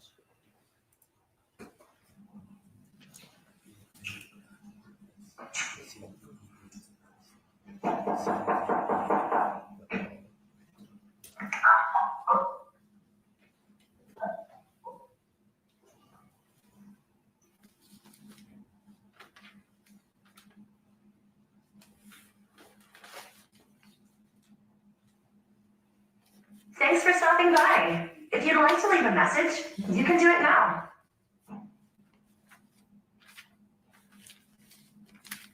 Or DTE. We're trying for gas leaks. Went in the restaurant, called, and she thought Red was her. Just a minute.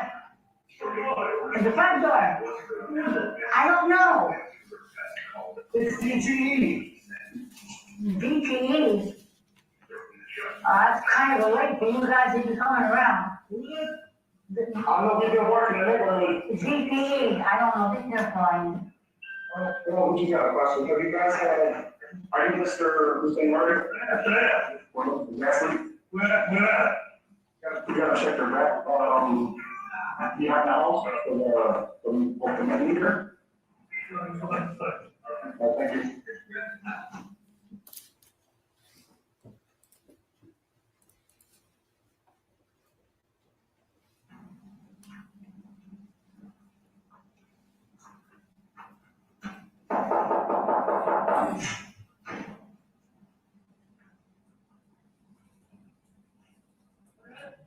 On the seat.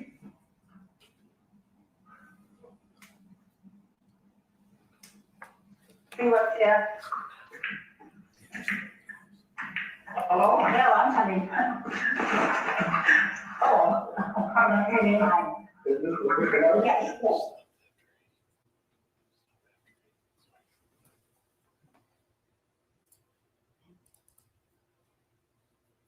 And just for the record, I just saw IC, so just, yeah, indicated for the record that just call up. And I didn't want to bother you guys for late, but we had to check the outside. We go home. And I didn't want to bother you guys for late, but we had to check the outside. Yeah, I understand. I understand. Listen, I did. How you doing today, sir? I'm all right. So, do you want to read? What am I paying for? Just to give us consent to check the inside of the home. So what we have to do is we have to check for like cracks in the heat. And this next one is Exhibit 5D. Did you go for that? For the record, yes. And there's also 5E, which is the garage video, which I didn't mention. Any objection to 5E? No, I've seen 5E, so I have no objection. Okay, same, all right, sir.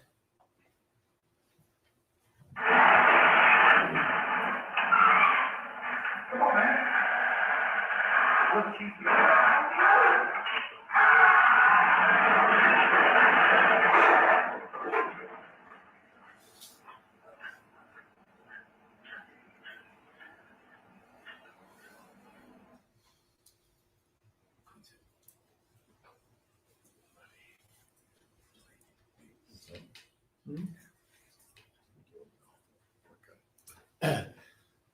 Let me ask you just a few questions. When we were watching the video, the October 10th video, it looks like Mr. Hernandez is wearing like a N95 mask. Do you recall him wearing a mask? Yes, And was defendant Zazo also wearing some face covering at that time? yes, Okay, on the October 11th time that they were at your house, was defendant Hernandez also wearing face covering? yes, And was defendant Zuazo wearing a face covering? part of the time. Okay, when you say part of the time, was there a point where that face covering gets moved? I think when he came up the stairs from the basement, he wasn't wearing a mask. Okay, so when he came up from the basement, defendant Zuazo's mask was not on. Correct.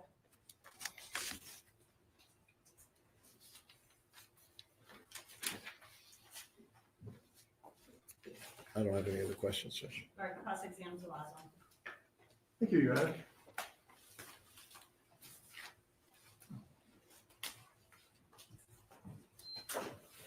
Good afternoon, Ms. Murray.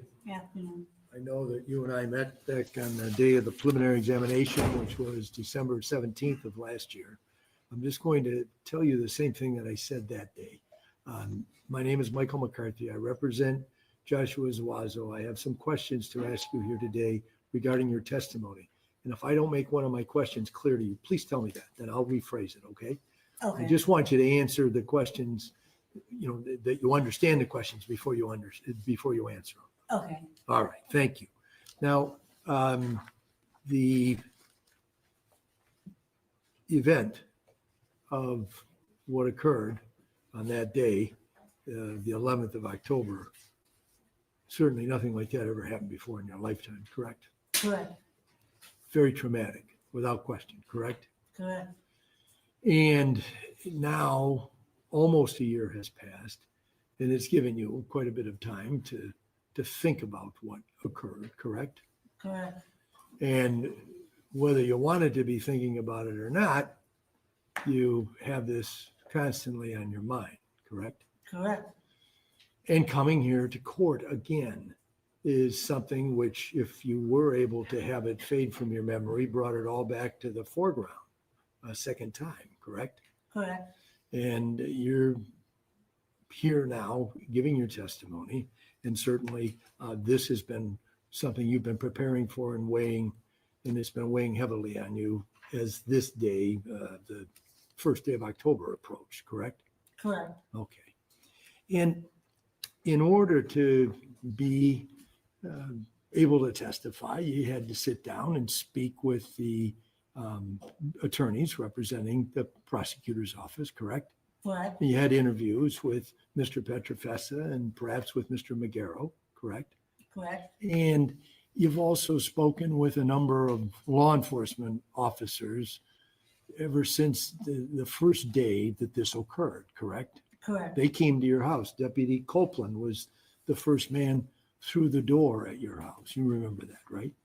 Correct. And then that was a pretty upsetting thing when you were talking with him about, you didn't even know what had happened at that point, right? Correct. I mean, you knew that you got tied up. There was something that happened with your property, but you didn't know where your husband was. Correct. And as the day wore on, things just got worse. Correct. And then after you were asked to step outside of the house, another deputy came along, Deputy Hagelin, and he took you to his police car. So at least you could be sitting down away from the house instead of sitting on your front porch as you were when you first encountered him, right? Yes. And because when you were sitting on the porch, one of the things you observed, you were sitting right there, was all the other deputies that came to your home to see what happened, right? Yes. And they were heavily armed, correct? Yes. And obviously everybody was taking what happened at your house very seriously, correct? Yes. All right. And so then you didn't go back into your house. Instead, you ended up going to the hospital, correct? Yes. And you had those pictures taken at some point during the day before you got to the hospital or before you got into a hospital bed. Is that right? I'm not sure if it was the same day or the next day, but Okay. But those pictures were taken so that there would be a record of the injury you sustained, correct? yes. And you spent the night at least of the 11th and the 12th of October in the hospital, right? No, No? How did that go? I was released and after they did CAT scan, I was released to go home. During the time you were in the hospital, you met with another detective. Isn't that true? Yes, Detective Weitzman, I think his name is, or Wigeman rather. I assume. Okay, but another detective Yes. came to see you while you were in the emergency room. Is that Yes. right? Okay. And then that same detective met with you some more times over the course of the next couple of days, correct? Correct. And those meetings were conducted at your son's home. Isn't that right? I repeat that? I said those meetings were conducted at your son's home. Isn't that correct? Yes. Okay. And so there was a lot of discussion about this incident at your house in those first few days. You would agree with that, right? Yes.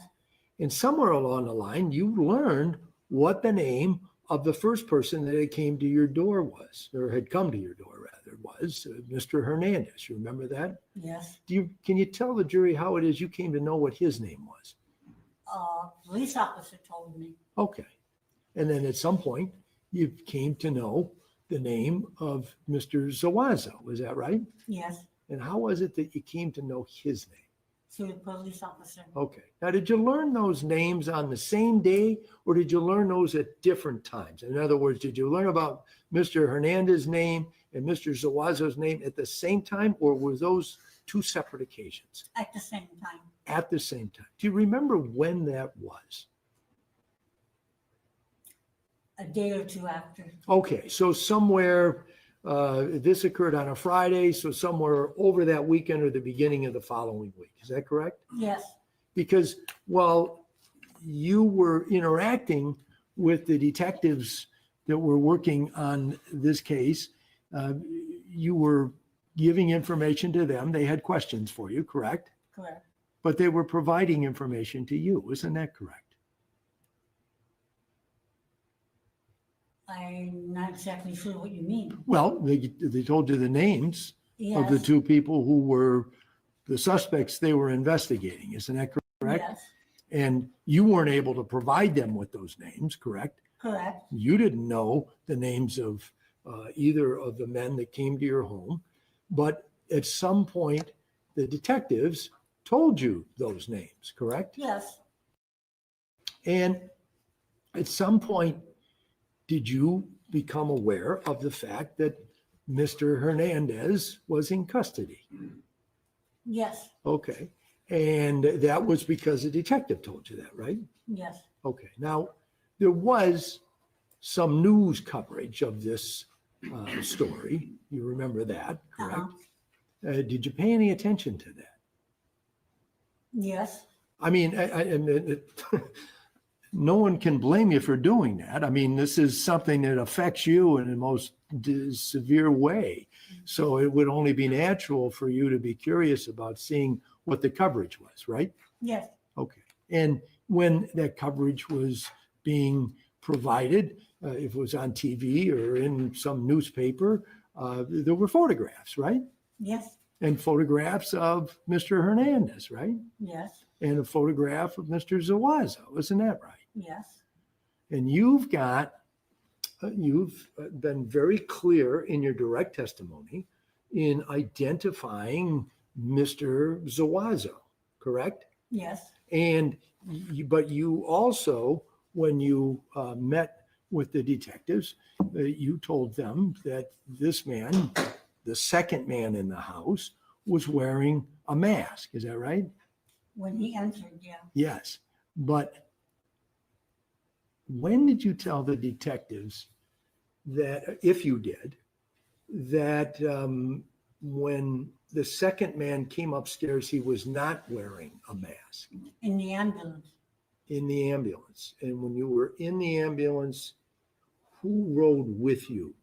Was that Detective Hagelin? I don't remember the officer riding with me, I remember the Oh. paramedic. You told it to a paramedic. No, I told it to the officer. Okay, that's what I'm asking. I just want to get clarification. The first time you told anybody that the second person didn't have a mask on when he came upstairs into your kitchen was when you were in the ambulance, Yes, and that you're just sitting there in the ambulance, you hadn't moved yet, and the detective was there with you. Is that it? yes, Okay, and you don't know that man's name that you at talked the to? time, no, No. And have you seen him since? yes, Okay. And do you know his name now? no, Okay, fair enough. But somewhere along the line, you were shown a photograph of Mr. Zuazo. Is that correct? days later, yes. Okay. Now, when you were shown that photograph, were you shown one photograph or were you shown a whole bunch of photographs? I don't recall. Okay. Did the detective or whoever it was you were interacting with at that time, did he or she say, I'm going to show you some pictures or a picture and maybe you'll recognize this person, maybe you won't? Yes, Okay. And so you don't remember if you saw one picture or more than one picture, is that right? I think it was more than one, but I'm not 100% sure. Okay. And you made an identification. Yes, Okay.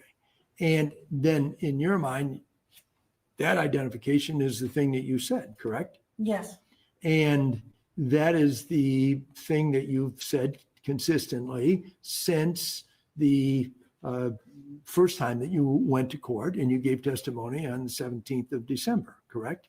correct, And then you said the same thing today, correct? correct, And you identified not only Mr. Zuazo, but also Mr. Hernandez, correct? Yes, So in your statement to the police, and I think this is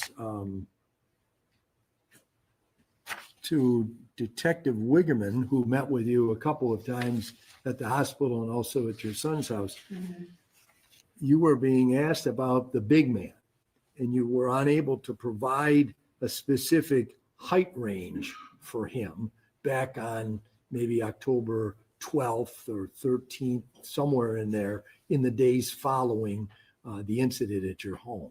Do you remember that? I was unable. That's, well, I mean, that if the detective wrote that in his report, that you said that the Hispanic might have been 6 foot tall, that your husband was 6'2", and he was about as tall. And I then, was talking about Mr. Zuazo at the time. okay, so you're saying that the person you were describing in the report was written down as the Hispanic man, but you're saying that you were talking about Mr. Zuazo? Yes, Okay, so you couldn't, and you said your husband was 6'2", and he might have been 6 foot? yes. Okay. May I approach? I just want to show, yes. And this is from. This is from the report that was written by Detective Wiggerman, and it's got contradictory information, and I just want to know if she can look at that, if this would refresh her memory about what you told him. Why don't you, come on up, across the bench. Sure.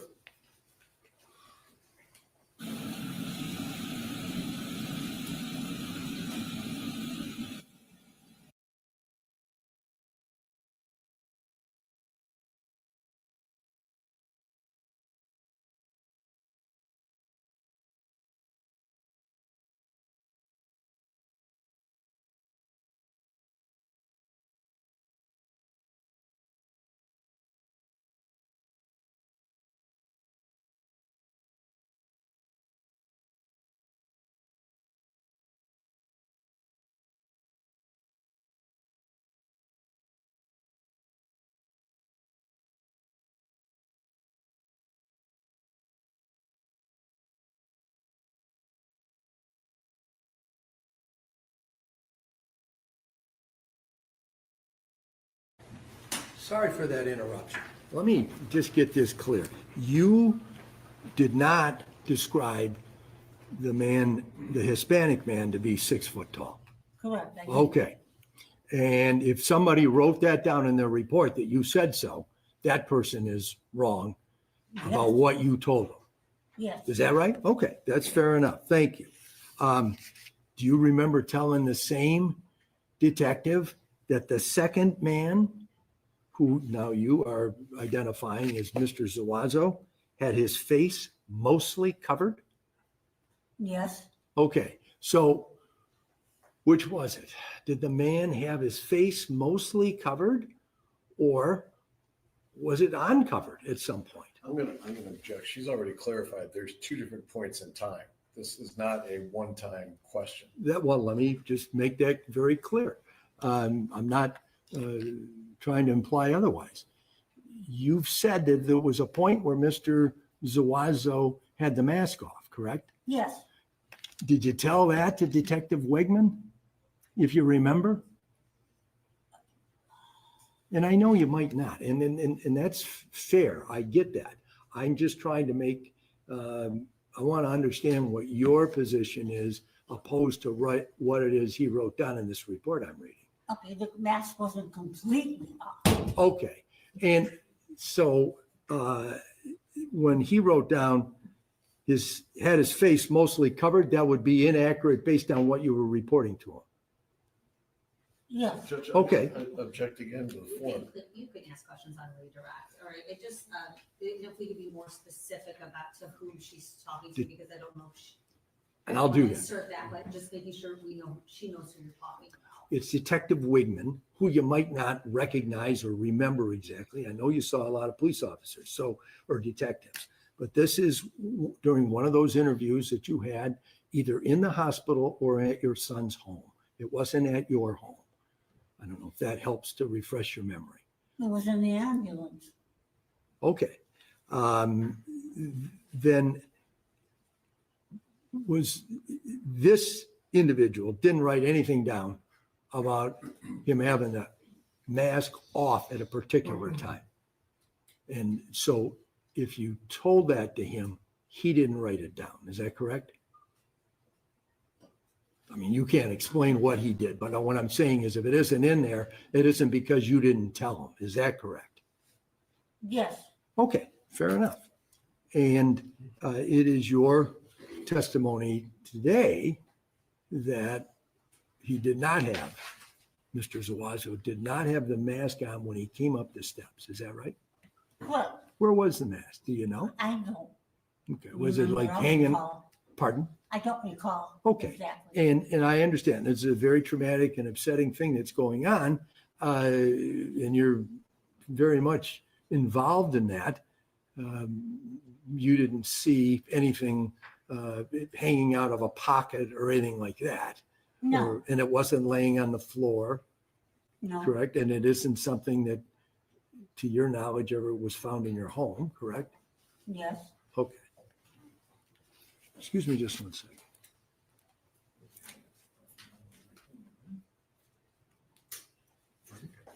Okay. Thank you very much, Mrs. Murray. I appreciate your testimony. Cross-exam for Hernandez. Yes.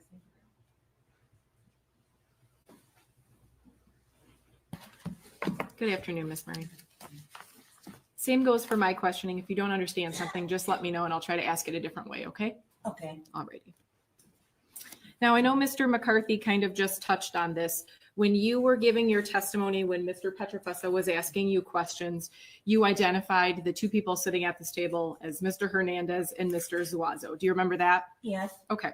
Obviously, you did not know these individuals prior to October 10th or October 11th, correct? Correct. And as you testified, you were provided the names after being shown pictures by the officers that came to your house or came to your son's house to discuss with you, correct? Correct. Okay. Now, on October 10th, you described that the individuals came at night and we saw a ring video of that time, correct? Yes. Okay. And you testified that you were upstairs during that whole interaction the night before on October 10th, correct? Yes. All right. So we can kind of tell from the sound, and I think you touched on this, when someone comes to your door and rings the doorbell, do you get a notification on your phone? Yes. Okay. Are you then able to communicate by talking into your phone to the person that's standing at your front door? Yes. Is that what you were doing that evening, or were you just yelling from upstairs? If you know. Yelling from upstairs. Okay. You would agree with me, obviously, you described a much longer conversation and event that we saw on the Ring camera. So does the Ring camera only videotape for a certain portion of time and then stops? Seems like it, yes. Okay.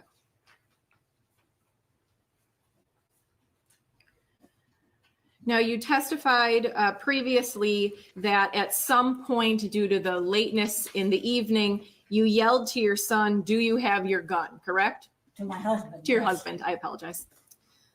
And you testified that you said that loud enough because you wanted the people standing at the door to hear that, correct? Correct.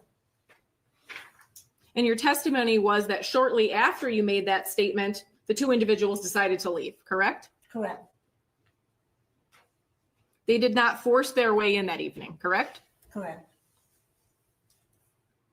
Now, you didn't receive any Ring notifications throughout that night indicating that anyone else was around your home, correct? Correct.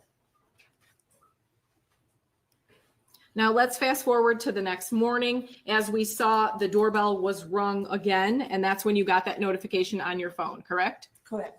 Now, it seems from the Ring video that you may have come to the door first and then your husband came. Is that accurate, or did your husband go to the door first? We're talking about the morning. Yeah. That part is kind of a little unclear, but I think I was at the door also. Okay.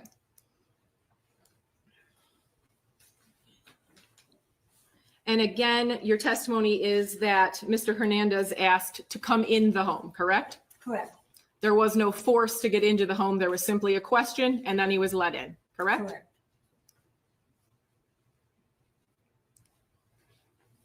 Now, you made mention about the security system that you have. And if a door is opened or closed, you kind of hear a chime. Is that correct? Yes. But if the door is left open, someone could go in and out multiple times without hearing that chime, correct? Correct. Now, we can kind of tell from the Ring doorbells that were played that the two individuals arrived at 11:22 and that the garage was shut at 11:41. So that's a total of 19 minutes. I know you described some time frames, like 10 to 15 minutes in the basement, 5 minutes here, 5 minutes there. Does the 19 minutes that I am using based on the Ring camera sound accurate? Yes.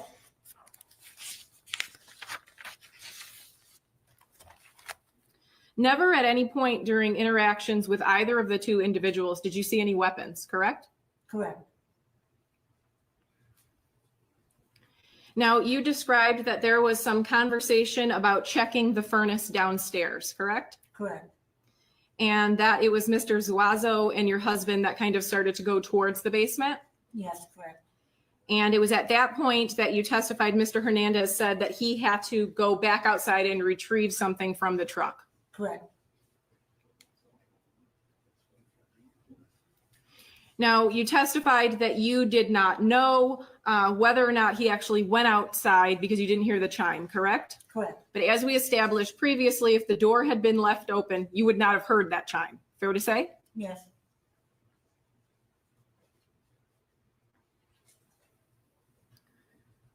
All right. Your testimony was that once Mr. Hernandez was back in the house, your husband and Zuazo go downstairs. And then I believe you paused a little bit. And then you also said then Hernandez went downstairs. So prior to Mr. Hernandez coming back into the house, had Mr. Zuazo and your husband gone downstairs? No. All right. So was there a pause in after your husband and Mr. Zuazo go downstairs, then Mr. Hernandez, or were they all walking in a line? They were walking in line. Understood.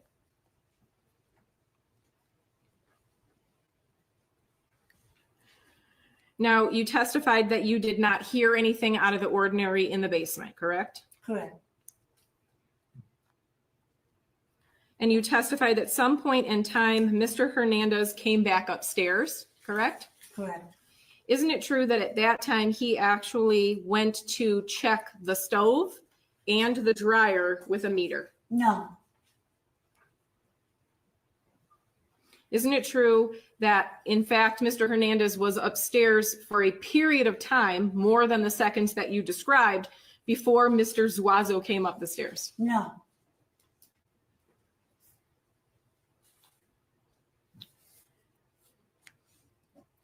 So your testimony is that once Mr. Hernandez and once Mr. Zuazo were back upstairs, that is when Mr. Hernandez started asking you about jewelry or money, correct?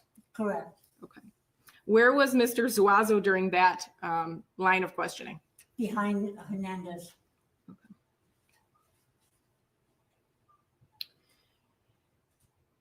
Now, I know that you had mentioned at some point in time during that conversation, you asked where your husband was. Is that before or after you saw blood on Mr. Zuazo's clothing? Before and after. Okay. Now, you described that you were not necessarily given an answer of where your husband was, correct, at first. And then I believe your testimony was following that, you were able to look at what Mr. Zuazo was wearing and you saw blood, correct? Correct. Can you describe that? There was a stripe of red blood on his right side of his vest. And at that point in time, I believe that you indicated that you let out a scream, correct? Correct. Okay. I see that you are wearing glasses today. Do you remember if you were wearing glasses during this time frame that we're talking about right now? Yes. Okay. You indicated that you were hit in the face. Were you wearing glasses at that time? Yes. Were your glasses pushed into your face? Yes.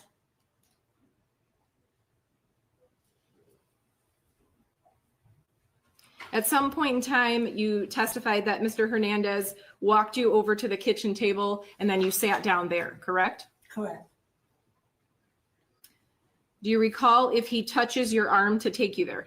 Yes. You then testified at some point in time that Mr. Hernandez took off your watch, correct? Correct. That was on your wrist? Yes. Obviously, he was close to you when he was doing that, correct? Correct. Were you watching him take your watch off? Yes. You then testified that he took your cell phone, is that correct? Yes. Where was your cell phone at the time? On the table. Was it close to you or far away? Close to me. Did you watch him as he took your cell phone and put it in his pocket? Yes. You then testified that Mr. Hernandez went through your purse. I believe you said he took your key and some cash, correct? Correct. How close was your purse to you? Inches. Did you watch him go into your purse? Yes. You testified that it was only Mr. Zuazo who went upstairs, and I believe you could hear things being thrown around. Is that correct? Correct. And your testimony was that Mr. Hernandez never went upstairs, correct? Correct. You testified that while all of that was going on upstairs, Mr. Hernandez was putting duct tape on your hands and feet, correct? Correct. I'm assuming he was pretty close to you since he was putting the tape on your body. Is that correct? Correct. Were you watching him as he put the duct tape on your hands and your ankles? Yes.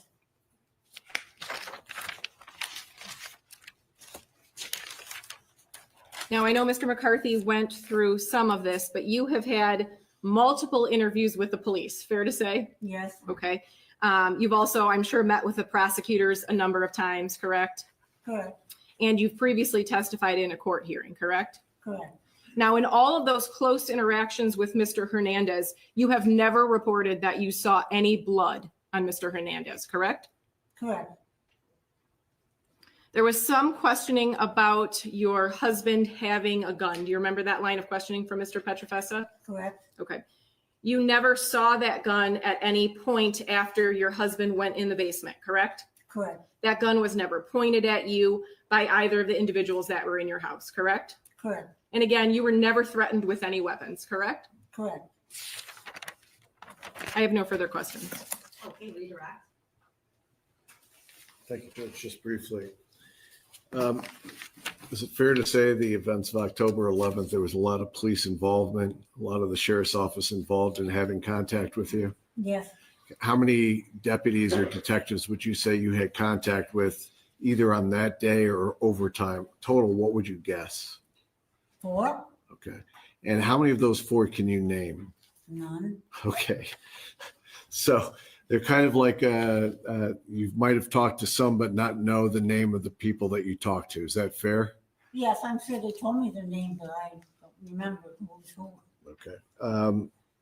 When you gave your first statements to Detective Officer Hagelin on that 2/12 on October 11th, did you describe the 2 individuals to him as one white or Hispanic male, tall and fat, very fat, possibly in his 40s, and one black male, average height, average weight? I believe he had a mustache or beard, possibly in his 30s. Is that how you first described him? Correct. Okay, and that was before any names were attached to him later on in the world when you learned of names Hernandez and Zuazo. Is that correct? Correct. And on TV, they were also identified on the television that you would watch? Yes. Okay. And I want to try to be specific about this because you were asked several times by counsel about mostly covered versus uncovered. Are there different periods of time when you're dealing with defendant Zuazo when his face covering is different, or does it remain the same throughout the entire interaction on the 11th? No, when he comes up the stairs, it's different. Okay. And before he was mostly covered, is that correct? Yes. And after he comes up the stairs, he's not covered? Not completely. Not completely covered. Was it enough for you to see his face? Yes. So let me ask you this one more step, which after defense counsel brought, I just want to go one more step because there's a period of time after defendant Zuazo is now up on the stairs He's on your level, and then he goes to the upstairs area, correct? Correct, Then he returns and he comes back to your level, correct? correct, And then both him and defendant Hernandez try to put you in a closet, correct? correct, And then they exit the building, your residence, right? correct. Okay, now specifically, and take time to, I don't think you've ever been asked this, but take time to remember before you answer. In that final time when defendant Zuazo comes down and they're trying to put you in that closet, how would you describe his face covering at that point in time? He was covered, He was back to being covered. yes. You also identified the DTE truck. Could you tell us how it was that you were able to identify the DTE truck? How did you see it? When upstairs by my master bedroom, by the banister, there's a window. And I could see through that window, I could see the truck in front of the house. Okay, when you say you were upstairs, so we're talking about on the night of the 10th.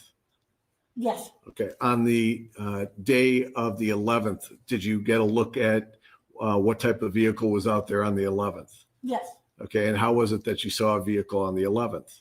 through the door. And let me just ask you, is there any doubt in your mind under oath that defendant Hernandez was one of the two men that was there both on the 10th and the 11th? No doubt, Is there any doubt in your mind that defendant Zuazo was one of the two men that was there both on the 10th and the 11th? no doubt. I don't have any other questions. Okay, all right, thank you, Ms. Murray. You may step down. Watch your step as you step down.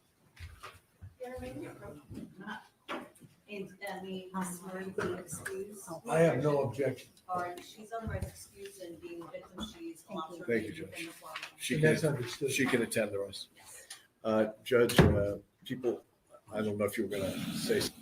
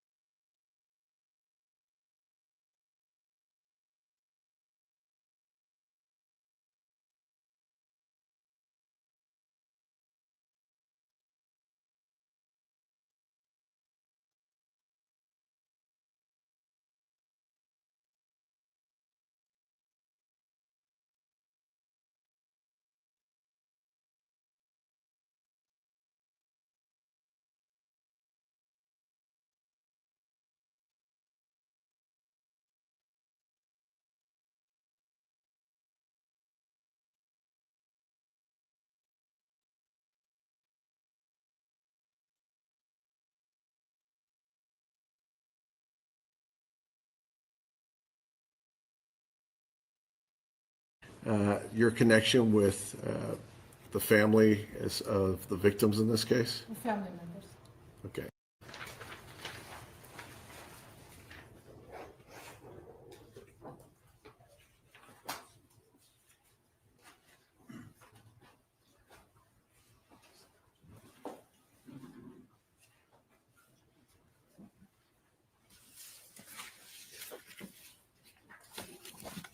Hello, good afternoon. If you could just get into that little sample that George told you, you can just walk right in, watch your step, and then if you can just turn and face me, I'll give you. Raise your right hand. You swear to testimony that you're going to provide us the truth, the whole truth, nothing but the truth, so help you God? Yes. All right, thank you. Please be seated and tell us your name. My name is Hannah Hussein. All right, you're with us. Thank you, Judge. Good afternoon. Yes. And can you tell us your connection with the family of the victims in this case? The family members. Okay. And how are you connected to the family? He's my uncle's son. Let me direct your attention back to last year. Were you employed in connection with the family? Yes. And how were you employed? I was employed as the sales at Hunter McCoy. Okay. Now, I think you're going to be the first one that I'm kind of sure you need to speak up pretty loud so everyone in the first two rows can hear you too. Can you do that for me? Yes. Okay. And where were you employed? Hunter McCoy. Okay. It's the Golden Glitter Shop. And was the victim Sam the owner of that? Yes, he was. And how long had you worked there? 20 years. Okay. And what were your duties there? Sales, inventory, clean and everything like Okay. Did you work in both stores or just one store? both. And when you were working in the pawn store, were you familiar with the way that they would do transactions as far as people pawning items and then coming back to get those items back out of pawn? Yes. Were there type of documentation that you would do when you were doing pawns? Yes. And what was the documentation that you had standardized for that store? We have to ask for IDs. Okay. And when you say ID, do you take an individual's driver's license? Yes. Do you take any type of fingerprints? Yes. Do you enter that into your computer? Yes. Are these things just your store policy or are these part of state law? State law. Okay. And I'm not familiar with the pawn industry, but there's a rate of redemption. Is that correct? Correct. And is that rate of redemption, is that a store specific or is that state law too? State law. Okay. And what's the redemption rate? 3%. Okay. In your dealings with the store, you're familiar with how to enter things into the computer? Yes. You're familiar with how to take fingerprints? Yes. You've dealt with a lot of customers? Yes. Okay. This case occurs and obviously it touches your family very deeply. Do you, as part of the store, go back through the records to see if after Carlos Hernandez was arrested, if he had any connection with your store? Yes. And did you do so? Yes. I'm going to show you what's been marked as People's Exhibit number 13.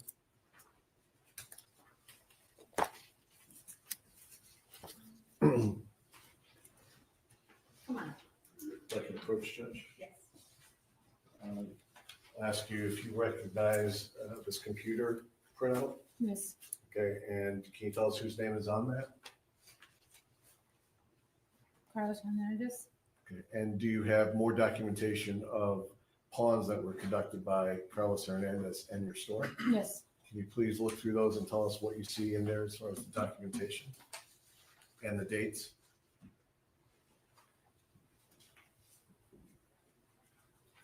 The date on the first one is March 7, 2022.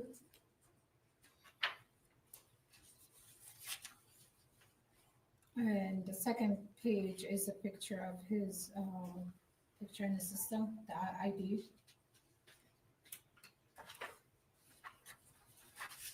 And what's the next one? The third one shows the date that he pawned it, this item for $100. Okay. October 18, 2023, and it was at 2:00 and was 202.47. And does it say how much was pawned? It was pawned for $100. And the next page?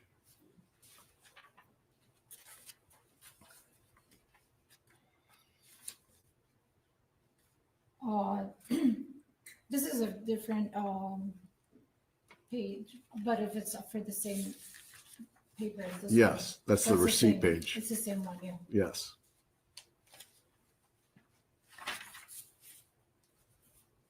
And this ticket was also pawned on October 18, 206, $400. And what was that?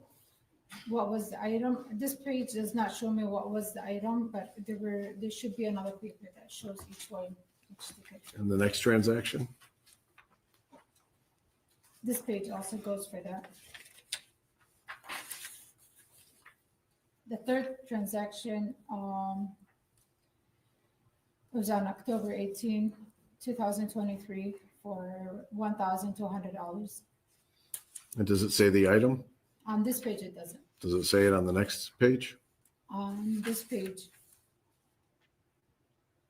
it should say right over here in the red, but to be honest, I cannot read it. Okay. Oh, I do see, actually, sorry. I do see it's a pair of glasses. Are those Cartier glasses? Cartier glasses, yes. Okay. Is there another transaction?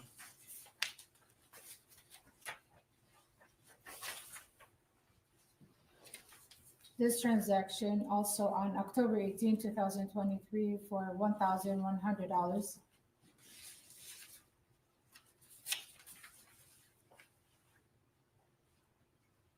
This is a charm, 10-karat gold charm. Okay. And what date was that?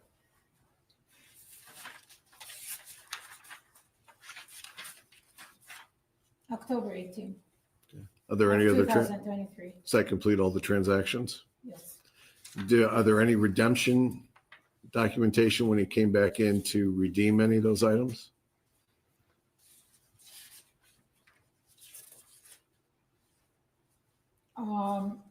You don't have him here, but I know that I took a picture and I sent it to Okay. keep it on file.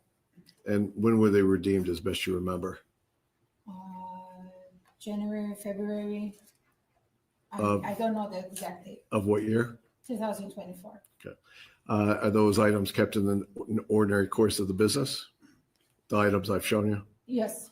People would move People's Exhibit number 13 into evidence. I have no objection on behalf of Mr. Zuazo. Now, in addition to the receipts that we just discussed, was there another occasion that stood out in your memory after the arrest of defendant Hernandez? Yes. Can you tell us about that occasion? He came in and he asked about a Rolex watch. Okay, when you say he, you're talking about defendant Hernandez? Correct. Do you see him in the courtroom today? Yes. Could you please point to him and identify an article of clothing that he's wearing? You're going to have to say what color his shirt is if you can.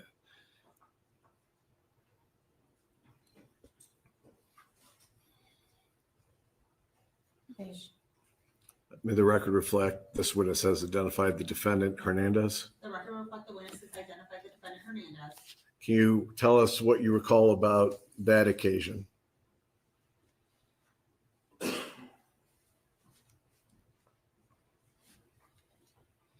Me and Mr. Sam were doing inventory.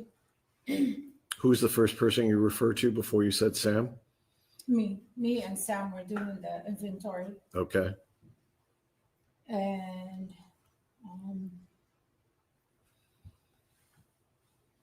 he walked in towards us and asked about Rolex watches. Do you have a special section in the store where the Rolex watches are kept? Yes, And is it in a display case in part of the store? it's in a display showcase. Okay. And what happened after the defendant asked about that? I I walked with him towards the watches, and I'm sorry. I walked with him towards the watches and we talked a little bit about the watches. Then he asked me about the owner and I pointed at Sam. Then I called Sam towards us. And did Sam come over towards you? Yes. And what happened when Sam came over towards you? They shook hands and they talked, but at that time I walked away.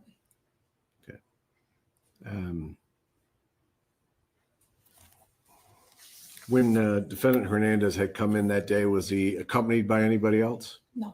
He was alone? Yes. On the, I don't have any other questions, Judge. All right, any questions? Guys, Zazo here? Yes, I do. Just to get some clarification.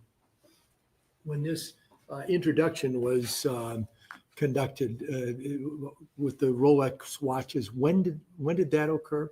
I don't remember the date. Okay, without a specific date, just in time. Was it before the transactions that are recorded in exhibit number 13 that you went through? I don't remember the dates. It could have been beforehand or afterwards, I don't remember. but you don't have any doubt remembering that Mr. Murray and Mr. Hernandez shook hands in Mr. Murray's pawn I store. do remember that. Okay, you just can't tell us when it occurred. Yes, that a I yes? remember. So you recognize Mr. Hernandez because of them shaking hands and you talking to him about Rolex watches, correct? Correct. All right. And so when did you make that recognition? When did you see Mr. Hernandez's picture? When we looked him up on the computer to see if he was one of our customers. And you saw it, the identification card. Correct. Okay, thank you. I've got nothing further. Cross-examine defendant Hernandez. Thank you. Good afternoon, ma'am. Good afternoon. If I ask you something that you don't understand, could you let me know and I'll try to ask it a different way? Correct. Okay. You stated that you worked at Hamtramck Pawn for 20 years. Is that correct? Correct. Is it a busy pawn shop? Not really.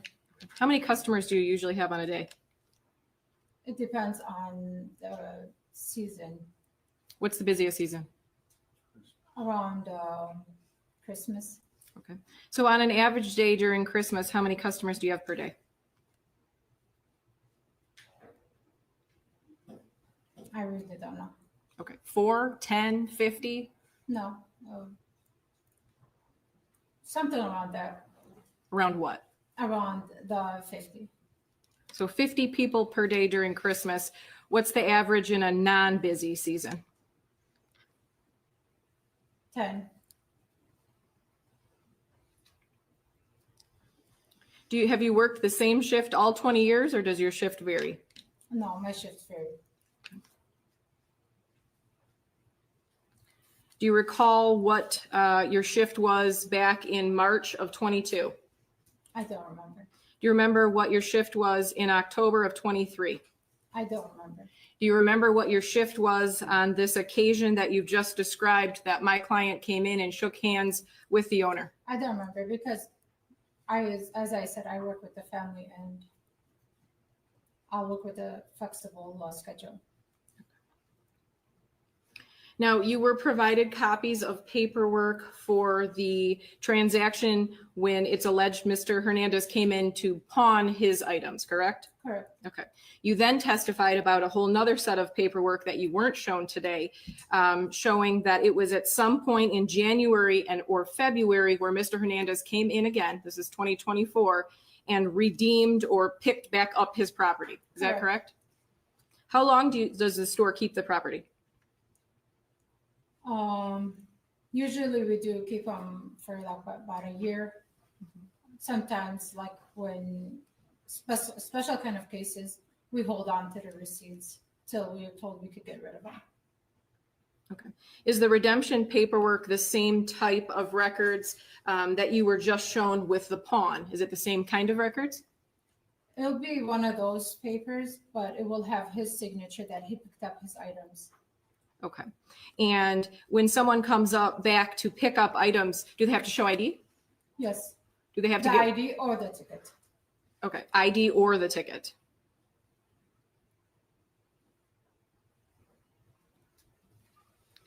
So this conversation that you are describing, you are not sure if it's January of 2024 or February of 2024, correct? I'm not sure.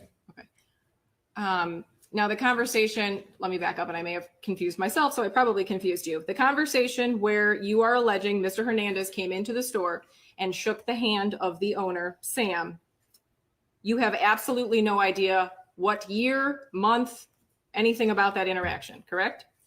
I know it was 2024, but what month, what date exactly, I don't know. How do you know that it was in 2024? Because when the accident happened, I know it wasn't too long when the time that I have seen him. You remember if it was cold outside, warm outside? It was cold.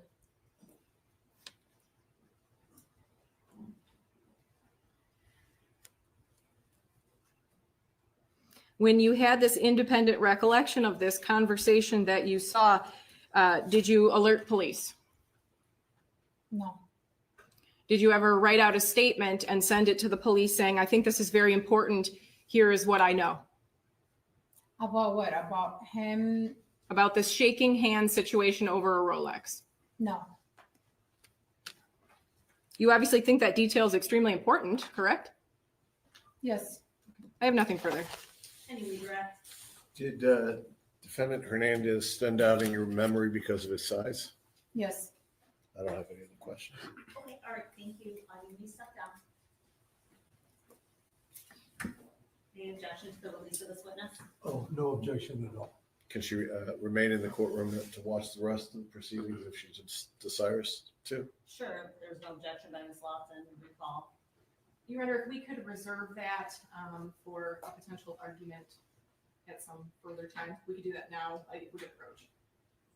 Well, all right, why don't we ask Ms. Hussein out of the courtroom right now? And what we'll do, ladies and gentlemen, it's been about a couple hours, so I'd like to swap the juries as well. So let's take about a 15-minute break and then we'll bring everyone back.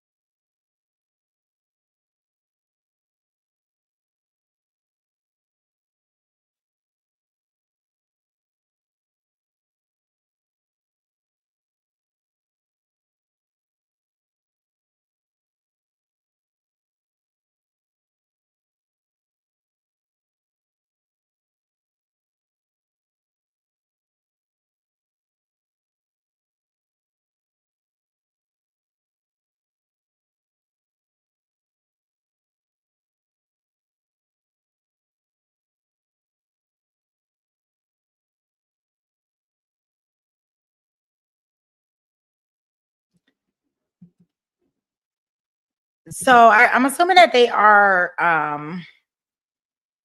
swapping out the defendants. I don't know. This is the weirdest stuff. Like, I don't even know where the two juries sit. Because look, this is the jury box over here, guys. Let me see.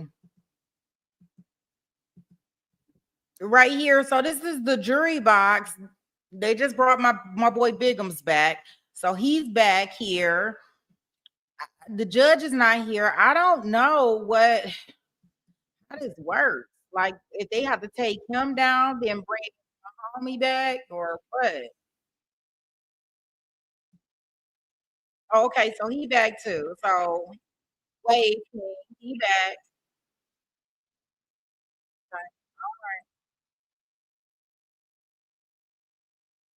Okay,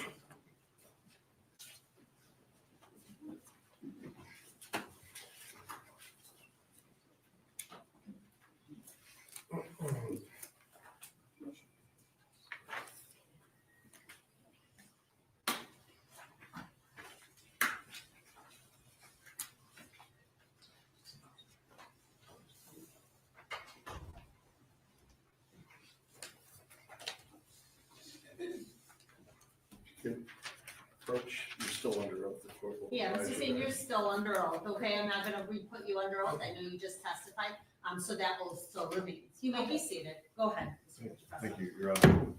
Hannah, at the break, the attorneys discussed exhibit number 13, and we just want you to clarify a couple things for the jury, okay? Sure. We talked to you about the redemption payments, and I think maybe we need to clarify that for the record. Do you recognize exhibit 13 regarding the transaction with a pawn date of October 18th, 2023? Yes. Is there in fact redemption payment information Yes. on this? And this is dated January 26, 2024, is that correct? Yes. And that took place at 3:15 PM. Correct. And the item was pawned on October 18, 2023 for 100, and it was redeemed on January 26, 2024 for $124. Is that correct? Correct. The attorneys also talked about documentation regarding the pawn slip regarding an item that was pawned on October 18, 2023 at 2:06 PM for $400. Do you see that? Yes. And it correctly has a redemption payment for January 26, 2024 at 3:15 PM for $460. Correct. And all this paperwork was pulled up, if I'm reading your information right, December 12th, 2024. Is that correct? Correct. And also regarding transaction also dated on October 18, 2023 at 2:10 PM. There was an item pawned for $1,200. Is that correct? Correct. And there was a redemption that was received on January 26, 2024, 3:15 PM for $1,356. Correct. Is that correct? Yes. And finally, redemption, pawn for on October 18, 2023 for at 2:12 PM for $1,100. Correct. And there was a redemption made on January 26, 2024 for $1,244. Correct. And that was the redemption information that you had discussed that you didn't confirm until just now. Yes. Is that right? Yes. Okay. Were you nervous when you were testifying? Yes. Okay. Is there anything else that you want to add to what we just discussed? No. I don't have any other questions. Do you have any cross here? I have no cross. So this is cross for Hernandez. Yes, thank you. Ma'am, you indicated that you can redeem in one of two ways. One, the person can show their ID, and if the ID matches the person who pawned it, they can pick it up, correct? Correct. Or if you have a ticket or a slip that the store gives, you can pick it up that way, correct? Only the ticket. Only the ticket. Okay, so if you have the ticket and you're not the person that pawned it, you can still pick it up, correct? With your ID. You have to have your ID and someone else's ticket. Okay, but your ID does not have to match the person who pawned it, correct? If you have the ticket. If you have the ticket, yes. No. Okay, nothing further. Any redirect? Do you note it any differently than we just saw if it's a third person who's picking it up? No. I don't have anything else. Okay, thank you. You may step down. And I believe you are now excused as a witness. Yes. No I have objection, Madam. No objection, all right, so you may remain in the courtroom if you see fit. People's next witness? People call it Brian Kelly Broad.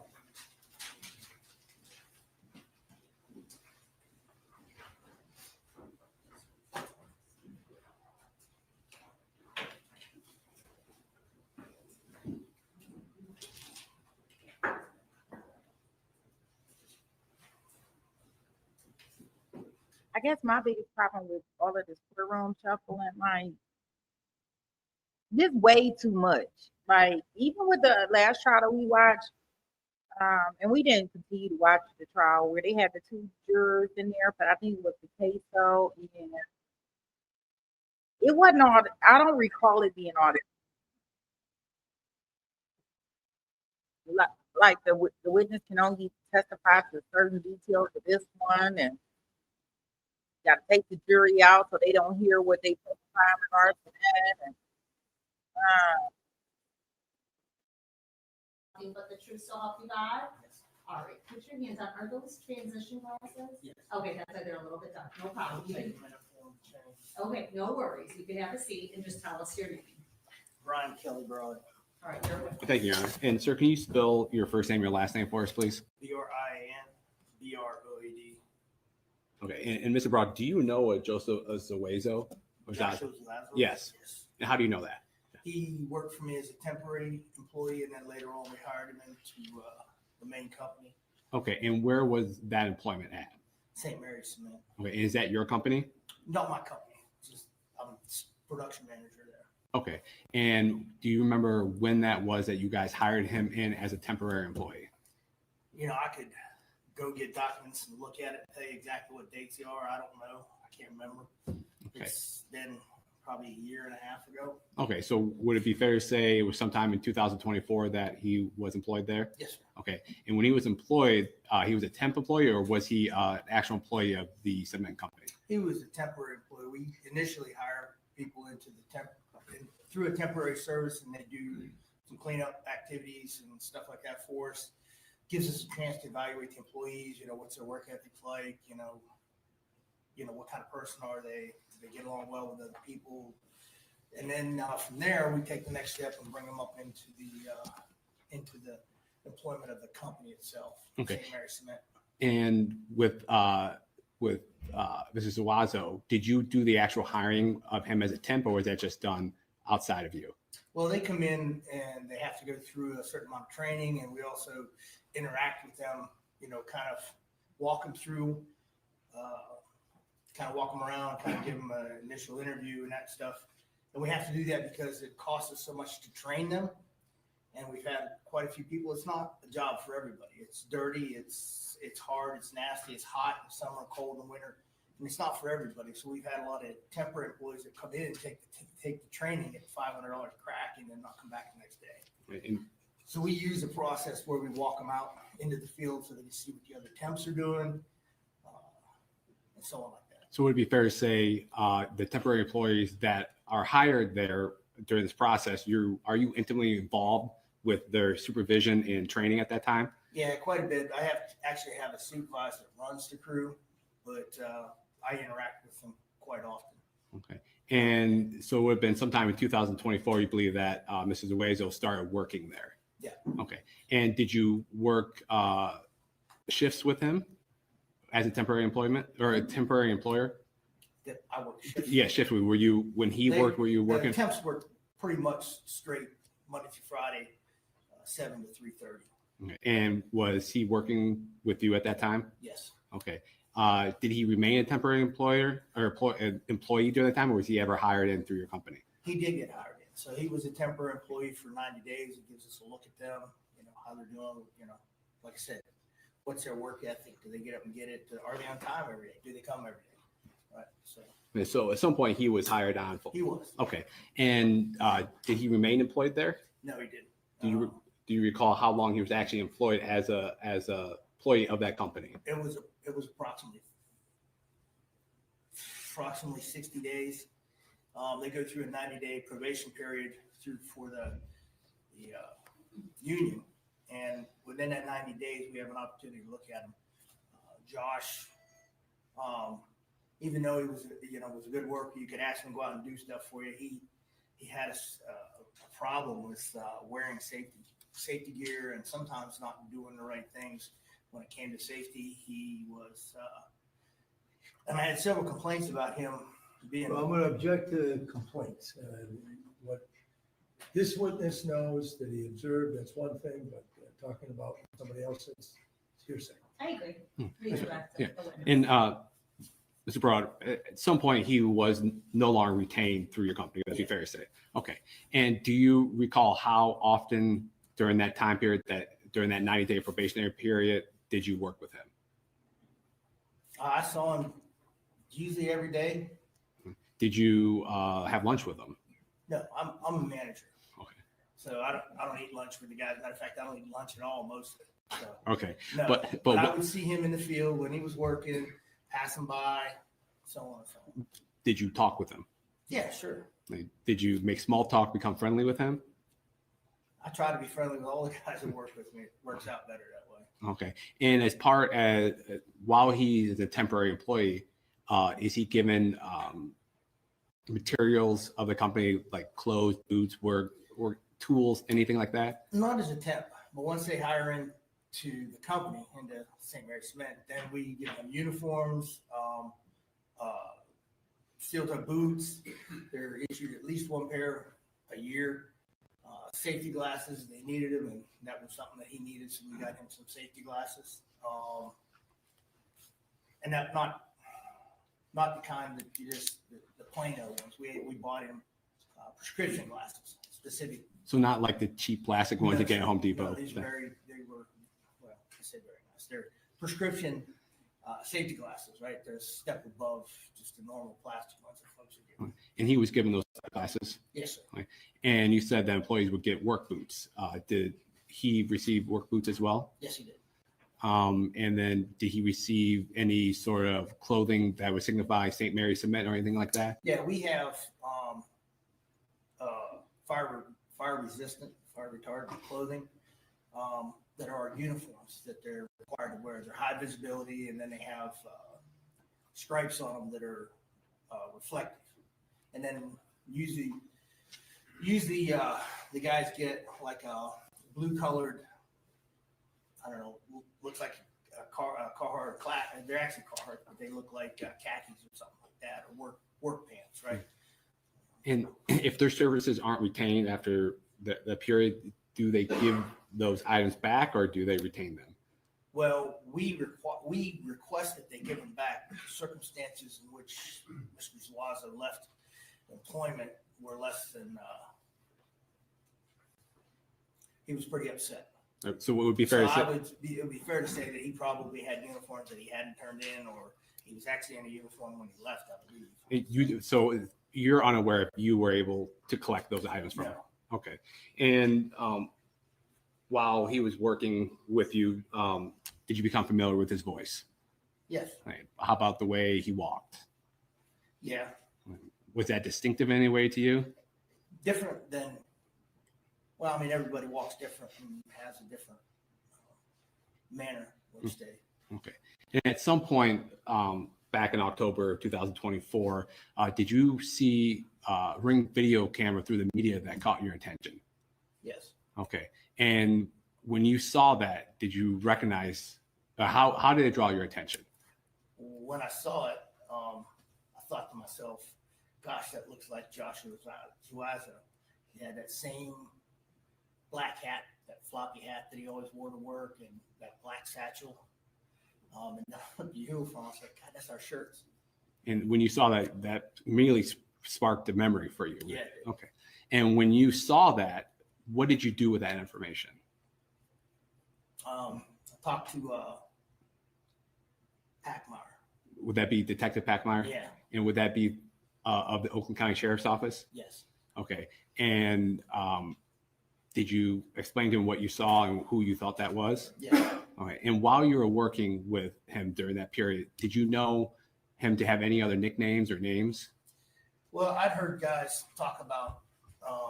Well, I'm going to object again. If it's hearsay, then I don't think he should be telling this jury what he heard other people say. What's your position about that? I don't believe it's hearsay. May I follow up real quick? Well, why don't you believe it's hearsay? I'm going to ask him a follow-up question regarding whether or not he knew him to go by a different name. Well, I think it's not hearsay, so I don't think it really goes to the truth of the matter of service. So you can ask the question. Did you know him to go by any other names? I knew him to go by Yogi. You knew him to go by the name Yogi. Yes. Did you ever call him Yogi, or did you always call him by name? I always called him Joshua. Okay. I'm going to, 1 second, I'm going to play something for you. You can see that in your screen, okay? I'm going to play with the marked as People's Exhibit 5. This previously entered 5? Yes. You should say you. And I didn't want to bother you guys for late, but you had to check the outside. Yeah, I understand. I understand. You were on edge. Listen, how you doing today, sir? I'm all right. So, you want to read? What am I paying for? Just to give us consent to check the inside of the home. So what we have to do Did you have to check for like cracks in the heat? And that person that came walking up to the driveway and standing on the porch, is that the person you believe to be Joshua Zuazo that you were working with previously? Yes, sir. And what was it in that particular video that we just saw and that you previously watched that struck your? Well, what I noticed here is the way he's walking up, he's got that black satchel that he always carried with him to work and that stuff. There was a different video I saw in which he had that black floppy hat on. Just 1 second. And are you pretty sure that's the person you know to be Joshua Zuazo in that video? Looks like him. I'm going to play, Your Honor, what's been marked as People's Exhibit 5 that had already been admitted, Your Honor.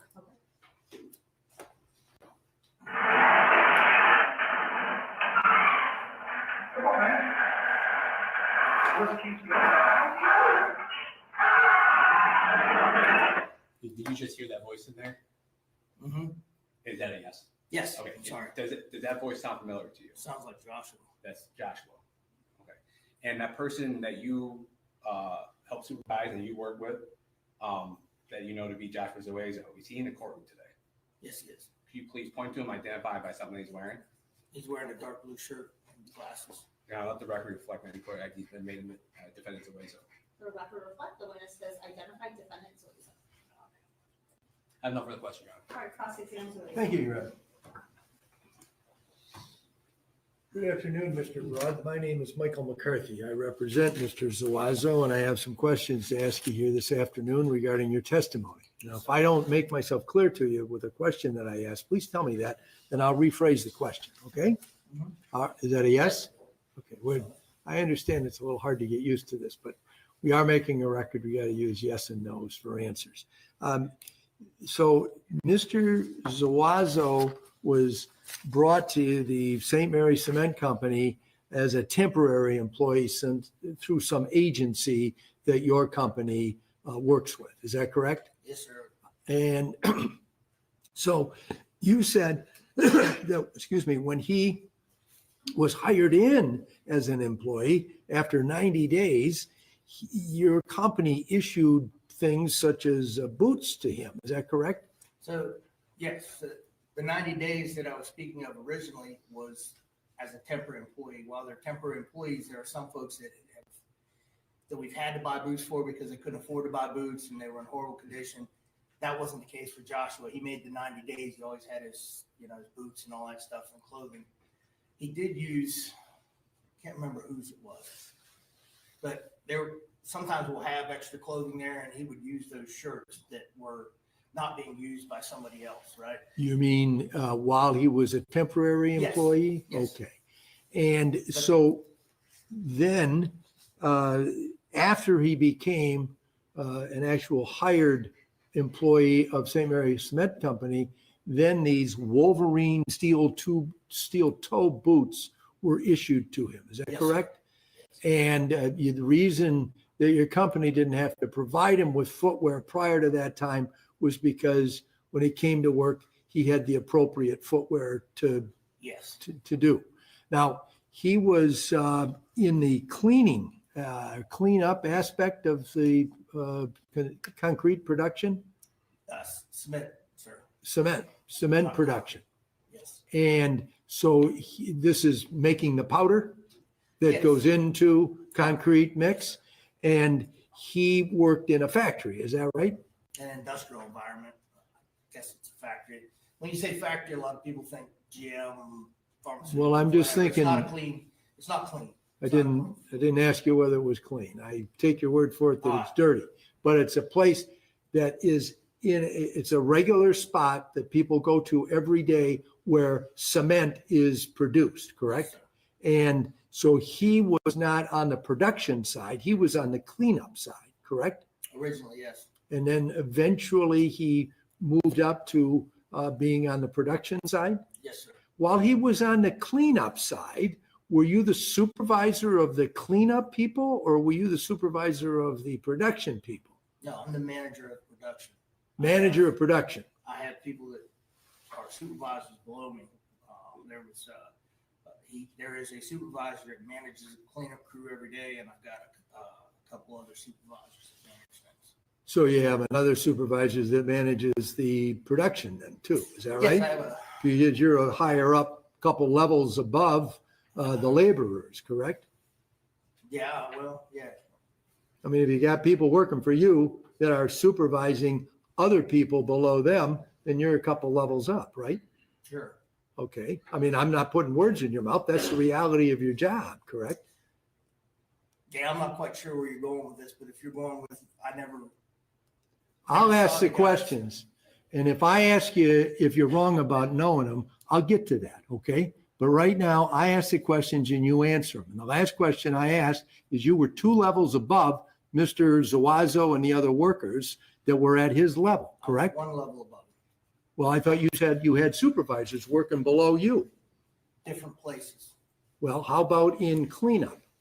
There was one person that supervised the cleanup that worked directly for me. Okay, and below that person was the workers, right? Yes, So that's 2 levels. You've got a supervisor working for you who is in charge of the workers at the lowest level, correct? So that you're 2 levels above, right? okay. No, it isn't okay. You can add, can't you? You got the little people down on the bottom. You got the supervisor that you hired or you put in place, and then you're that supervisor's boss, right? Yes. Okay. So now, how much time would you be spending with a guy that's 2 levels below you in what you refer to as the field? I spend quite a bit of time in the field. Actually, about 50 to 60% of my time is spent in the field. So I grew up in a family of construction people, and I spent a lot of time in what we called the field. And the field was where the construction was actually being done, the job. But what you're telling me is that you're calling your factory situation the field. Is that right? Yes, sir. Okay, but that's indoors or in a yard, correct? Yes, in both indoors and outdoors, several different buildings. And there's all kinds of activity going on. Is that Yes, sir. right? But you're 2 levels above the workers who are doing the cleaning. How often would you be out there seeing whatever it is that Mr. Zuazo was doing as a temporary employee? Quite often, because Well, how often? Not quite often, but are you doing that every day? every day. Every Every day. day I'm out in the field. I spend at least 50 to 60% of my time out in the field, sometimes even more. How many men or women or both work out in the field? There's 4 people on shift. There's 6 to 7 temporary employees that do the cleanup, a supervisor, and a control room operator. He's not actually in the field. He's in. So, and then how many of those supervisors are you on top of? The cleanup supervisor And the production? CRO, and the production supervisor actually works at night shift. Okay. So, and you're not there at night because you're working during the day? Yes, sir. So you're seeing, you're interacting with, it sounded like 7 people in the cleanup crew and then the supervisor and one other job that you mentioned. So you got about 9 people there, right? Yeah, usually. And then this is a big place, right? Yes, sir, I guess. Well, I don't want you to guess. I haven't been there. The jury members haven't been there. Is it a big place or is it some little tiny thing where 7 people are all shoulder to shoulder in the factory? All right. There's a lot of moving around because you said some of it's outside and some of it's inside, right? Mhm. And Yes, that's sir. a yes. And so the fact is, and you're supposed to be checking out what's happening and making sure that the production is going correct. Yes, sir. Also seeing that the cleanup is being done correctly, right? Because if the cleanup isn't done right, then that affects the production, correct? And many times the cleanup requires somebody to go by and troubleshoot why we have cleanup needs. You know, what's spilling, diagnosing what the problem is. You know, does the skirting need adjusted? Is the belt tracked over? Why are we having that spilling? And you're doing that, right? Yes. Okay, that's your job. That's your primary function of being the supervisor there, the manager, whatever the title that you said earlier that I forgot. Production manager.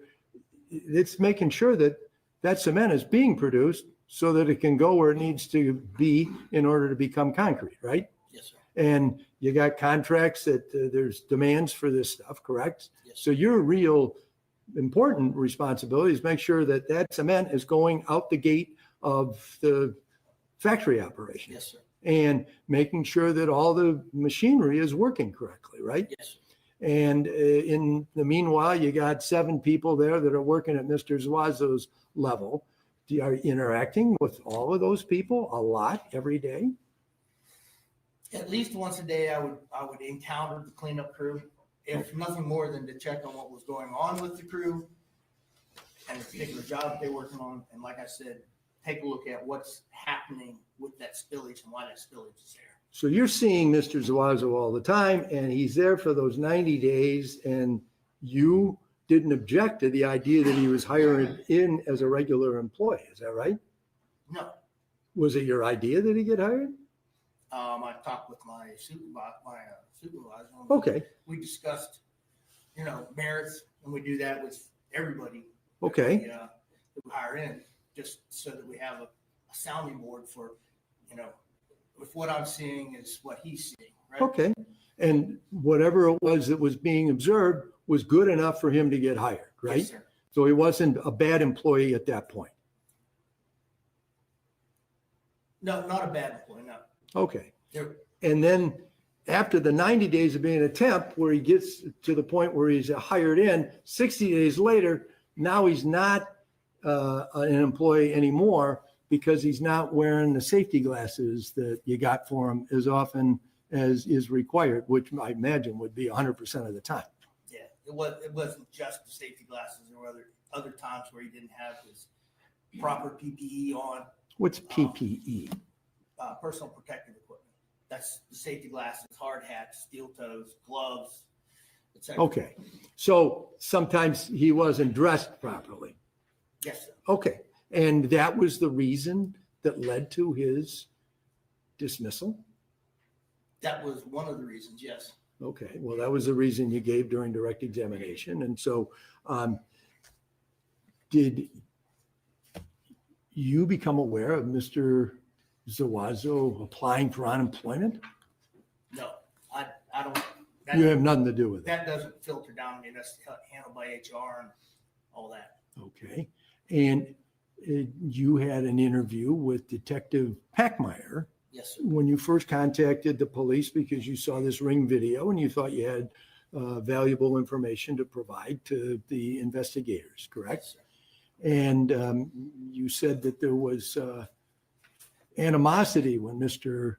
Zuazo was informed that he was fired. Is that right? Yeah, he threatened to kill me. Okay. So he threatened to kill you, but he didn't kill you, did he? No, he didn't. That didn't happen.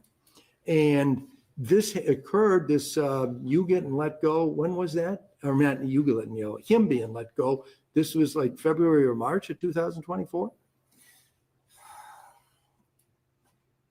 I believe so. I All right. couldn't tell you without looking at the actual documentation and what the dates are. And that's fair enough. But it's at least 6 months later that you see this video on the news. Is that right? Yes, sir.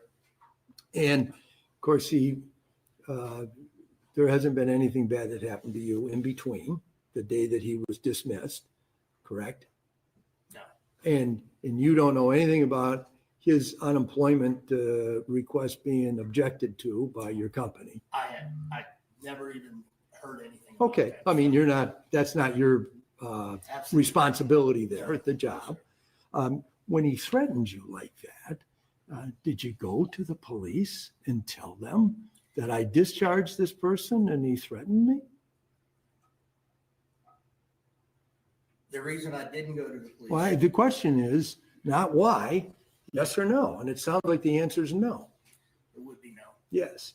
And then here this time goes by and you remember this man, Mr. Zuazo, if for no other reason than because he said something to you that was unsettling. Is that correct? Threatened to kill you? You're gonna have to rephrase that because I don't understand All what right. you're saying. When you saw the video, Mhm. you recognized, you say, Mr. Zuazo, right? Yes, sir. And this is this guy who threatened to kill you when he got let go from your company, right? Is that a yes? Yes, sir. Because we're making a record. I know you're saying yes, but we got to just get it. I'm with it. I All apologize. right, no problem. And so that was something that stuck in your mind. You didn't forget that, right? What, did he threaten to kill me? Yeah. Okay. I mean, I've had several employees that we've terminated that have threatened to kill me. I mean, I had one that called and texted for 4 or 5 months afterwards saying they were going to kill me. And the reason I didn't call the police for Joshua was because I called the police on the other guy and I couldn't get anybody at all to give me any help. Nobody. Not Taylor, not Downriver, not the Detroit police, none of them. So But in fact- in my mind, I wasn't going to get any help if I called. So you got to understand that there's Okay. reasons behind why I didn't call. That's fair enough. Nevertheless, you say that regardless of whether you told the police, you did tell it to Detective Pockmeyer that he made that threat against you. Mhm. Is that a yes? That's a yes. And by doing that, then this trouble comes Mr. Zuazo's way, right? Because you're making this identification. Yes, sir. All right. And you feel a little bit of justification about that, correct? No, sir. That's No? the reason I called. All right. Now, in your written statement, because when you met with Detective Pockmeyer on I think it was like the 17th or the 18th of October, and you wrote out this statement, you said that what you heard Joshua Zuazo say on the Ring video was, "Come on, let's go." You remember that? Yes, sir. All right. But the person who's doing the speaking, you saw the video just a few moments ago, right? Mm-hmm. Is that a yes? Yes. And what the person who's doing the speaking and walking away from the garage says is, "Come on, man." Did you hear that? Yes. I mean, it was in the video. Well, did you note that? Did it impress you that he said that? "Come on, man." That's the only statement that's made by whoever that speaker is. Not "come on, let's go," like you wrote in your handwritten statement that you gave to Detective Peckmeyer on whatever date it was, October 18th. You're asking me to say exactly what I heard on the video, but I'm not I thought asking I you. read- Well, let me just, hold on just a second. May I approach? I'm going to show you your statement. I know what I said. I know what I wrote on there. You don't have to approach me with it. Well, did you see the part where you just, though that statement, "Come on, let's go," is in quotation marks? Your handwriting, right? Should be. Well, let's get it verified. May I approach, Your Honor? Are you having difficulty remembering, sir, what's on there, on your statement? I don't know. I wrote the statement a year ago. I mean, Okay, all right, if that helps refresh your memory, you may approach. Take a look at that. I'm just going to ask you, is that the statement or a copy of the statement you wrote for Detective Peckmeyer? Sure looks like my handwriting. Well, you remember writing it, right? I remember writing the statement, yes. Okay. And, Exactly what I wrote in the statement, I don't remember from a year ago, but well, is it your handwriting that says, "Come on, let's go"? yes, Those quotation marks, were those yours? yes. Is that the way that you customarily would quote somebody, by using quotation marks? If you were writing something out? Usually that's what they taught me in English in school. Well, I understand that. I'm just asking you because you meant that to be a direct quote, correct? Otherwise, you wouldn't have put those quotation marks around it, right? Okay, yes. And you wrote that right after you were sitting in the squad car or the police car with Detective Peckmeyer, and he showed you the Ring video on his laptop computer. Isn't that right? Yes. And that was bright and early, or not bright and early, it was before sunrise on the morning of the 18th of October. Yes. Okay. And isn't it true also that you were wearing a uniform from St. Mary's Cement Company at that time? Yes.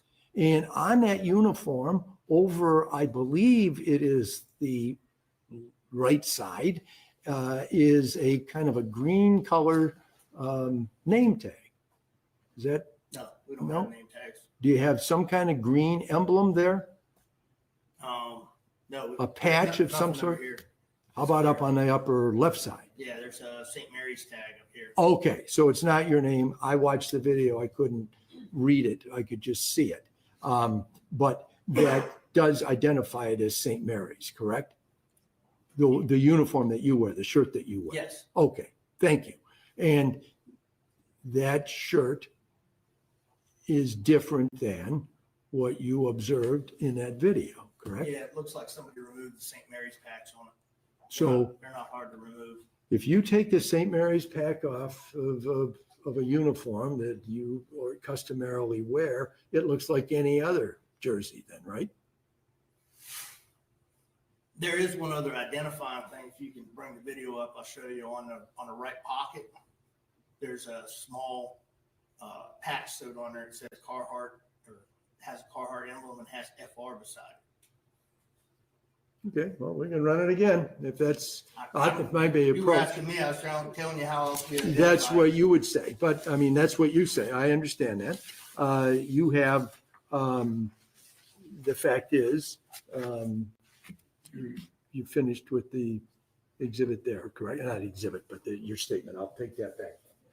And perhaps, if you want to go through that again, put it another time.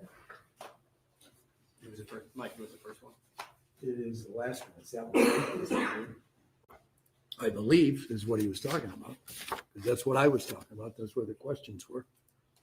You got to be able to see the front of the uniform. There's one.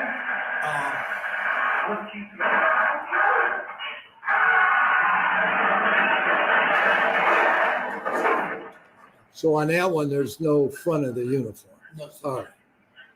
Oh, by the way, you talked about the bag. You said during direct examination that you saw the bag that Mr. Zuazo customarily carried.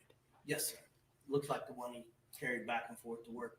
Okay, looks like it. You can't say that's the same bag then, can you? No. And you don't know where that bag that you see in that video came from, correct? No.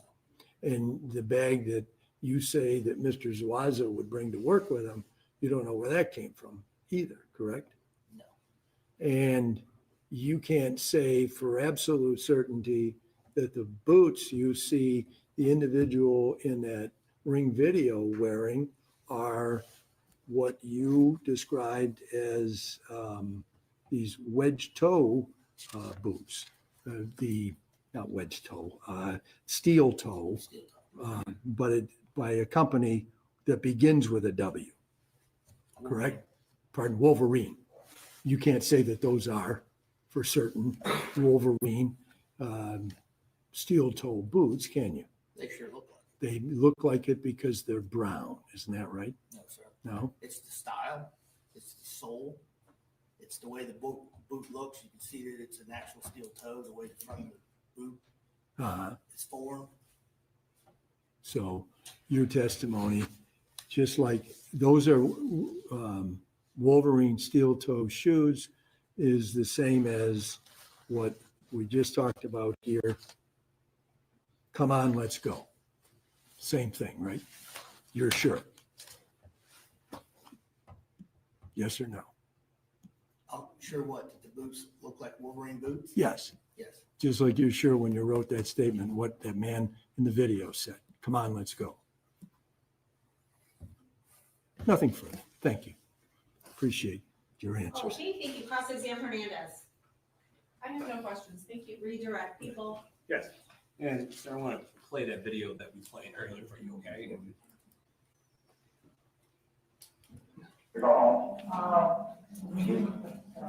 Excuse me, do you have the video where he's already I don't know why we drive the lane, but we haven't checked the outside. Listen, how you doing today, sir? I'm all right. So, you want to read? What am I trying for? Just to give us consent to check the inside of the home. So we have a tag right there. And so I want to ask you some questions. So what we just saw, the tag that's on his left chest. Okay, and that's familiar to you. Yes, the Carhartt tag right here on the flap. Yes, and why is that familiar to you? Because it's on every last one of our shirts. Okay, and then you mentioned on cross-examination something about the letters FR. Yes, which makes those pretty unique because they're fire resistant, fire retardant, and most places don't buy fire retardant clothing for their guys. We do because they have to energize, de-energize breakers, which puts them in risk of an arc flash explosion. Okay, well, okay. So, well, if you want to know exactly what my thoughts are while we watching this testimony, I will give you my opinion of this. Okay, you ready? Okay. Oh, you ready for Friday? Okay, yes, because I'm gonna be crying over him. But I'm trying to figure out why they got this man on the stand disputing if this is these people that's on this camera that we are looking at. Like, come on. We know that this is these people. Why are we going through this? Why are we doing all this back and forth? What is this about? Like, we could tell that these are these people, right? These alleged people that came into I mean, she came up on the stand and she basically pointed out it was this one over here, light skin, and it was this one over here, dark skin. Like, I just don't really understand why we are doing this. And I guess my guy, he's worried about this too. Like, yes, I'm going to be crying over Diddy Friday, Baca. Please come to my cry party. It will be trial at the dark, and me and Barbara are going to go head to head. Long story, you must not be here when they had me in tears the other day. That's gonna be our taking the trial at the dark because he gets sentenced Friday, and I got a problem with that. But not to divert off that, I just wanted to make sure Barbara get ready for that part. That was yesterday. Yeah, we're gonna name it the baby oil bash. Oh, Rachel, you want some of this too? Please come get it. Come get you some. I want all of y'all to come get some. Make sure y'all keep y'all Friday night open. Keep y'all Friday night open, or y'all let me know what night is convenient for all of y'all for our taking the trial at the dark so I can make sure that I give it all to y'all about this Diddy situation. You say, let's go. I probably am going to cry. I probably am going to cry over him, Rachel. Oh, because I grew up on Diddy. Like, I love me some Diddy. Now, so we'll wait till after dark. You was born ready. Oh, I can't wait. Oh, I can't wait. No, see, there's a difference between and please make sure y'all got y'all stuff together for this thing. No, not saying he innocent. See, it's a big difference. Innocent and I'm gonna let y'all get back to this trial. Y'all keep y'all stuff. Y'all keep y'all stuff and y'all ideas and everything that we have, and we will go toe to toe because I've been waiting to debate somebody on this because I really have an issue with this. You say see, Baca, I don't agree with that. I'm glad you love me. That's where difference of opinions come in. I don't agree with that. I agree. I think that everybody need to stay out of his bedroom. If you're talking about that type of gross. Now, if you're talking about that, that is gross. That is awfully disgusting. All right. Okay. We got 2 days till showdown. And please, I want y'all to bring the smoke because I've been waiting to tell somebody, you staying out of it, film? Well, you stay out of it. You stay out of it. Yeah, it is because I'm telling y'all, that situation had me hot. So I've been waiting, I've been waiting to kind of, for somebody that's willing to like respectfully, like no harm, no foul. Everybody's entitled to their own opinion and how they feel about certain things. So I don't care. If y'all know anything about me, I really don't, I don't take anything personal in regards to that stuff. But I just be want to know what people are really judging him on. So it be really confusing me sometimes. Yeah, zip it up, zip it up. I see you, Baka. Zip it on up. You say, I would never say I grew up on Diddy. Duffy, get it?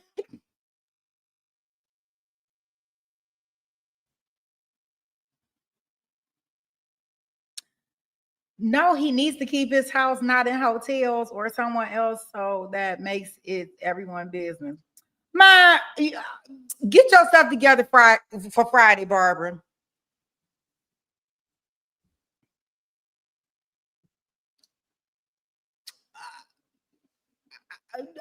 Please. Yeah, two things can be true. But all right. I don't want to give you no notes so you could be trying to go, so y'all can be trying to go get some information. But trust me, when you talk about somebody that's been looked at all of this, we have to talk about some things about my boy Diddy. And I am going to be upset about this. If he don't get to go home, yes, Friday, I am going to cry. I am going to feel all types of ways. No harm, no foul. If they would have charged him with some other stuff, then yeah, I'm all the way with y'all. Yeah, I'm ready, Barbara. I'm ready for the showdown. Don't be late. Don't be making up excuses. Don't be talking about you had to do this. Don't be in the chat after trial at the dark done. Talk about Sweet P, I missed you.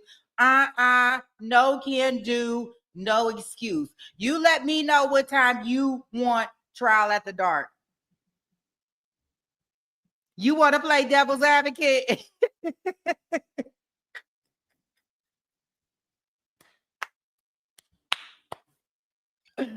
Oh boy, yes.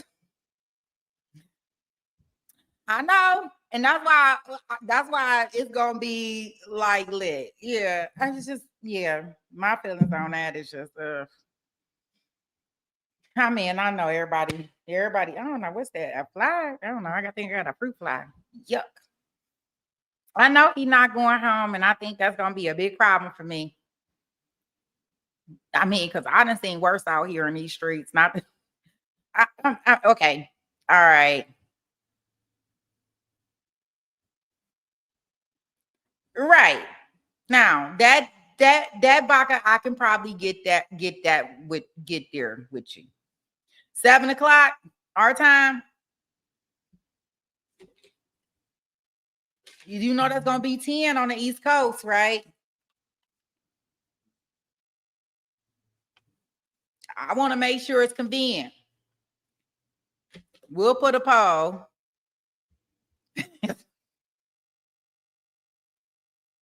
You say you putting in a motion for discovery? No. Y'all done had all the way since Diddy got found guilty of these trash charges. Okay, Lynn. Okay. All right. Well, long as everybody gonna be, good for it. Yeah, no, I can't give you no motion. It's denied. I can't give you no discovery. It's so denied. Everybody have to. The whole debate is, And I guess that's what we're going to have to agree on, Barbara, because I need people to understand my disagreement in regards to Diddy's situation.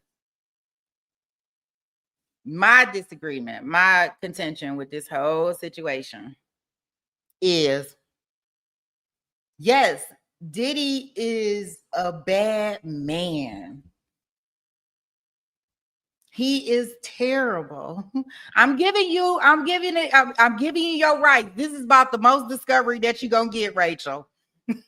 So do a screen record, take down your notes. I'm gonna let you know my position, and you can bring whatever you need in order to argue.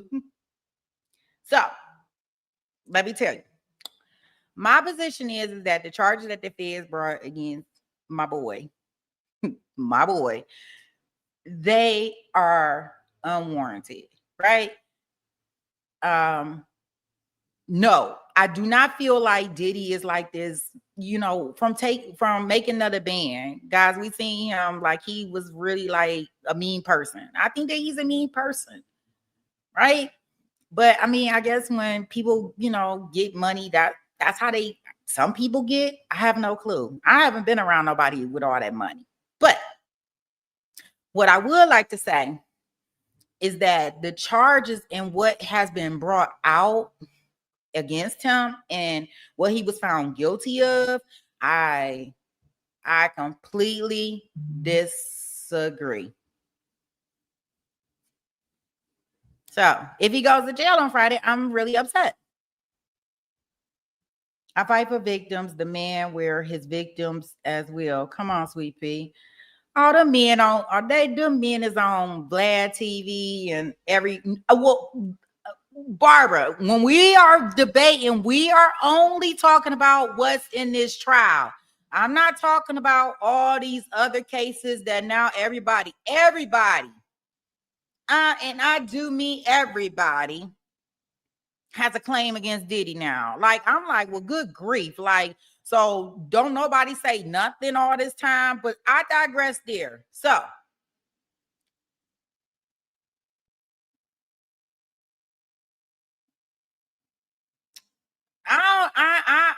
I can't tell you anything about the R. Kelly situation. R. Kelly, I can't do with you.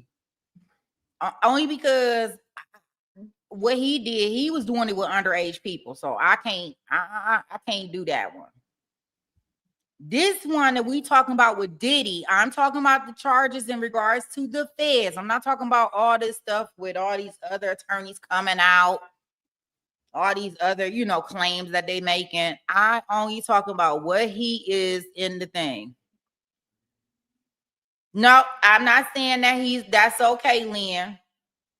Absolutely not. And see, that's where I guess everybody get mixed up in this. They didn't charge him with domestic violence. If you wanted to charge him with domestic violence, then you should have charged him with domestic violence. Please call your witnesses. But if they wanted to charge him with domestic violence, then that's what they should have charged him with. And quiet is kept. I will stop this trial that we in right. Y'all better leave me alone. I'm about to put this up here. We're gonna have to find a judge. You nominate OnlyFans? Okay, we're gonna have to make sure OnlyFans could be here Friday. Okay.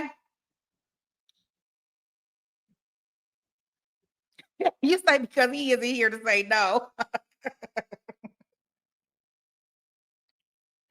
Well, we have to make sure we get a judge and get on that thing. Okay. Y'all get it. We gonna get us a judge. And we gonna debate. And we gonna get this together. And y'all call whatever witnesses or whatever supporting documents y'all want to do, and we gonna get it in after this. Let me get us back into this trial before we don't finish, and we'll be taking the trial tonight. Oh, you make your therapist the judge? I don't know. She might be biased. No, I don't know. let me put us back into this trial. I told you, y'all cannot stop me and want me to get to talking because we will never get through anything throughout the day because I could just sit here and talk all day long. And so you might want to leave me in the cut, Barbara. Now that's what y'all might want to do because we'll be here all day and we would not get through this trial because I'm going to talk y'all to death about the things that I want to talk to y'all about.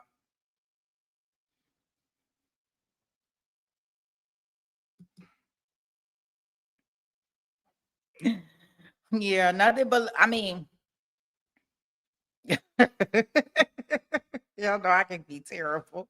Okay, let's get back in here to this trial so we can finish this up. And yeah, we'll get some stuff together. I'll put some things out tomorrow, and then that way we can make sure we have our stuff together for our take the trial after dark debate. When we're doing that, so we buy and require everybody to wear fire resistant shirts and pants. So the temporary employees and then the employees the attempts to eventually become employees, your company buys the fire retardant Carhartt shirts. Yes, sir. Once they're hired in. And based on your time with St. Mary's Cement, employees are given those shirts. Yes. And was Mr. Zuazo given one of those shirts? Yes, he was. He was given 11 shirts and 11 pants. And then you testified on direct that you aren't aware that those shirts were given back to the company. No. Okay. And that shirt resembles the ones that you've given to employees. Absolutely. Okay. And I know there's some question at cross-examination regarding the boots. Do you wear boots to work every day? I do. Have you been wearing boots your entire profession at St. Mary's? Yes, St. Mary's and for the other 20 years that I was in cement. Fair. So are you, and most employees that are working under you and with you, are they required to wear boots? Yes. Are they required to wear a certain type of boot? They are required to wear at least an ankle-high steel-toed boot. Right.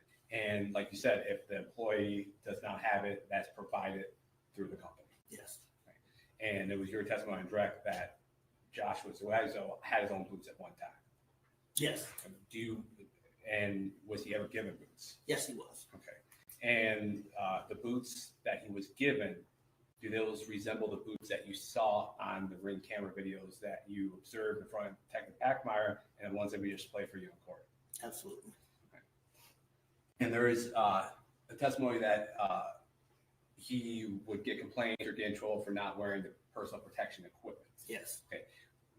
When those complaints occurred, did they go directly to you or would it be through someone above you?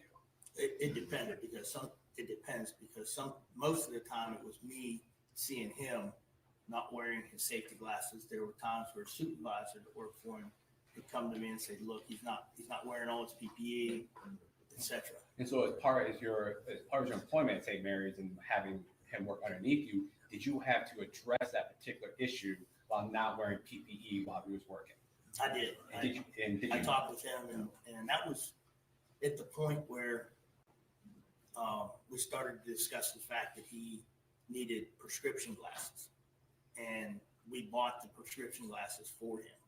So it's your testimony that you directly confronted or spoke to him concerning those PPE complaints. Yes, sir.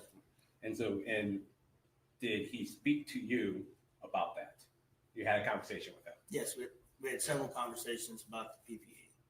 And the other thing you got to understand is that within that 90-day period that they're working for St. Mary's, I don't have to have a reason to let somebody go. If they're not working out for whatever reason, we can allow them to go their own way. So, and that's what he did in this instance. But no, in this instance, it was directly because of his willingness to wear the correct PPE. Okay. And when he was terminated, he threatened to kill you. Yes. That's right. Okay. And it was your testimony on cross that this has happened not just from him, but from other employees. Yeah. Okay. And those other employees, you didn't pick out on that ring video, did you? Those other employees that threatened to kill you, they weren't? No, never encountered them. Okay. And in between the time that he was let go, threatened to kill you, had you had any contact or any situation where you saw Joshua? No, not that I saw him. Okay. And so would it be fair to say when he threatened to kill you, was that something you harbored, you kept in, or was it just normal perks of the job? It's one of the things that comes along with managing people and letting people go. Nobody wants to get fired. Nobody wants to get let go. People have families, but sometimes it's part of what you have to do. And you testified across that when he threatened to kill you, that wasn't the reason you called Detective Packmeyer. No. Okay. What was the reason you contacted the Oakland County Sheriff's Office? Because the video I saw, it looked like Joshua Zuazo. I knew the guy. He worked for me. I felt that I needed to tell somebody that this is what I believe was going on.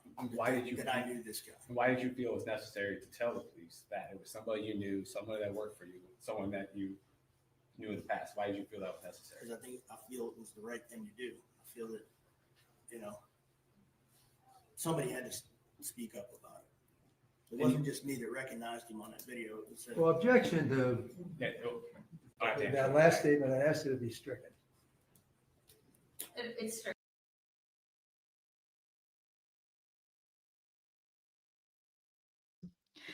I don't even know if I'm gonna be able to control myself through the rest of this stream. Oh, I hope he don't get no time. Oh, I hope they let my boy go on the charges that he is on, because I'm gonna come on here and I'm like, take that, take that. I don't know what y'all talking about. Y'all better leave my boy Diddy alone. Y'all, do y'all want to finish this stream tonight? Because I'm trying to tell y'all. Nah, y'all better prepare yourself, because I'm trying to tell y'all. If he get off and they send him home, or he get less than a year, I'm gonna come back and I'm like, take that, take that. What y'all talking about? Y'all want me to finish the stream? Lisa, get back to this doggone thing. Get back to the stream. Well, I'm telling you. Or not Tootsie Roll. Y'all better leave him alone. No, he is not. And if he get less than a year, I'm coming out here and it's gonna be take that all day. Thank you, Judge. 1 second.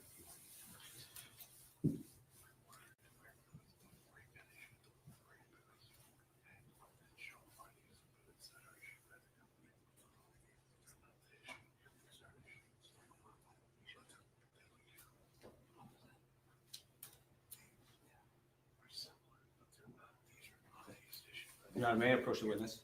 You may with what? Exhibits. All right, which ones? There'd be exhibits 3JJ, 3KK, 3LL, 3MM, and 3NN. All right, come on. So I'm going to hand you all those numbers that I just said.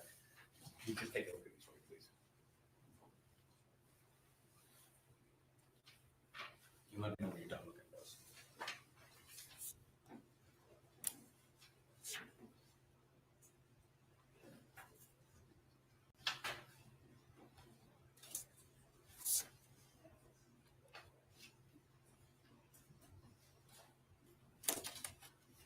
Do those at all look familiar to you? Yeah. And how do they look familiar to you? There's safety boots that are pretty common for us to buy for employees. Are these the same type of boots that you would purchase for temp employees or employees after they become hired? Yeah, we buy. It just depends based on what the employee's desire are. Sometimes we buy different boots. Sometimes it depends on. I hate to say this, but if one boot's cheaper than the other, we'll choose to buy the other boot. So it'd be fair to say that it's not one particular brand or one particular style that St. Mary's would purchase. And the other thing that we do too is there. Well, excuse me. He's already testified that he gave him those Wolverine steel-toed boots. Now it sounds, because the pictures look different than those, he hasn't identified them to be that he's got another. But what's the objection here other than testifying on the record? Well, the objection is that there's no foundation for those pictures, and he hasn't identified them. Well, I mean, that's what they're working on. What? All right, then I would ask that, because this exhibit's being put in, I get the opportunity to cross that. All right, let's see where it Thank goes. And Mr. Brown, you said these type of boots look familiar because these are the ones that St. Mary's purchases. That's what you just meant. Quite often, yes. And do these appear to be boots? These are Timberlands. These are a brand that you guys purchased. Yes. And do you know if Joshua ever wore these particular boots while he was employed with St. Mary's? Those particular boots, Yes. I couldn't tell you if those particular boots were the ones that he wore there. They look like the ones that we purchased for employees.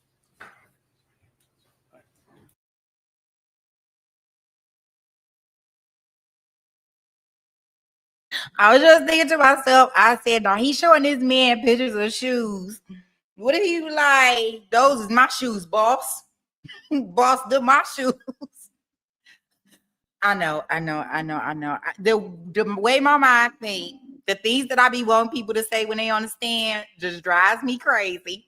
And I'm just looking at this man showing this man these shoes that he is not interested in seeing, that he does not care about at this point in time. I want him to say, those is my shoes, boss. I know. I know. I want to say, those is my shoes, boss. Like, stop asking me about these shoes. Stop asking me about this man. I'm ready to go home. So those is my shoes, boss man. Okay. Okay, y'all know it's late. I've been up probably too long today because now I'm starting to act way silly. All right, Rachel. All right, have a good one. Be safe. I'm telling you, yeah, I'm way too silly right now. Okay, we're gonna get through this. Okay. We're gonna get There's a third method by which they get boots through us too. They can go out and buy their own boots and then get reimbursed for them. And then St. Mary's would Reimburse them for it, yeah. Oh, wait, that was, the questioning was outside the scope of, your original Yeah, direct. and So you're I'll out. allow I'm not- follow-up questioning. I'm not going to move to them if these. Okay, so I'll allow follow-up questioning by defendant Zazo. Thank you, Your Honor. So I understood in your at least cross-examination testimony that Mr. Zuazo came to the job with proper clothing in the way of footwear, and that you didn't have to provide anything to him like you would other temporary employees, correct? Yes. And then when it was decided that he would actually be employed, then the Wolverine steel-toed boots were purchased for his benefit and given to him, correct? Yes, I actually have the receipt for purchasing the boots, and I can tell you exactly what boot was purchased for. Well, but your testimony today, unless you have that receipt with you, your testimony was, well, your testimony today was that it was Wolverine steel-toed boots. You can't look it up right now. You can't Oh, all look right. it up. Yeah, okay, go ahead. So are you changing your testimony about the Wolverine steel-toed boots that you bought from Mr. Zuazo when he began working as a full-time employee? No, Okay, and he had his own shoes when he came on the job, correct? he did. And you said that you couldn't say that the pictures that you just were shown were pictures of boots that you ever saw Mr. Zuazo wear, correct? No. The only thing you can say is that you think those boots in that video from front of the garage are, which it's not up there anymore, they changed it to a different one, but the boots that the man in that video from the garage are wearing are Wolverine steel-toed boots, correct? They sort of appear to. They They appear do. like those too. They all look quite similar. That's a very good point. Brown boots look pretty similar, don't they? Especially when all you're seeing is the toes part of it and the heel part of it, because the individual wearing the boots is also wearing long pants. So let's go back to the video's right there. The question was, If we look at those boots right Excuse here, me. look at those boots, they look identical. All right, we're doing question answer format here, and let's not keep asking the same question over and over again, Mr. McCarthy. Is there another question? Well, I'd like to get an answer to the one that I just What asked, was which that? was, the reason the boots look similar is because all you're seeing is the toes and the heel part, the soles, and because the person who's wearing them is wearing long pants too, right? No, you can see the toe and everything on these boots right here. That's what I just said. The toe, the heel, the sole, that's what you get to see, right? Not the tops. Yes, sir. Is that true? Yes, sir. Okay. Thank you. I have no further questions. Thank you, Okay, Your all Honor. right, and you redirect based on that? No, Your Honor. Okay, all right, Mr. Bud, you are all set. You can step down. You didn't have any questions, did you, Ms. Lockton? I did. Okay. All right, can this witness be excused? No objection. Okay. Oh, all right. Who's next? Dr. Packmeyer. You don't know how long you're How long will this witness testify for? 40 minutes, maybe. All right, we can do it then. We'll go for another half an hour. It's about 4:30. But I don't think that includes that our cross.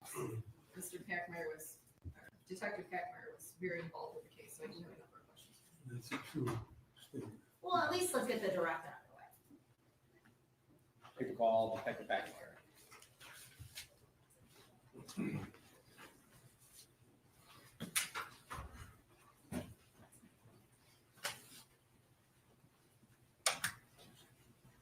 Good afternoon, Detective. I'll get you sworn in. Go ahead and raise your hand. Do you swear from the testimony you're going to provide today is the truth, the whole truth, nothing but the truth, so help you God? Yes. All right, thank you. Please be seated and tell us your name. David Packmeyer. All right, your witness. Yes, thank you. And sir, can you state your full name and spell for the record for us? please? Yes, David Packmeyer, second, David Pachmayer,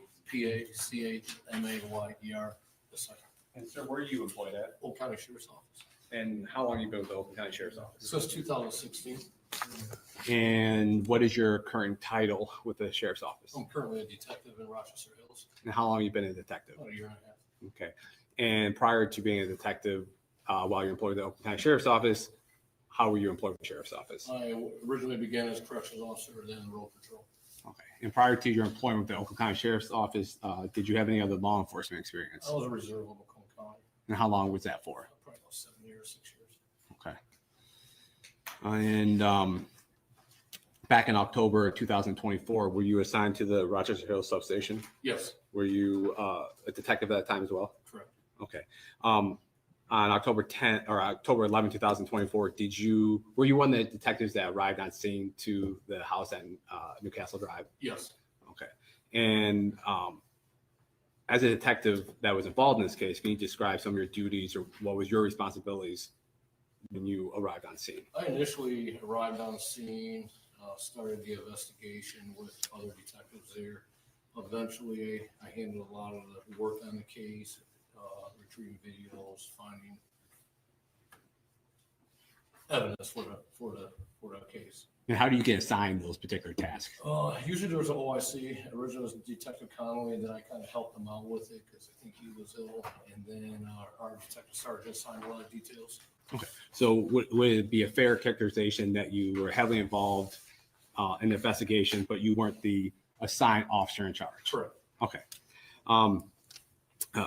During your investigation, were you made aware of a vehicle that may have been involved with the incident at Newcastle? Yes. How did you become aware of that? Detective Downey actually received a call from Officer Hill from DPD. He mentioned that earlier in the day, around 12:15, he came across a vehicle fire. So there was you got a contact by the Detroit Police Department about a vehicle that was on fire. Correct. And how did it come to be that this particular car that you thought to be involved with this incident?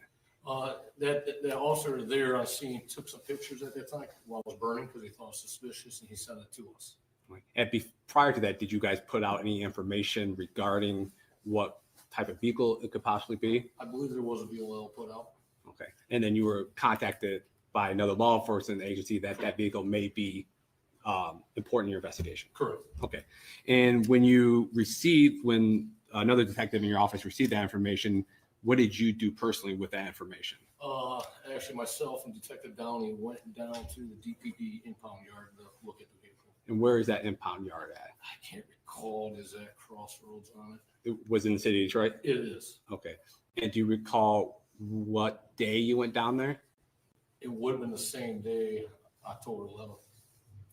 And what did you observe about this vehicle that you saw in that impound lot in the city of Detroit? The vehicle matched the description that was captured on the Ring camera on Newcastle. The vehicle also had a DTE license plate on it, which I found out through Lean and SOS. And when you say lean and SOS, I know what that is considering what I do for a living, but what is that? That's our law enforcement information network. It stores all the SOS information on vehicles, meaning registration, the cars, your driver's license information, things like that.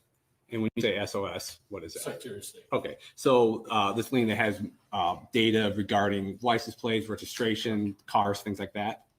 And when you got that license plate number off of that car that was in an impound lot, what was the information that you gathered from that? That plate came back to a DTE truck. Okay. At that time, it came back to a DTE truck. Correct. Okay. I And think it was a freight line.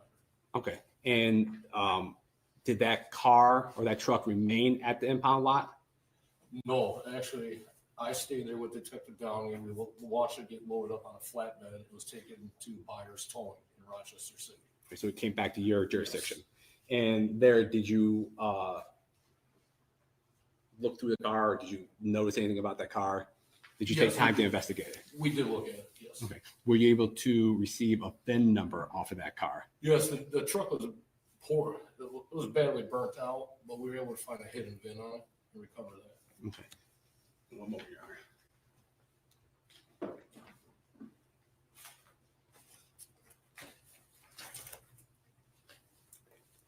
Your Honor, may I approach the witness?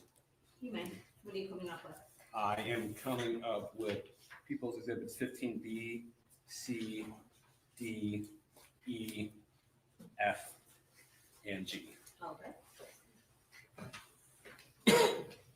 You take a look at these ones.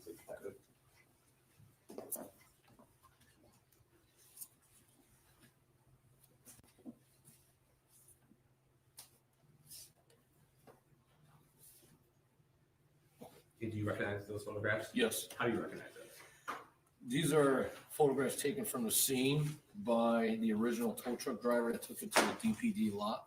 But is that fair and accurate description of the truck that you saw that day that was in the impound lot and eventually made its way to buyer's towing lot in Rochester? It is. Okay, they haven't been changed or altered? No.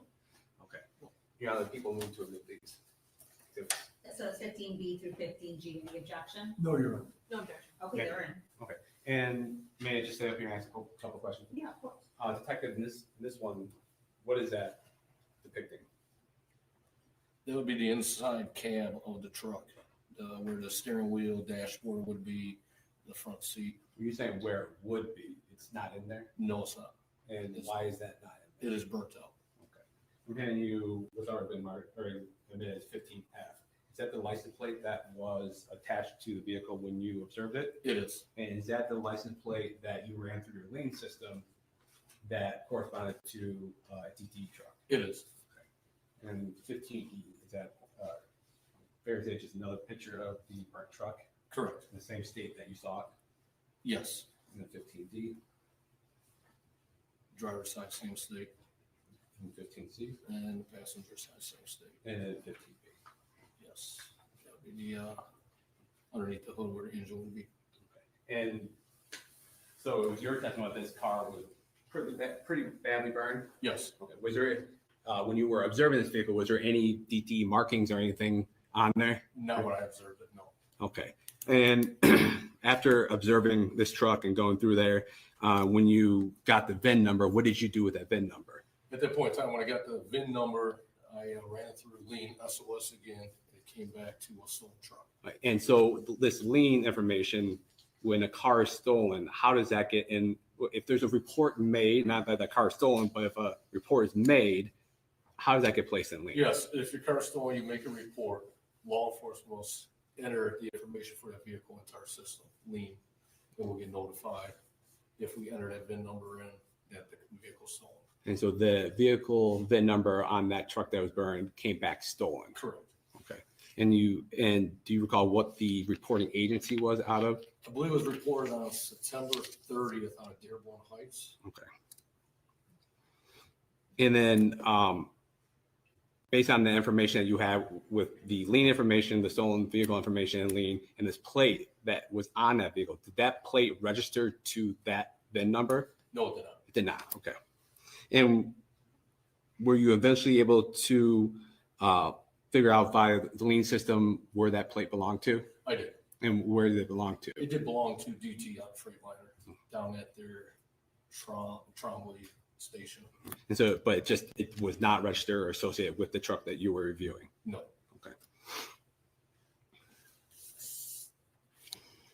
And then you said you recovered this truck at tow lot in Detroit. Did you go to the scene where it was reported to have been recovered? I did. Okay. And do you recall what area that was recovered in? Yes, it was, I want to say it was 18200 John R. Okay. Which is between 6 and 7 Mile and John R. Okay. And you drove past that. What type of area is that? It's very desolate. Okay. It's kind of vacant. Would it be fair to say there's a lot of vacant lots? Yes. Okay. So it's not like an industrial complex or No. Okay.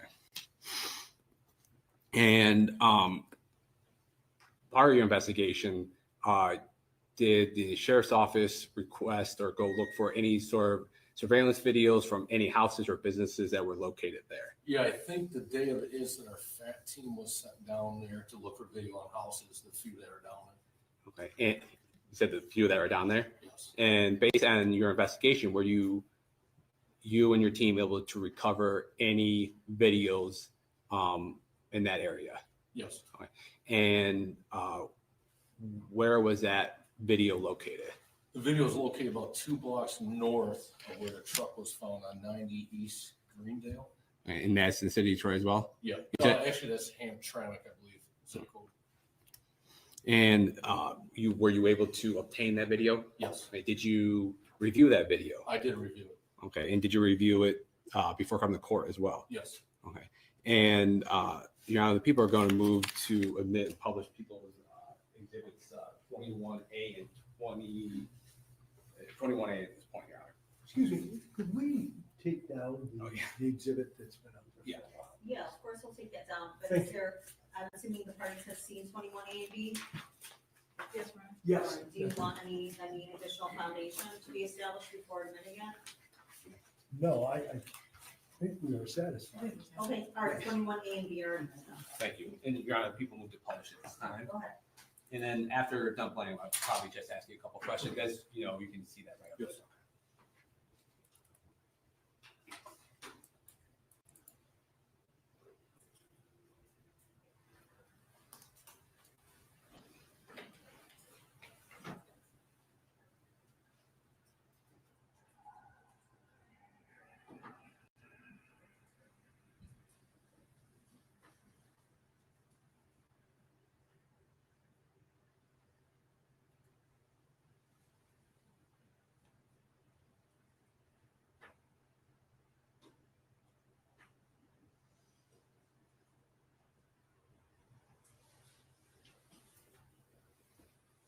And Detective, do you recall what time of day this video was that was recording?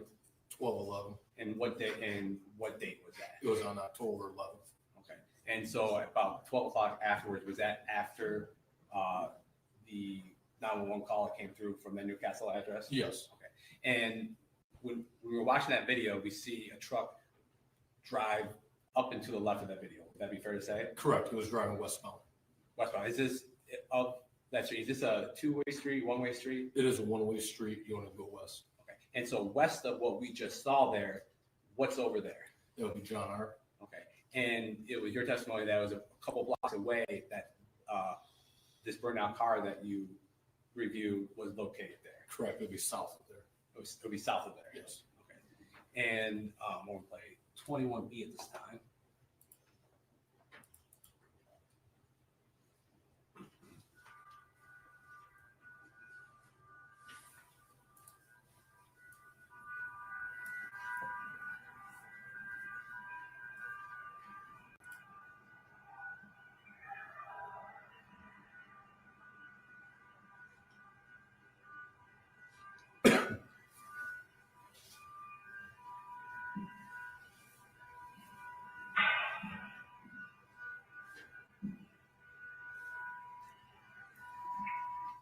Detective Ackmeyer, was that the car that we just saw, was it traveling in the same direction that we just saw that white truck? Correct, at 1216. And based on the information you have in your investigation, that car that we just saw, was that significant in your investigation of this particular crime? Yes. And how did that particular car that we just saw on there, how did that become important to your investigation? That car was eventually identified as defendant Hernandez's Jeep. And what type of car was that? It's a Grand Jeep Cherokee, I think it was a 2020. Okay. And so during your investigation, that car came to be linked to defendant Hernandez? Correct. Okay. And do you recall what time of day, this clip that we just watched, what time of day that was after the first one that we saw? That was 5 minutes after the DT truck went by at 1216. So the first video showed the DT truck, and then the second video shows a car that resembles a car that was associated with Ms. Hernandez. Correct. And then just off the screen, a little while later, that car is recovered, burnt out. Correct. You would hear the explosion in the video. That's the sound that you believe you were hearing? Yes. Okay. And then at some point, were you made aware or were contacted by Home Depot Asset Protection, or how did that come about? Yes. Detective Durfee actually contacted Home Depot Asset Protection to see if they could link up purchases of certain items at the same time, which he requested a high-vis vest in Gorilla Tape. Okay, so would it be fair to say you had information or items that would potentially be associated with the Newcastle address or your investigation? Correct. And that information was then relayed to Home Depot? Correct. Okay. And would it be fair to say that Home Depot then reached out to you guys and provided video and possibly receipts? It was requested. We requested Home Depot to look up these certain items, see if they were purchased, and then look into the video. And as a detective, is that common practice or something you have done in the past during investigations? Yes. Okay, so you reaching out asking for a reverse item lookup, this wasn't outside of your normal standards of investigation? No. Okay. So be fair to say that certain items are given to an LPO or asset protection person from Home Depot. They do what they do and then potentially submit either video or in-store receipts related to those items. Correct. Okay. And then after receiving items and other investigations, you can review videos and see if that matches anything that you guys are looking for. Correct. Okay. In this particular case, did they send you videos that were associated with those type of items that you requested? They did. They sent us a transaction receipt and video. Okay. And when those were obtained, did you review those items? Yes. Okay. And Your Honor, the people are going to move to admit and publish People's Exhibit 19A at this time, and I'll hold off on 19B after a couple questions.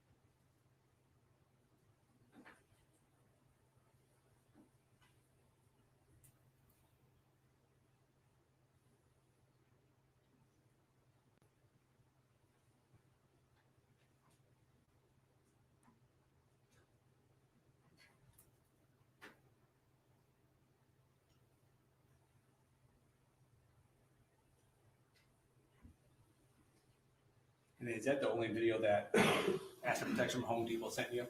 No, Is that the one from, this is the one from Allen Park, right? correct. And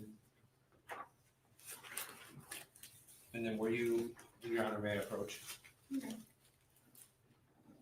I'm handing you what the mark this people's exhibit 19B. Yes. Do you recognize this? That is a receipt that they supplied. When you say they, is that the Asset Protection from Home Depot? Correct, from Home Okay, Depot. and and then has that been changed or altered or any way since Home Depot Asset Protection sent that over to you? No, So that's a fair and accurate copy of what they gave you concerning transactions that you guys were looking for? correct. Okay, and based on information you had, that based on the video they sent you, those transactions correspond to the people around who you were looking for at that date and time? Correct. Okay. People moved to admit and to publish at this time. 19B, any objection? No, Your Honor. No. All right, it's in. And I'm going to publish on here so it's not too clear a copy. What on this receipt, Detective Packmeyer, based on your investigation, are there any items of note during your investigation on this receipt? There's multiple items. The Gorilla Black duct tape, the respirators, cotton spray socks with hood, safety vest, the gloves.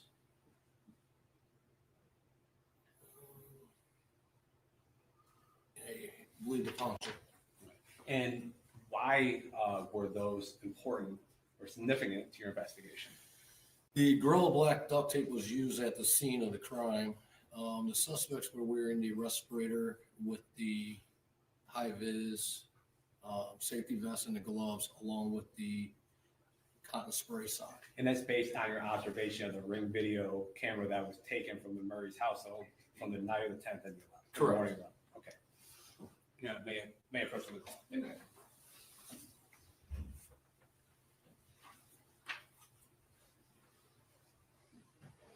And then also, as part of your investigation, did you reach out or was contacted by Lowe's? We did reach out to Lowe's after learning information. Yeah, and why did you reach out to Lowe's? I ran the white Grand Cherokee that belonged to Hernandez through our flock system. And then real quick, what is, I know we had someone testify a little bit for flock. What is flock and what is that used for in investigations? It is a license plate reader camera, so it'll tell us where people are that have warrants, or maybe if we're looking for a certain vehicle, such as we were in this incident. There's public ones, there is private owned ones also, like Lowe's has. You said Lowe's has their own flock system? Yes. How would you have access to that? We do get access to it, but they put them in on their grounds. Okay, so if you're looking for something, you can reach out to Lowe's and say, hey, see if there's a flock hit on a particular license plate. Actually, I didn't look it up myself. We can view their cameras. Okay, and so you have the license plate belonging to that vehicle, that Cherokee that associated with defendant Hernandez. Correct. Okay, and tell us how you went about using the flock system to find out about Lowe's. I did enter it into the flock system. I can't remember how many days. In the morning of October 11th, it revealed that that vehicle went to that Lowe's location. I believe that was also in Ellen Park. Their cameras capture images going in and out of the parking lot of vehicles from their driveways. So you plug in or type in the license plate Correct. into their Lowe's system, and this particular occurrence that you're about to testify to pops up. Yes. And then With pictures of the vehicle. Okay, and then once you receive that, what do you do with that information? At that point in time, I believe Detective Durfee contacted Lowe's, and we were able to recover surveillance videos of the subjects in that vehicle there. Okay. That time that is recorded on flock through a low security video, do you recall what day it was and what time of day it was? It was October 11th. I want to say it was around 9:30 in the morning, 9:34. And based on your information that you had from the investigation and responding to the Newcastle address, would that be before the incident that you responded to? That would be before. Okay. And do you recall what city this Lowe's was located in that Hernandez vehicle was spotted on the flock I camera? believe it was Allen Park. Allen Park, okay. Now, the people are going to move to admit and publish people's exhibits 20A and 20B at this time, Your Honor. Any objection? No, I have no. No objection. All right, the A and B are in and you may publish. Thank you. And Detective, when you received the videos, did you review those videos? I did. Okay. And when those videos came to you, were they broken up in clips and things like that? Yes. Okay.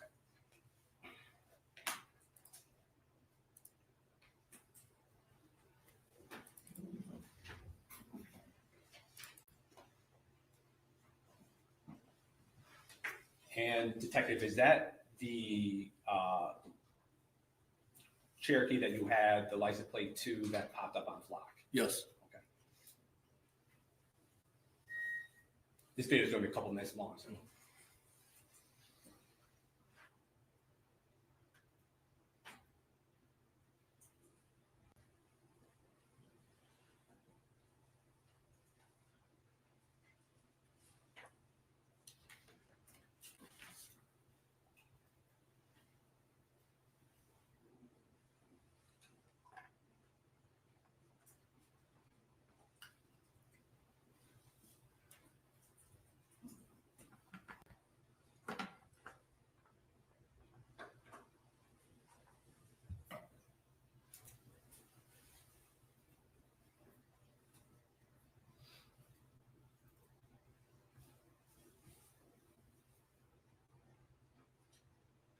And Detective Packmeyer, is that a timestamp down the bottom of the screen?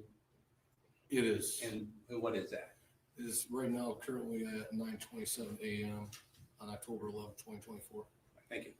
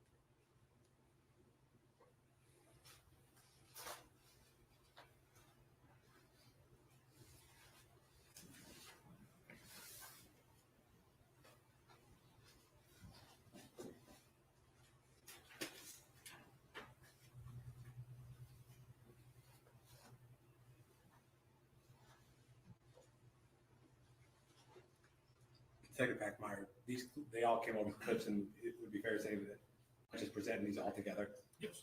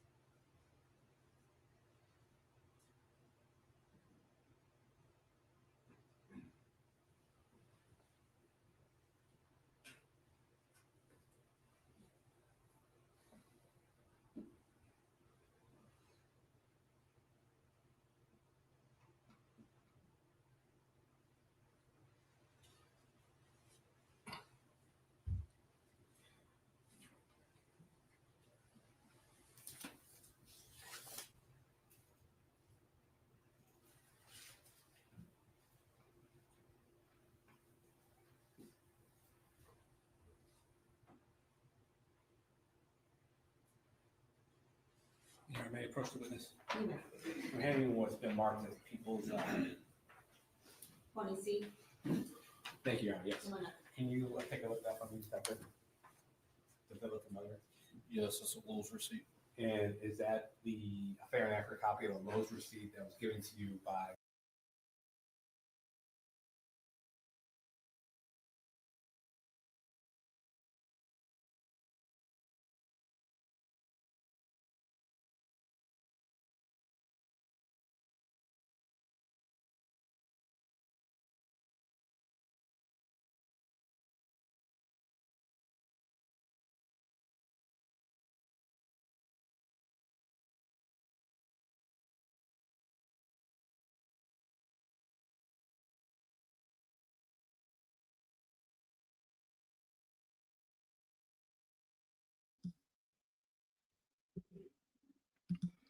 I'm not sure what this is. Maybe this is the reporter right here, but that's weird the way it cut off. But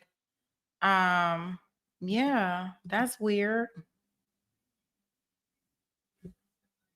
I don't know why. Yeah, that's the way it cut off today, the feed.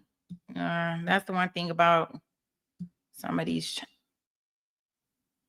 Yeah, because this don't look like this have anything to do with the trial, right? Yeah, I don't think that has anything to do with the trial. I hate when they don't dismiss court and do things the way I would like them to be done.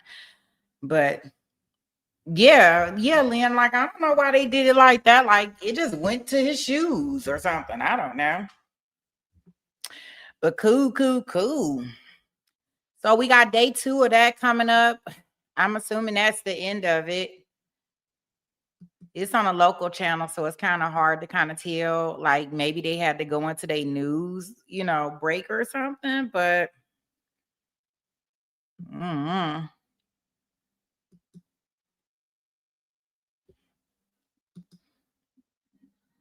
yeah, but that's the only part that I see.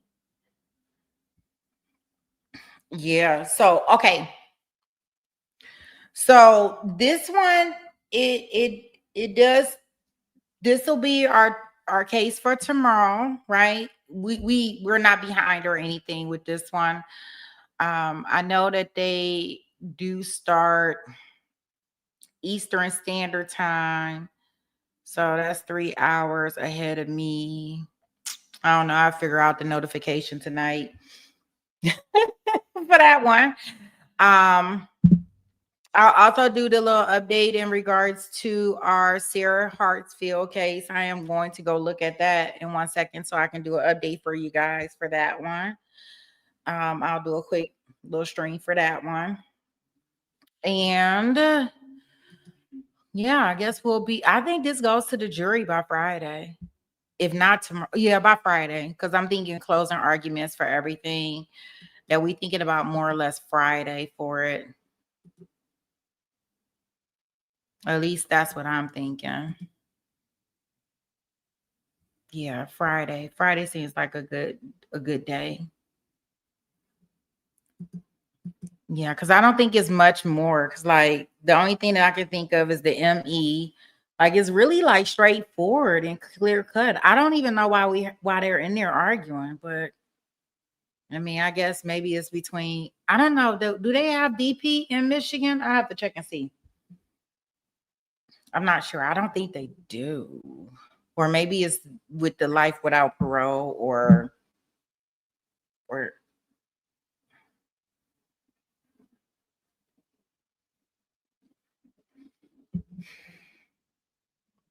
life without parole or something. Well, I guess that'll wrap it up for us today. I appreciate everybody hanging in here with us. I will cut up the videos. I'll clip them for you guys so it'll make it easier so y'all don't have to hear all my shenanigans in between them, right? Y'all don't want to hear my mess between them. So I will clip them up. I'll send out the notifications for us tomorrow. So in order for everybody to be ready. And remember, guys, you were in the right place today where there's no filters right? No fluff, just facts. So you can be the judge. Thanks to all the mods. Thanks for everybody that supported the channel, the stream today. I appreciate y'all. Appreciate the chat. All right, guys. See you tomorrow.